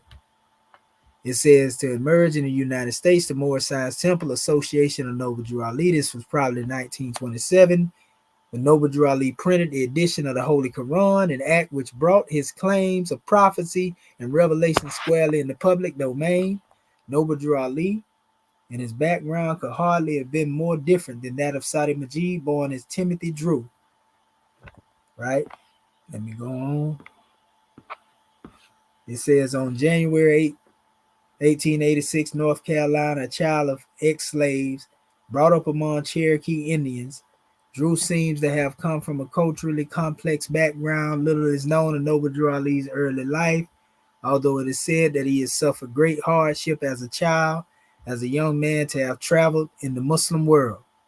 At some stage, he moved to New Jersey, where he worked as a railway express man. He established his first Moorish Science Temple in Newark, 1913. Others were later founded in Pittsburgh, Detroit. Noble Drew Ali moved in 1925 to Chicago, which became and has remained the center of the Moorish movement. He died in mysterious circumstances in 1929 and is buried in a mausoleum in Chicago. No, the prophet is not buried in that mausoleum. It's your boy, the reincarnated prophet, that's in that mausoleum. They're wrong when they say that. So, relationship between Noble Drew Ali, the elusive Wallace fraud, regarded as some as a reincarnation of Noble Drew Ali, and Elijah Muhammad, the founder nation of Islam, being subject to much speculation. The encounter Sati Majid does not make it clear how he encountered Noble Drew Ali. His account is vague. He begins by saying Drew Ali was set up by some bigots or fanatics, Murad Asabin, and gave himself a prophetic name and wrote a Quran. And Sati continues that one of those who were following true Islam brought him one of Ali's books, presumably the Quran. He read it, but he did not find any verse of the Quran.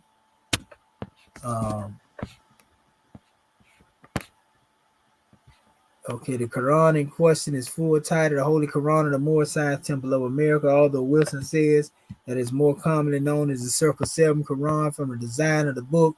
It is a mystical composition code from a number of sources, but according to Abby White, over half of it is taken from the Aquarian Gospel of Jesus Christ. Sati says that he wrote to Noble Drew Ali and advised him to change his name and burn his book. The indignation Sati undoubtedly felt comes, it says, through vividly in his account. Sati continues by saying that he attempted to take Ali to court to seek American justice and put the latter to the test.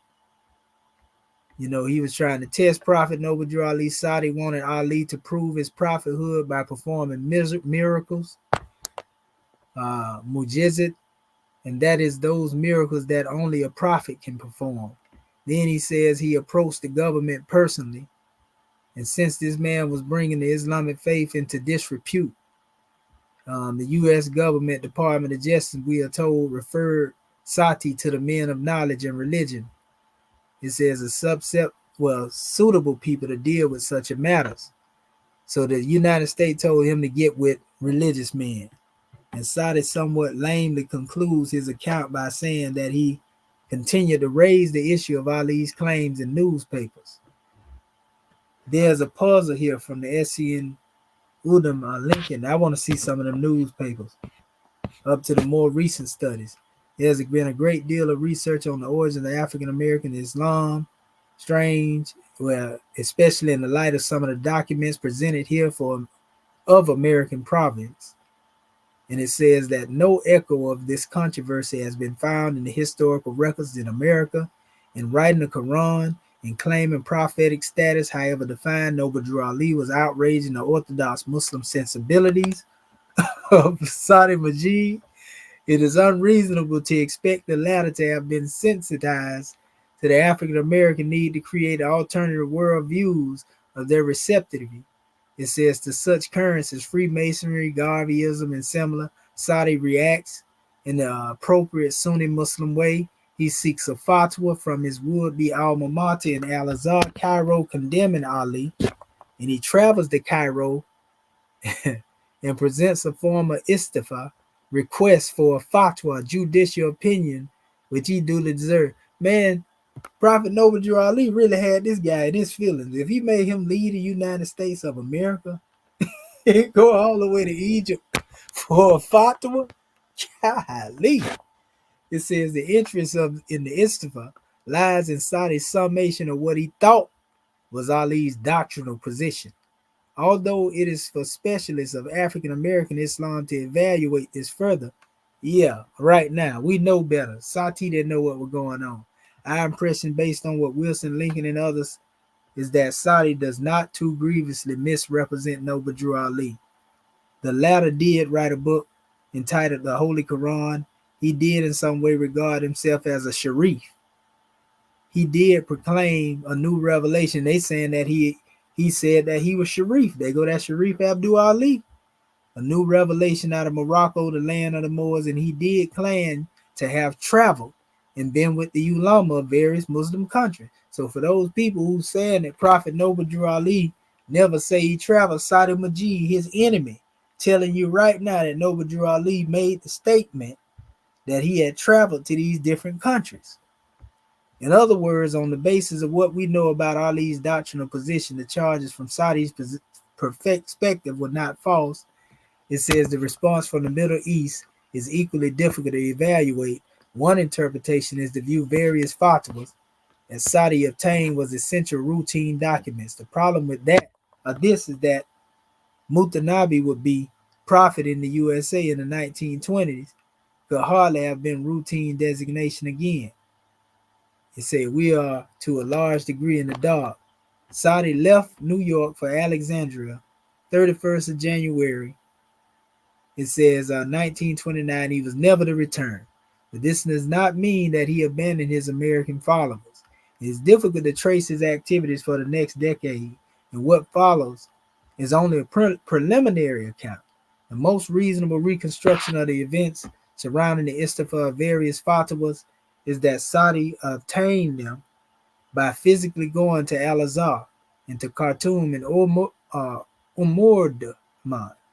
Since he never returned to America, there is no reason to suppose that the fatwa was ever seen there. Nevertheless, Sati continued to correspond with his African American followers, apparently produced a journal from Cairo, presumably in Arabic, that was sent to his followers in America. This emerges from various letters of his African followers, American followers that reproduce the present article under the documents. In one, number 4, the implication is that some of his followers had mastered Arabic but wanted the material translated into English.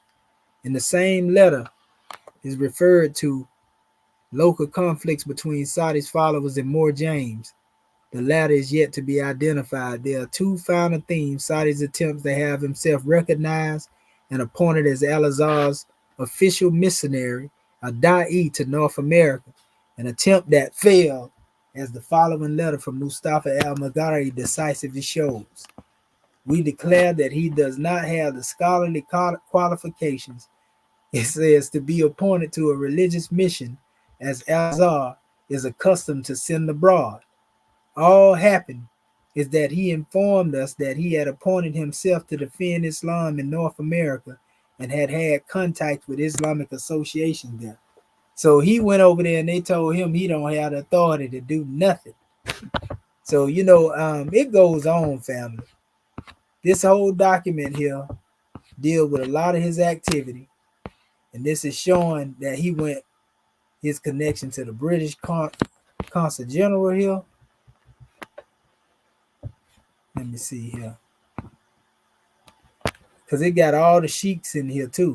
Because they got all these letters and stuff that he wrote. This is the actual fatwa here, I believe. I think, if I ain't mistaken. Yeah, this is it. These are all the fatwas here that he have. It was wrote in Arabic originally. Here it is. In the name of God, the compassionate and merciful, to their excellencies, ulama of the pure Islamic faith in Egypt, what say you? May your virtue endure, about a man currently living called Noble Drew Ali. It says the meaning of his name being the prophet who is linked to the house of prophecy, Ali, alleging that he is the prophet promised at the end of time, who was announced by Jesus, upon whom be peace, and who composed a book called Drew Ali Holy Quran, meaning Holy Quran is the Holy Quran which was revealed at Mecca, our Lord Muhammad, upon whom blessings be peace. However, there is not to be found in this book of his any surah, noble Quran, or any hadith of our Prophet Muhammad. It says, upon whom be blessings and peace. Nevertheless, he speaks about the messenger of God and the seal of the prophets. It says about and with harsh words, for which God sent down no authority. So he say Prophet Noble Drew Ali was speaking with harsh words. It says this book contains, it says the following. Firstly, he is the prophet whose coming was promised and who was announced by Jesus, upon whom be peace. Secondly, that he is whom John mentioned in his vision in the 6th and 6th verse. That is to say, when he opened the third seal and he said, come and see. And I looked and I behold, and there was a black horse and a rider upon it with a scale. Prophet Noble Drew Ali was cold-blooded, man, with the teaching in Saudi. Oh, man. The prophet told him, he said he was that one when he opened up the seal. He said he was a black horse riding with the scale. It says thirdly that Islam that was before him was not true Islam. He said Prophet Noble Drew Ali said that Islam before him wasn't the true Islam. They say he claimed that he had garnered his knowledge in the holy city of Fez. So he say Prophet Noble Drew Ali said he got his knowledge from Fez in Morocco, and that he had met with leaders of the Islamic religion there in Egypt, in the Hijaz and Iraq, and that all the scholars had testified that he is the prophet, and promised at the end of the time he began to preach this to the world. And then he said the secret of his prophecy was Jesus, peace be upon him. His adoption of Islam was in former times, and that had hidden this from the world. The object of worship in Islam has no eye which it sees, and no intelligence which it reasons, and nor ear which it hears, and nor have a power and nothing but fantasy shot through with hocus pocus. He say Prophet Nova Drew Ali said all this here. Yeah, he upset that joker. If Prophet was talking like this right here, yeah, he made him real. Especially he thinking he a real Sunni Muslim too. Oh yeah, man. This is what he put abroad in his unbelief and hypocrisy in the book mentioned above. This is but a small part of the large whole. We ask your grace to give us a fatwa about this, for we are sorely in need of it. May God keep you in support of the pure religion and its believing sons and servants of the Islamic community in North America. The poor one of him, Most High Sati Majid. It says Al-Qadi. So, he got supposed to get the fatwa from Al-Azhar and all the sheiks. You're going to see a lot of people making a determination off of what he said. Yeah, he dogged the prophet. He tried to make the prophet look like he was something terrible. Therefore, the God, the Most High said, praise this mighty book is truthful. Your speaker, Muhammad, is not the father of any of you men, but is messenger of God and the seal of the prophets. Most High said, surely God is citing the religion is Islam.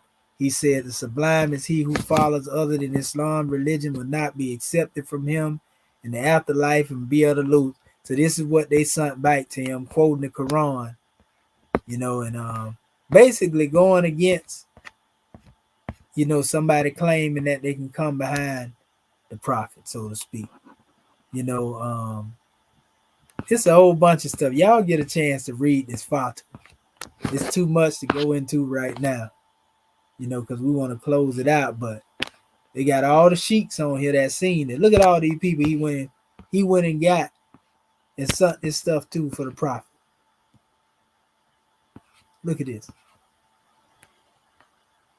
All these sheiks. He made the prophet show enough famous if the prophet wasn't famous. Look at all them sheiks. Palestine, Syria, Turkey. Man, this man. Golly, this went viral, man, before the internet. Goodness gracious. He sent it to the High Sufi Council. Yeah, this man was on one for real. But after he did it, he was never able to come back to the United States. And these were all the information that he's supposed to get. Look at this.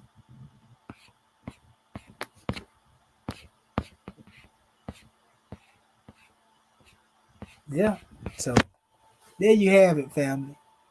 This is the culprit that caused it all.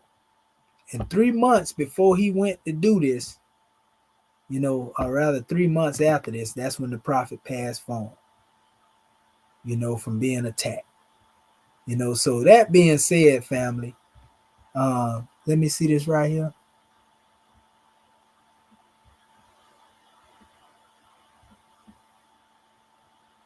Growing on streams, you need to. Yeah, brother, that's what we're doing right now. Actually, we've been doing open discussion. I'm gonna do this right here too, because I always do this in the end. I'm gonna drop this in the chat for anybody that want to get in here. Before I shut it down. So we got the link right there. Anybody want to get on the link? Come on in here. So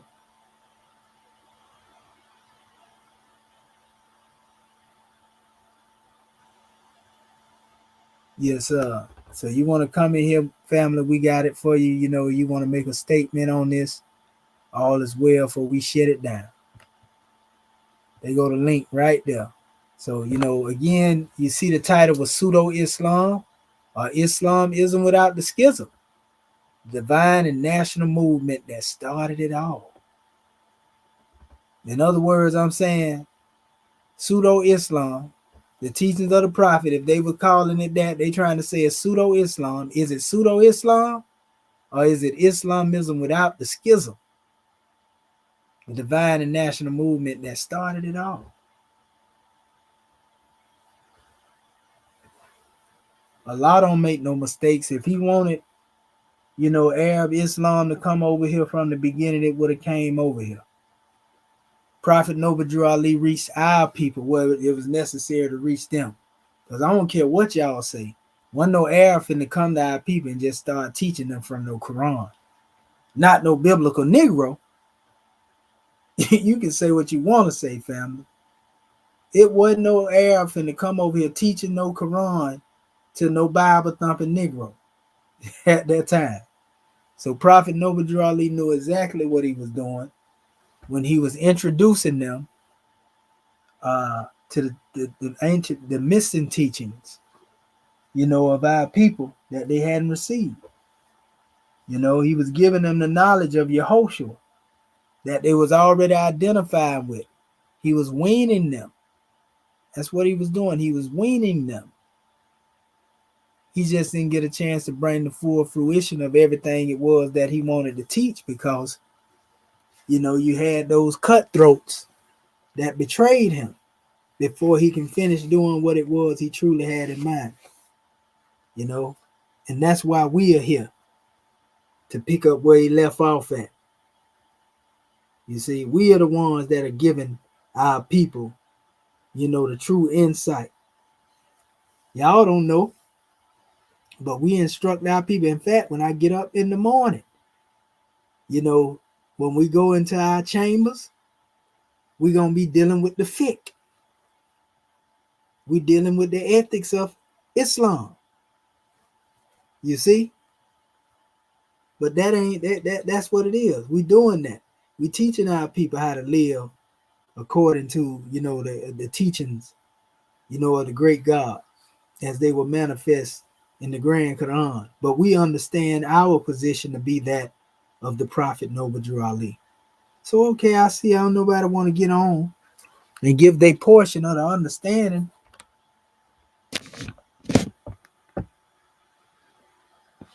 Our brother said, you say Terrence the Great said he thought the fatwa was just a word of mouth. No, it wasn't no word of mouth. No, he had that brother Terrence. He literally went over there to Egypt.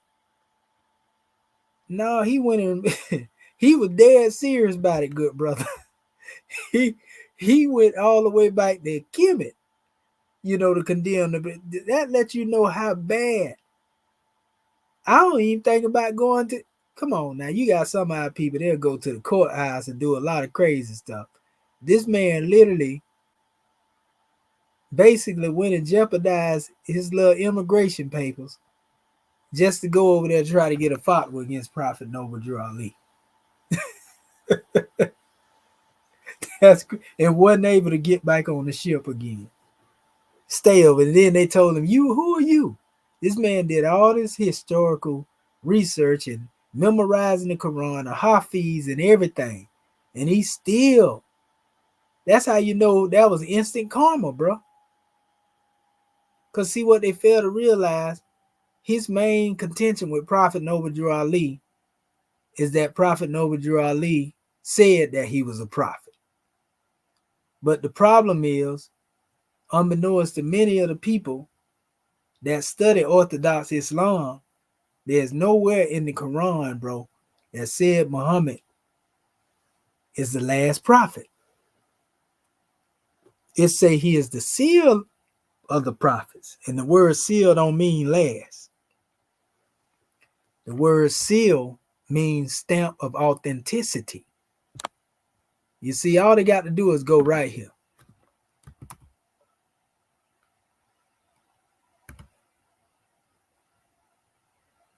Let's see.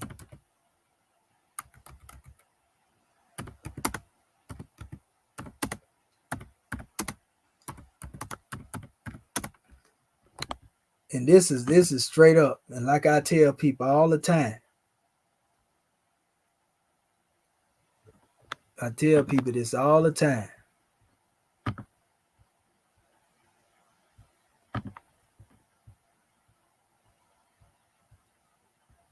Here it is right here. I'm going to share this with you. This was his main. Yeah, that's your boy got, Lomax Bay got busted still in that.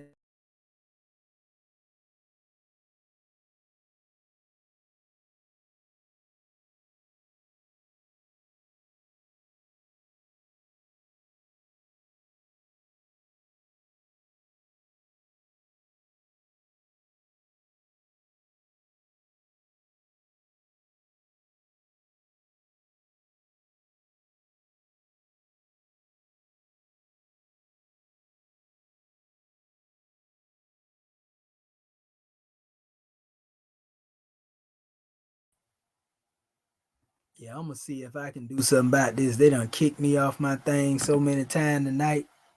I ain't never been kicked off my platform that many times out here, family. They really didn't want this to get out here tonight, family. They were trying to keep this information from getting to y'all. So this is what I be saying. Like I tell people all the time, and this is what they do. They tell you they believe in hadiths, right? Right here in this hadith that they wrote, and it is narrated from Aisha, right? Now they say a hadith from, somebody close to the prophet is considered sound the closer it is to it, even though he told them not to write hadiths. But they try to make the hadith be the truth. But Aisha, the wife of prophet, the prophet said it right here. Look at what he said. According to the hadith now, say he is the seal of all prophets, but do not say that there is no prophet after him. And this is referring to the descent of Isa, and does not contradict the hadith, no prophet after me, because what the prophet meant was that no prophet will abrogate his shariah. In other words, that's all he was saying. You see what I'm saying? She's saying, say he is the seal of all prophets, but do not say there is no prophet after him. You see? So that alone kill what Sati Majid talking about if he want to deal with the Sunnah according to his prophet. You see? Evidently, he didn't have knowledge of that particular hadith right there. And I even got information where they was a lot of the people that deal with this stuff talking about the seal of the prophets. That's another thing. They had people that was called seal of the saints. But if one say that seal of the saints, then I mean, goodness gracious, that don't mean it wasn't no more seals of the saints coming behind. It's just an honorary title that was given. So it's history in here, family. They giving a breakdown on it right here. And the consensus on the scholars, they accept what different people say. But see, people want to say there's no seal of the prophets. Say there's the seal of the prophets and do not say there's no prophet after him. You know what I mean? This is a regular hadith right here, family. But they want to accept this stuff when they want to accept it. They want to reject it when they want to reject it. Come on, man. This is crazy. So, yeah. I like it when the Bahas was building on that too.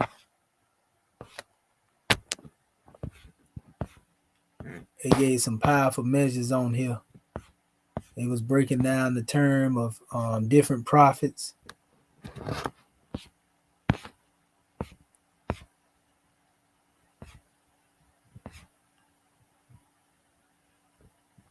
They talked about Katami Nabi'in. There's a more profound meaning. It says the finality of Muhammad's revelation is not implied by this term mentioned in the Quran. So, it's plenty. It says appearance of future apostles of God is explicitly mentioned in the Quran. Please note that every Ummah, religious nation, or community has had an end of consummation. These apostles are more than one apostle. A Mahdi, Isa ibn Maryam must come from among the Muslim Ummah. Apostles shall come in the future. This verse cannot possibly be a reference to Prophet Muhammad, since the Quran refers to Muhammad, references being made past tense, not future. That's what I was telling the people. Where it says, verily apostles come from amongst you, and shall come unto you, who shall expound my signs. Whosoever therefore shall fear God and the men shall come and fear them, and neither shall they be grieved. That's what I be asking. Why is it telling Muhammad that they're going to be people that sent behind him if it wasn't none sent? So, it's just crazy, family. But They going in on it right here. Every nation, Umar has a term, and when that term comes, they shall not remain blind and they shall not go before their time. You know, every nation had to have somebody sent to them, family, to teach them. They just want to deny us our prophet. You know, come on, man. Ain't nobody got time to be playing with these people. Everybody can have a prophet but us. That's right. He didn't speak English. And that's true. But see, also, Terrence, in the Quran, it actually says to Muhammad that he was going to send those who would come behind him to other nations so that they can't have no excuse. This is all in the Quran. You know, what's going to happen when we raise up a witness from among every people and they bear witness against them and you bear witness against them? You know, so that's why I said a lot of this stuff that they have in these interpretation talking about they Sunni this and Sunni that ain't got nothing to do with the Quran. That's men's interpretation outside the Quran. And they actually did more harm than benefit. And that's why the Islamic Ummah is divided right now because of that same rigid rhetoric. And I'm here to burn it up tooth and nail. Period. You see, you can't get that foolishness off over here with me. You know? So that's the problem. That's why Allah chastising a lot of the Arabs over there right now because they misused the holy book and tried to add innovations onto it and make it seem like the innovations were greater than the book itself. And then want to beef with you about what they done created by the law. We see that same behavior in most different organizations. Some can be started on purity, but then you have those who think they know better and try to create something different. You know, and next thing you know, they become tyrants and madmen. So that being said, family, you know, like I said, we already dropped the link in there for our family. Our family didn't want to pick it up, so we ain't going to force our family to pick it up. We're going to lay it down. We've been going hard. But now y'all know the truth about those who betrayed Prophet Noble Drew Ali, everybody that was involved. And we see it was a lot of people against the Prophet. You know, now just me telling y'all this and showing y'all that y'all can see, you know, that's a lot of weight for one man to hold. And I'm going to tell you something too. In my reading of Prophet Noble Drew Ali, you know, he didn't go out like no coward neither. You know, because I read some of the descriptions of what they said that happened, you know, when you get out of the mystery. And they said that Prophet Noble Drew Ali died, you know, basically standing his ground, basically. They said he fought to the death before the doors of the Moorish Science Temple in one of the sources I read. When they jumped on him here, they rat-packed our prophet. They say he fought to the death, basically, in one of the things that and you know, that was what he taught as well. He didn't teach violence, but Prophet Noble Drew Ali taught if somebody keep pressing on you, you turn around and you drop the world on them. You know, so I just wanted to show that to you, you know, and so our people put respect on this brother's name. Because all he was trying to do is teach his people. That's all Prophet Noble Drew Ali was trying to do, is teach his people. And his people end up being his worst enemy. Just like many of all of our other people and leaders that ever taught. He was just one of the first to be martyred. And he started as a young man teaching our people. That's all I ask the people. Put some respect on that man's name. If you can't do what Prophet Noble Drew Ali did in 7 years, because in 7 years he had thousands of followers. That's all he did. That's the only time. He had 7 years, family. The time he went to Chicago wasn't no more than 7 years.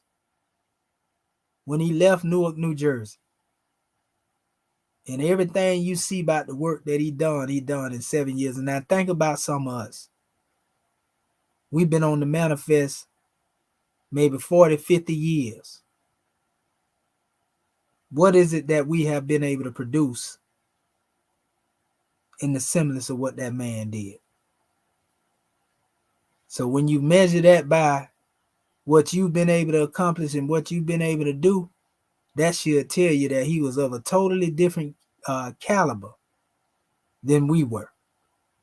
Because we have more tools now to be able to accomplish what we will than he had then. And we over 100 years later, and we still saying this man's name every day. That's how you know he honored by the ancestors. He was honored to be remembered. Some spitefully and some in love. But nevertheless, you can't deny the work of Prophet Noble Drew Ali, the teaching that he brought and what he taught.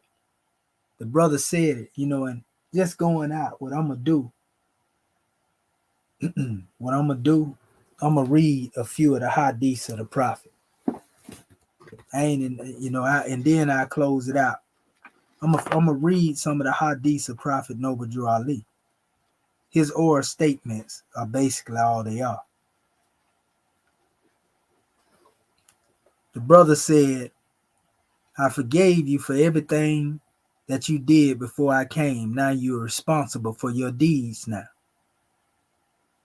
Then he said, I brought you everything it takes to save a nation. Now take it and save yourself. Then he said, by you being born here doesn't make you a citizen. He also said, Moors, be yourself. Then he said, Moors, study yourself. He said, a beggar nation can attain to its highest degree of spirituality. He said, imitate I, the prophet. Moorish leaders live a life of love so that you will be loved as I, the prophet, am loved. This is a uniting of Asia, he said. I want to ask you, what's wrong with these teachings? What's wrong with the words of Prophet Noble Drew Ali? Can you find any wrong in these statements that this brother is making that's harmful to you or harmful to our people? He said in the year 2000, the Moors were coming to their own. I wonder what he meant by that. One day, when the 7 bridges crosses in the sky, there will be red fezzes and turbans for as far as the eyes can see. Then he said, I had to go around my elbow to get to my thumb to get what I needed established in this government. Then he said, the only way out of the fire is through the fire. He said, a Moorish leader is not to get up and speak under the influence of liquor and any harmful motive that would seek to break up the families of men.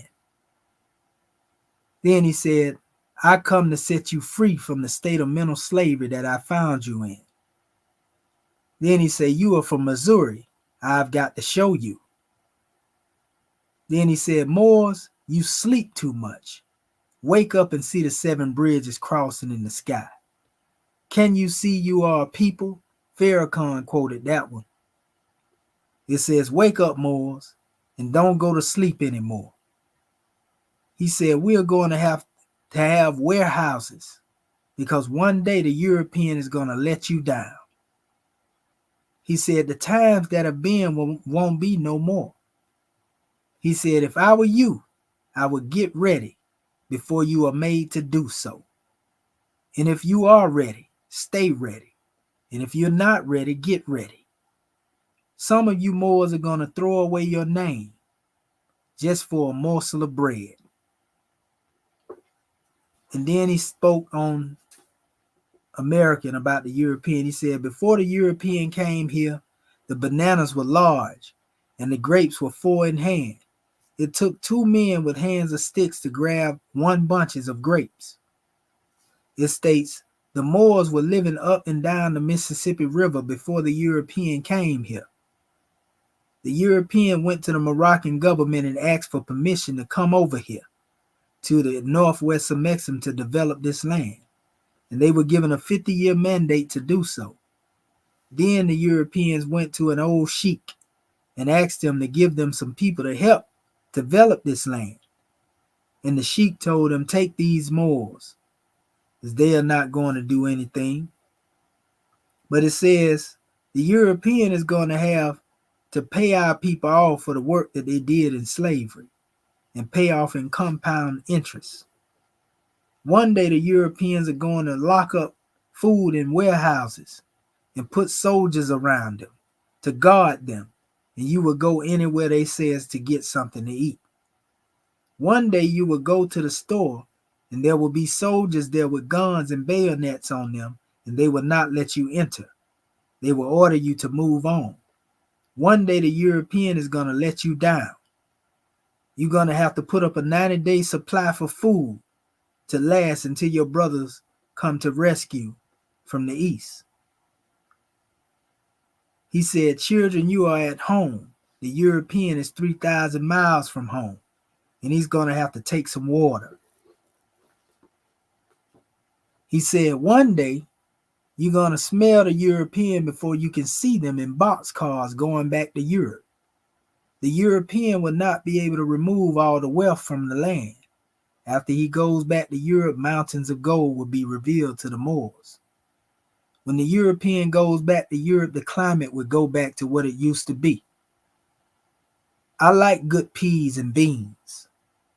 I'm going to save 8% of the Europeans because they are good farmers. If the European be just, they would have an Asiatic vice president, Kamala Harris.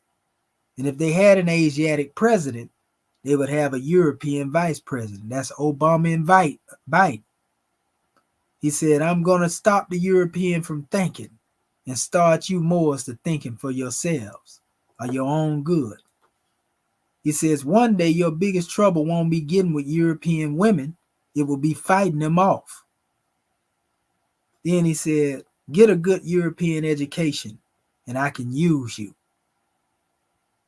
Then he said, Rome 2,000 years ago, you got me, but I got you today. Then he said, I'm going to lead a European here just long enough to teach you how to run a government. Then he said, watch the newspapers and listen to the radio. I'm going to make the European tell the truth. The only way you, the European, can be saved this last time will be through the help of the Moors. The European was not going to give up until he looked death in the face. He said, children, when you get on top, treat the European nice. Then he stated, the European is our fellow man.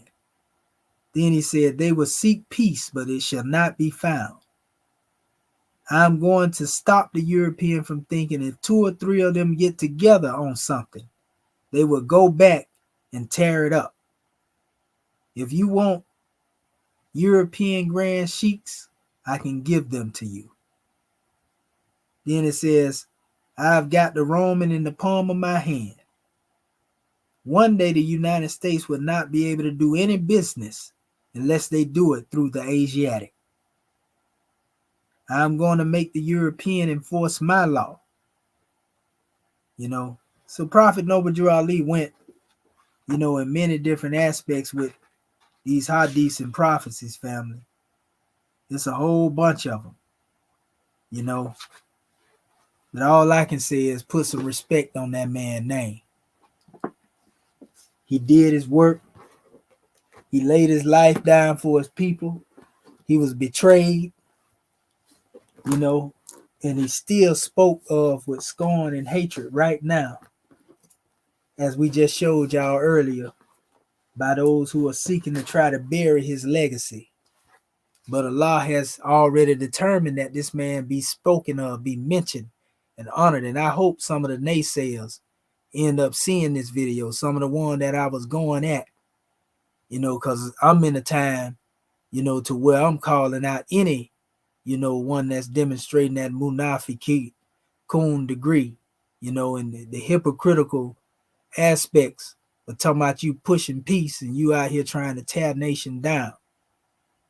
I know exactly who I'm talking to. I ain't out here talking to nobody that don't deserve to be got. If I get at you, I get at you directly. I call you out by name. I don't sugarcoat nothing. You see? Everything that I'm doing here is to bridge the gaps. What am I going at tonight? Those who are agent provocateurs amongst our people. And like we said, I showed you not only who these people were during that time, but I showed you the descendants of these teachers that are now stirring up the same ethers in this new era in time. That's the same reason why Prophet Noble Drew Ali said, you know, those who are against me 2,000 years ago are against me today. And those who were with me 2,000 years ago are with me today. So this is the exhuming of a nation. We are the return of the ancient ones. And we're going to keep that scimitar on deck. So that being said, family, y'all already know what time it is. We're going to go ahead and take this demonstration to the next degree of unfoldment and keep bringing it to our people, man, like it's supposed to be brought. So honest to you, you know, the love thought is indeed everything it is that we have to bring on the manifest. You know, so praise be to Allah, Islamism without the schism. We love you and gratitude. So peace and love, family. We'll see y'all in the next juncture.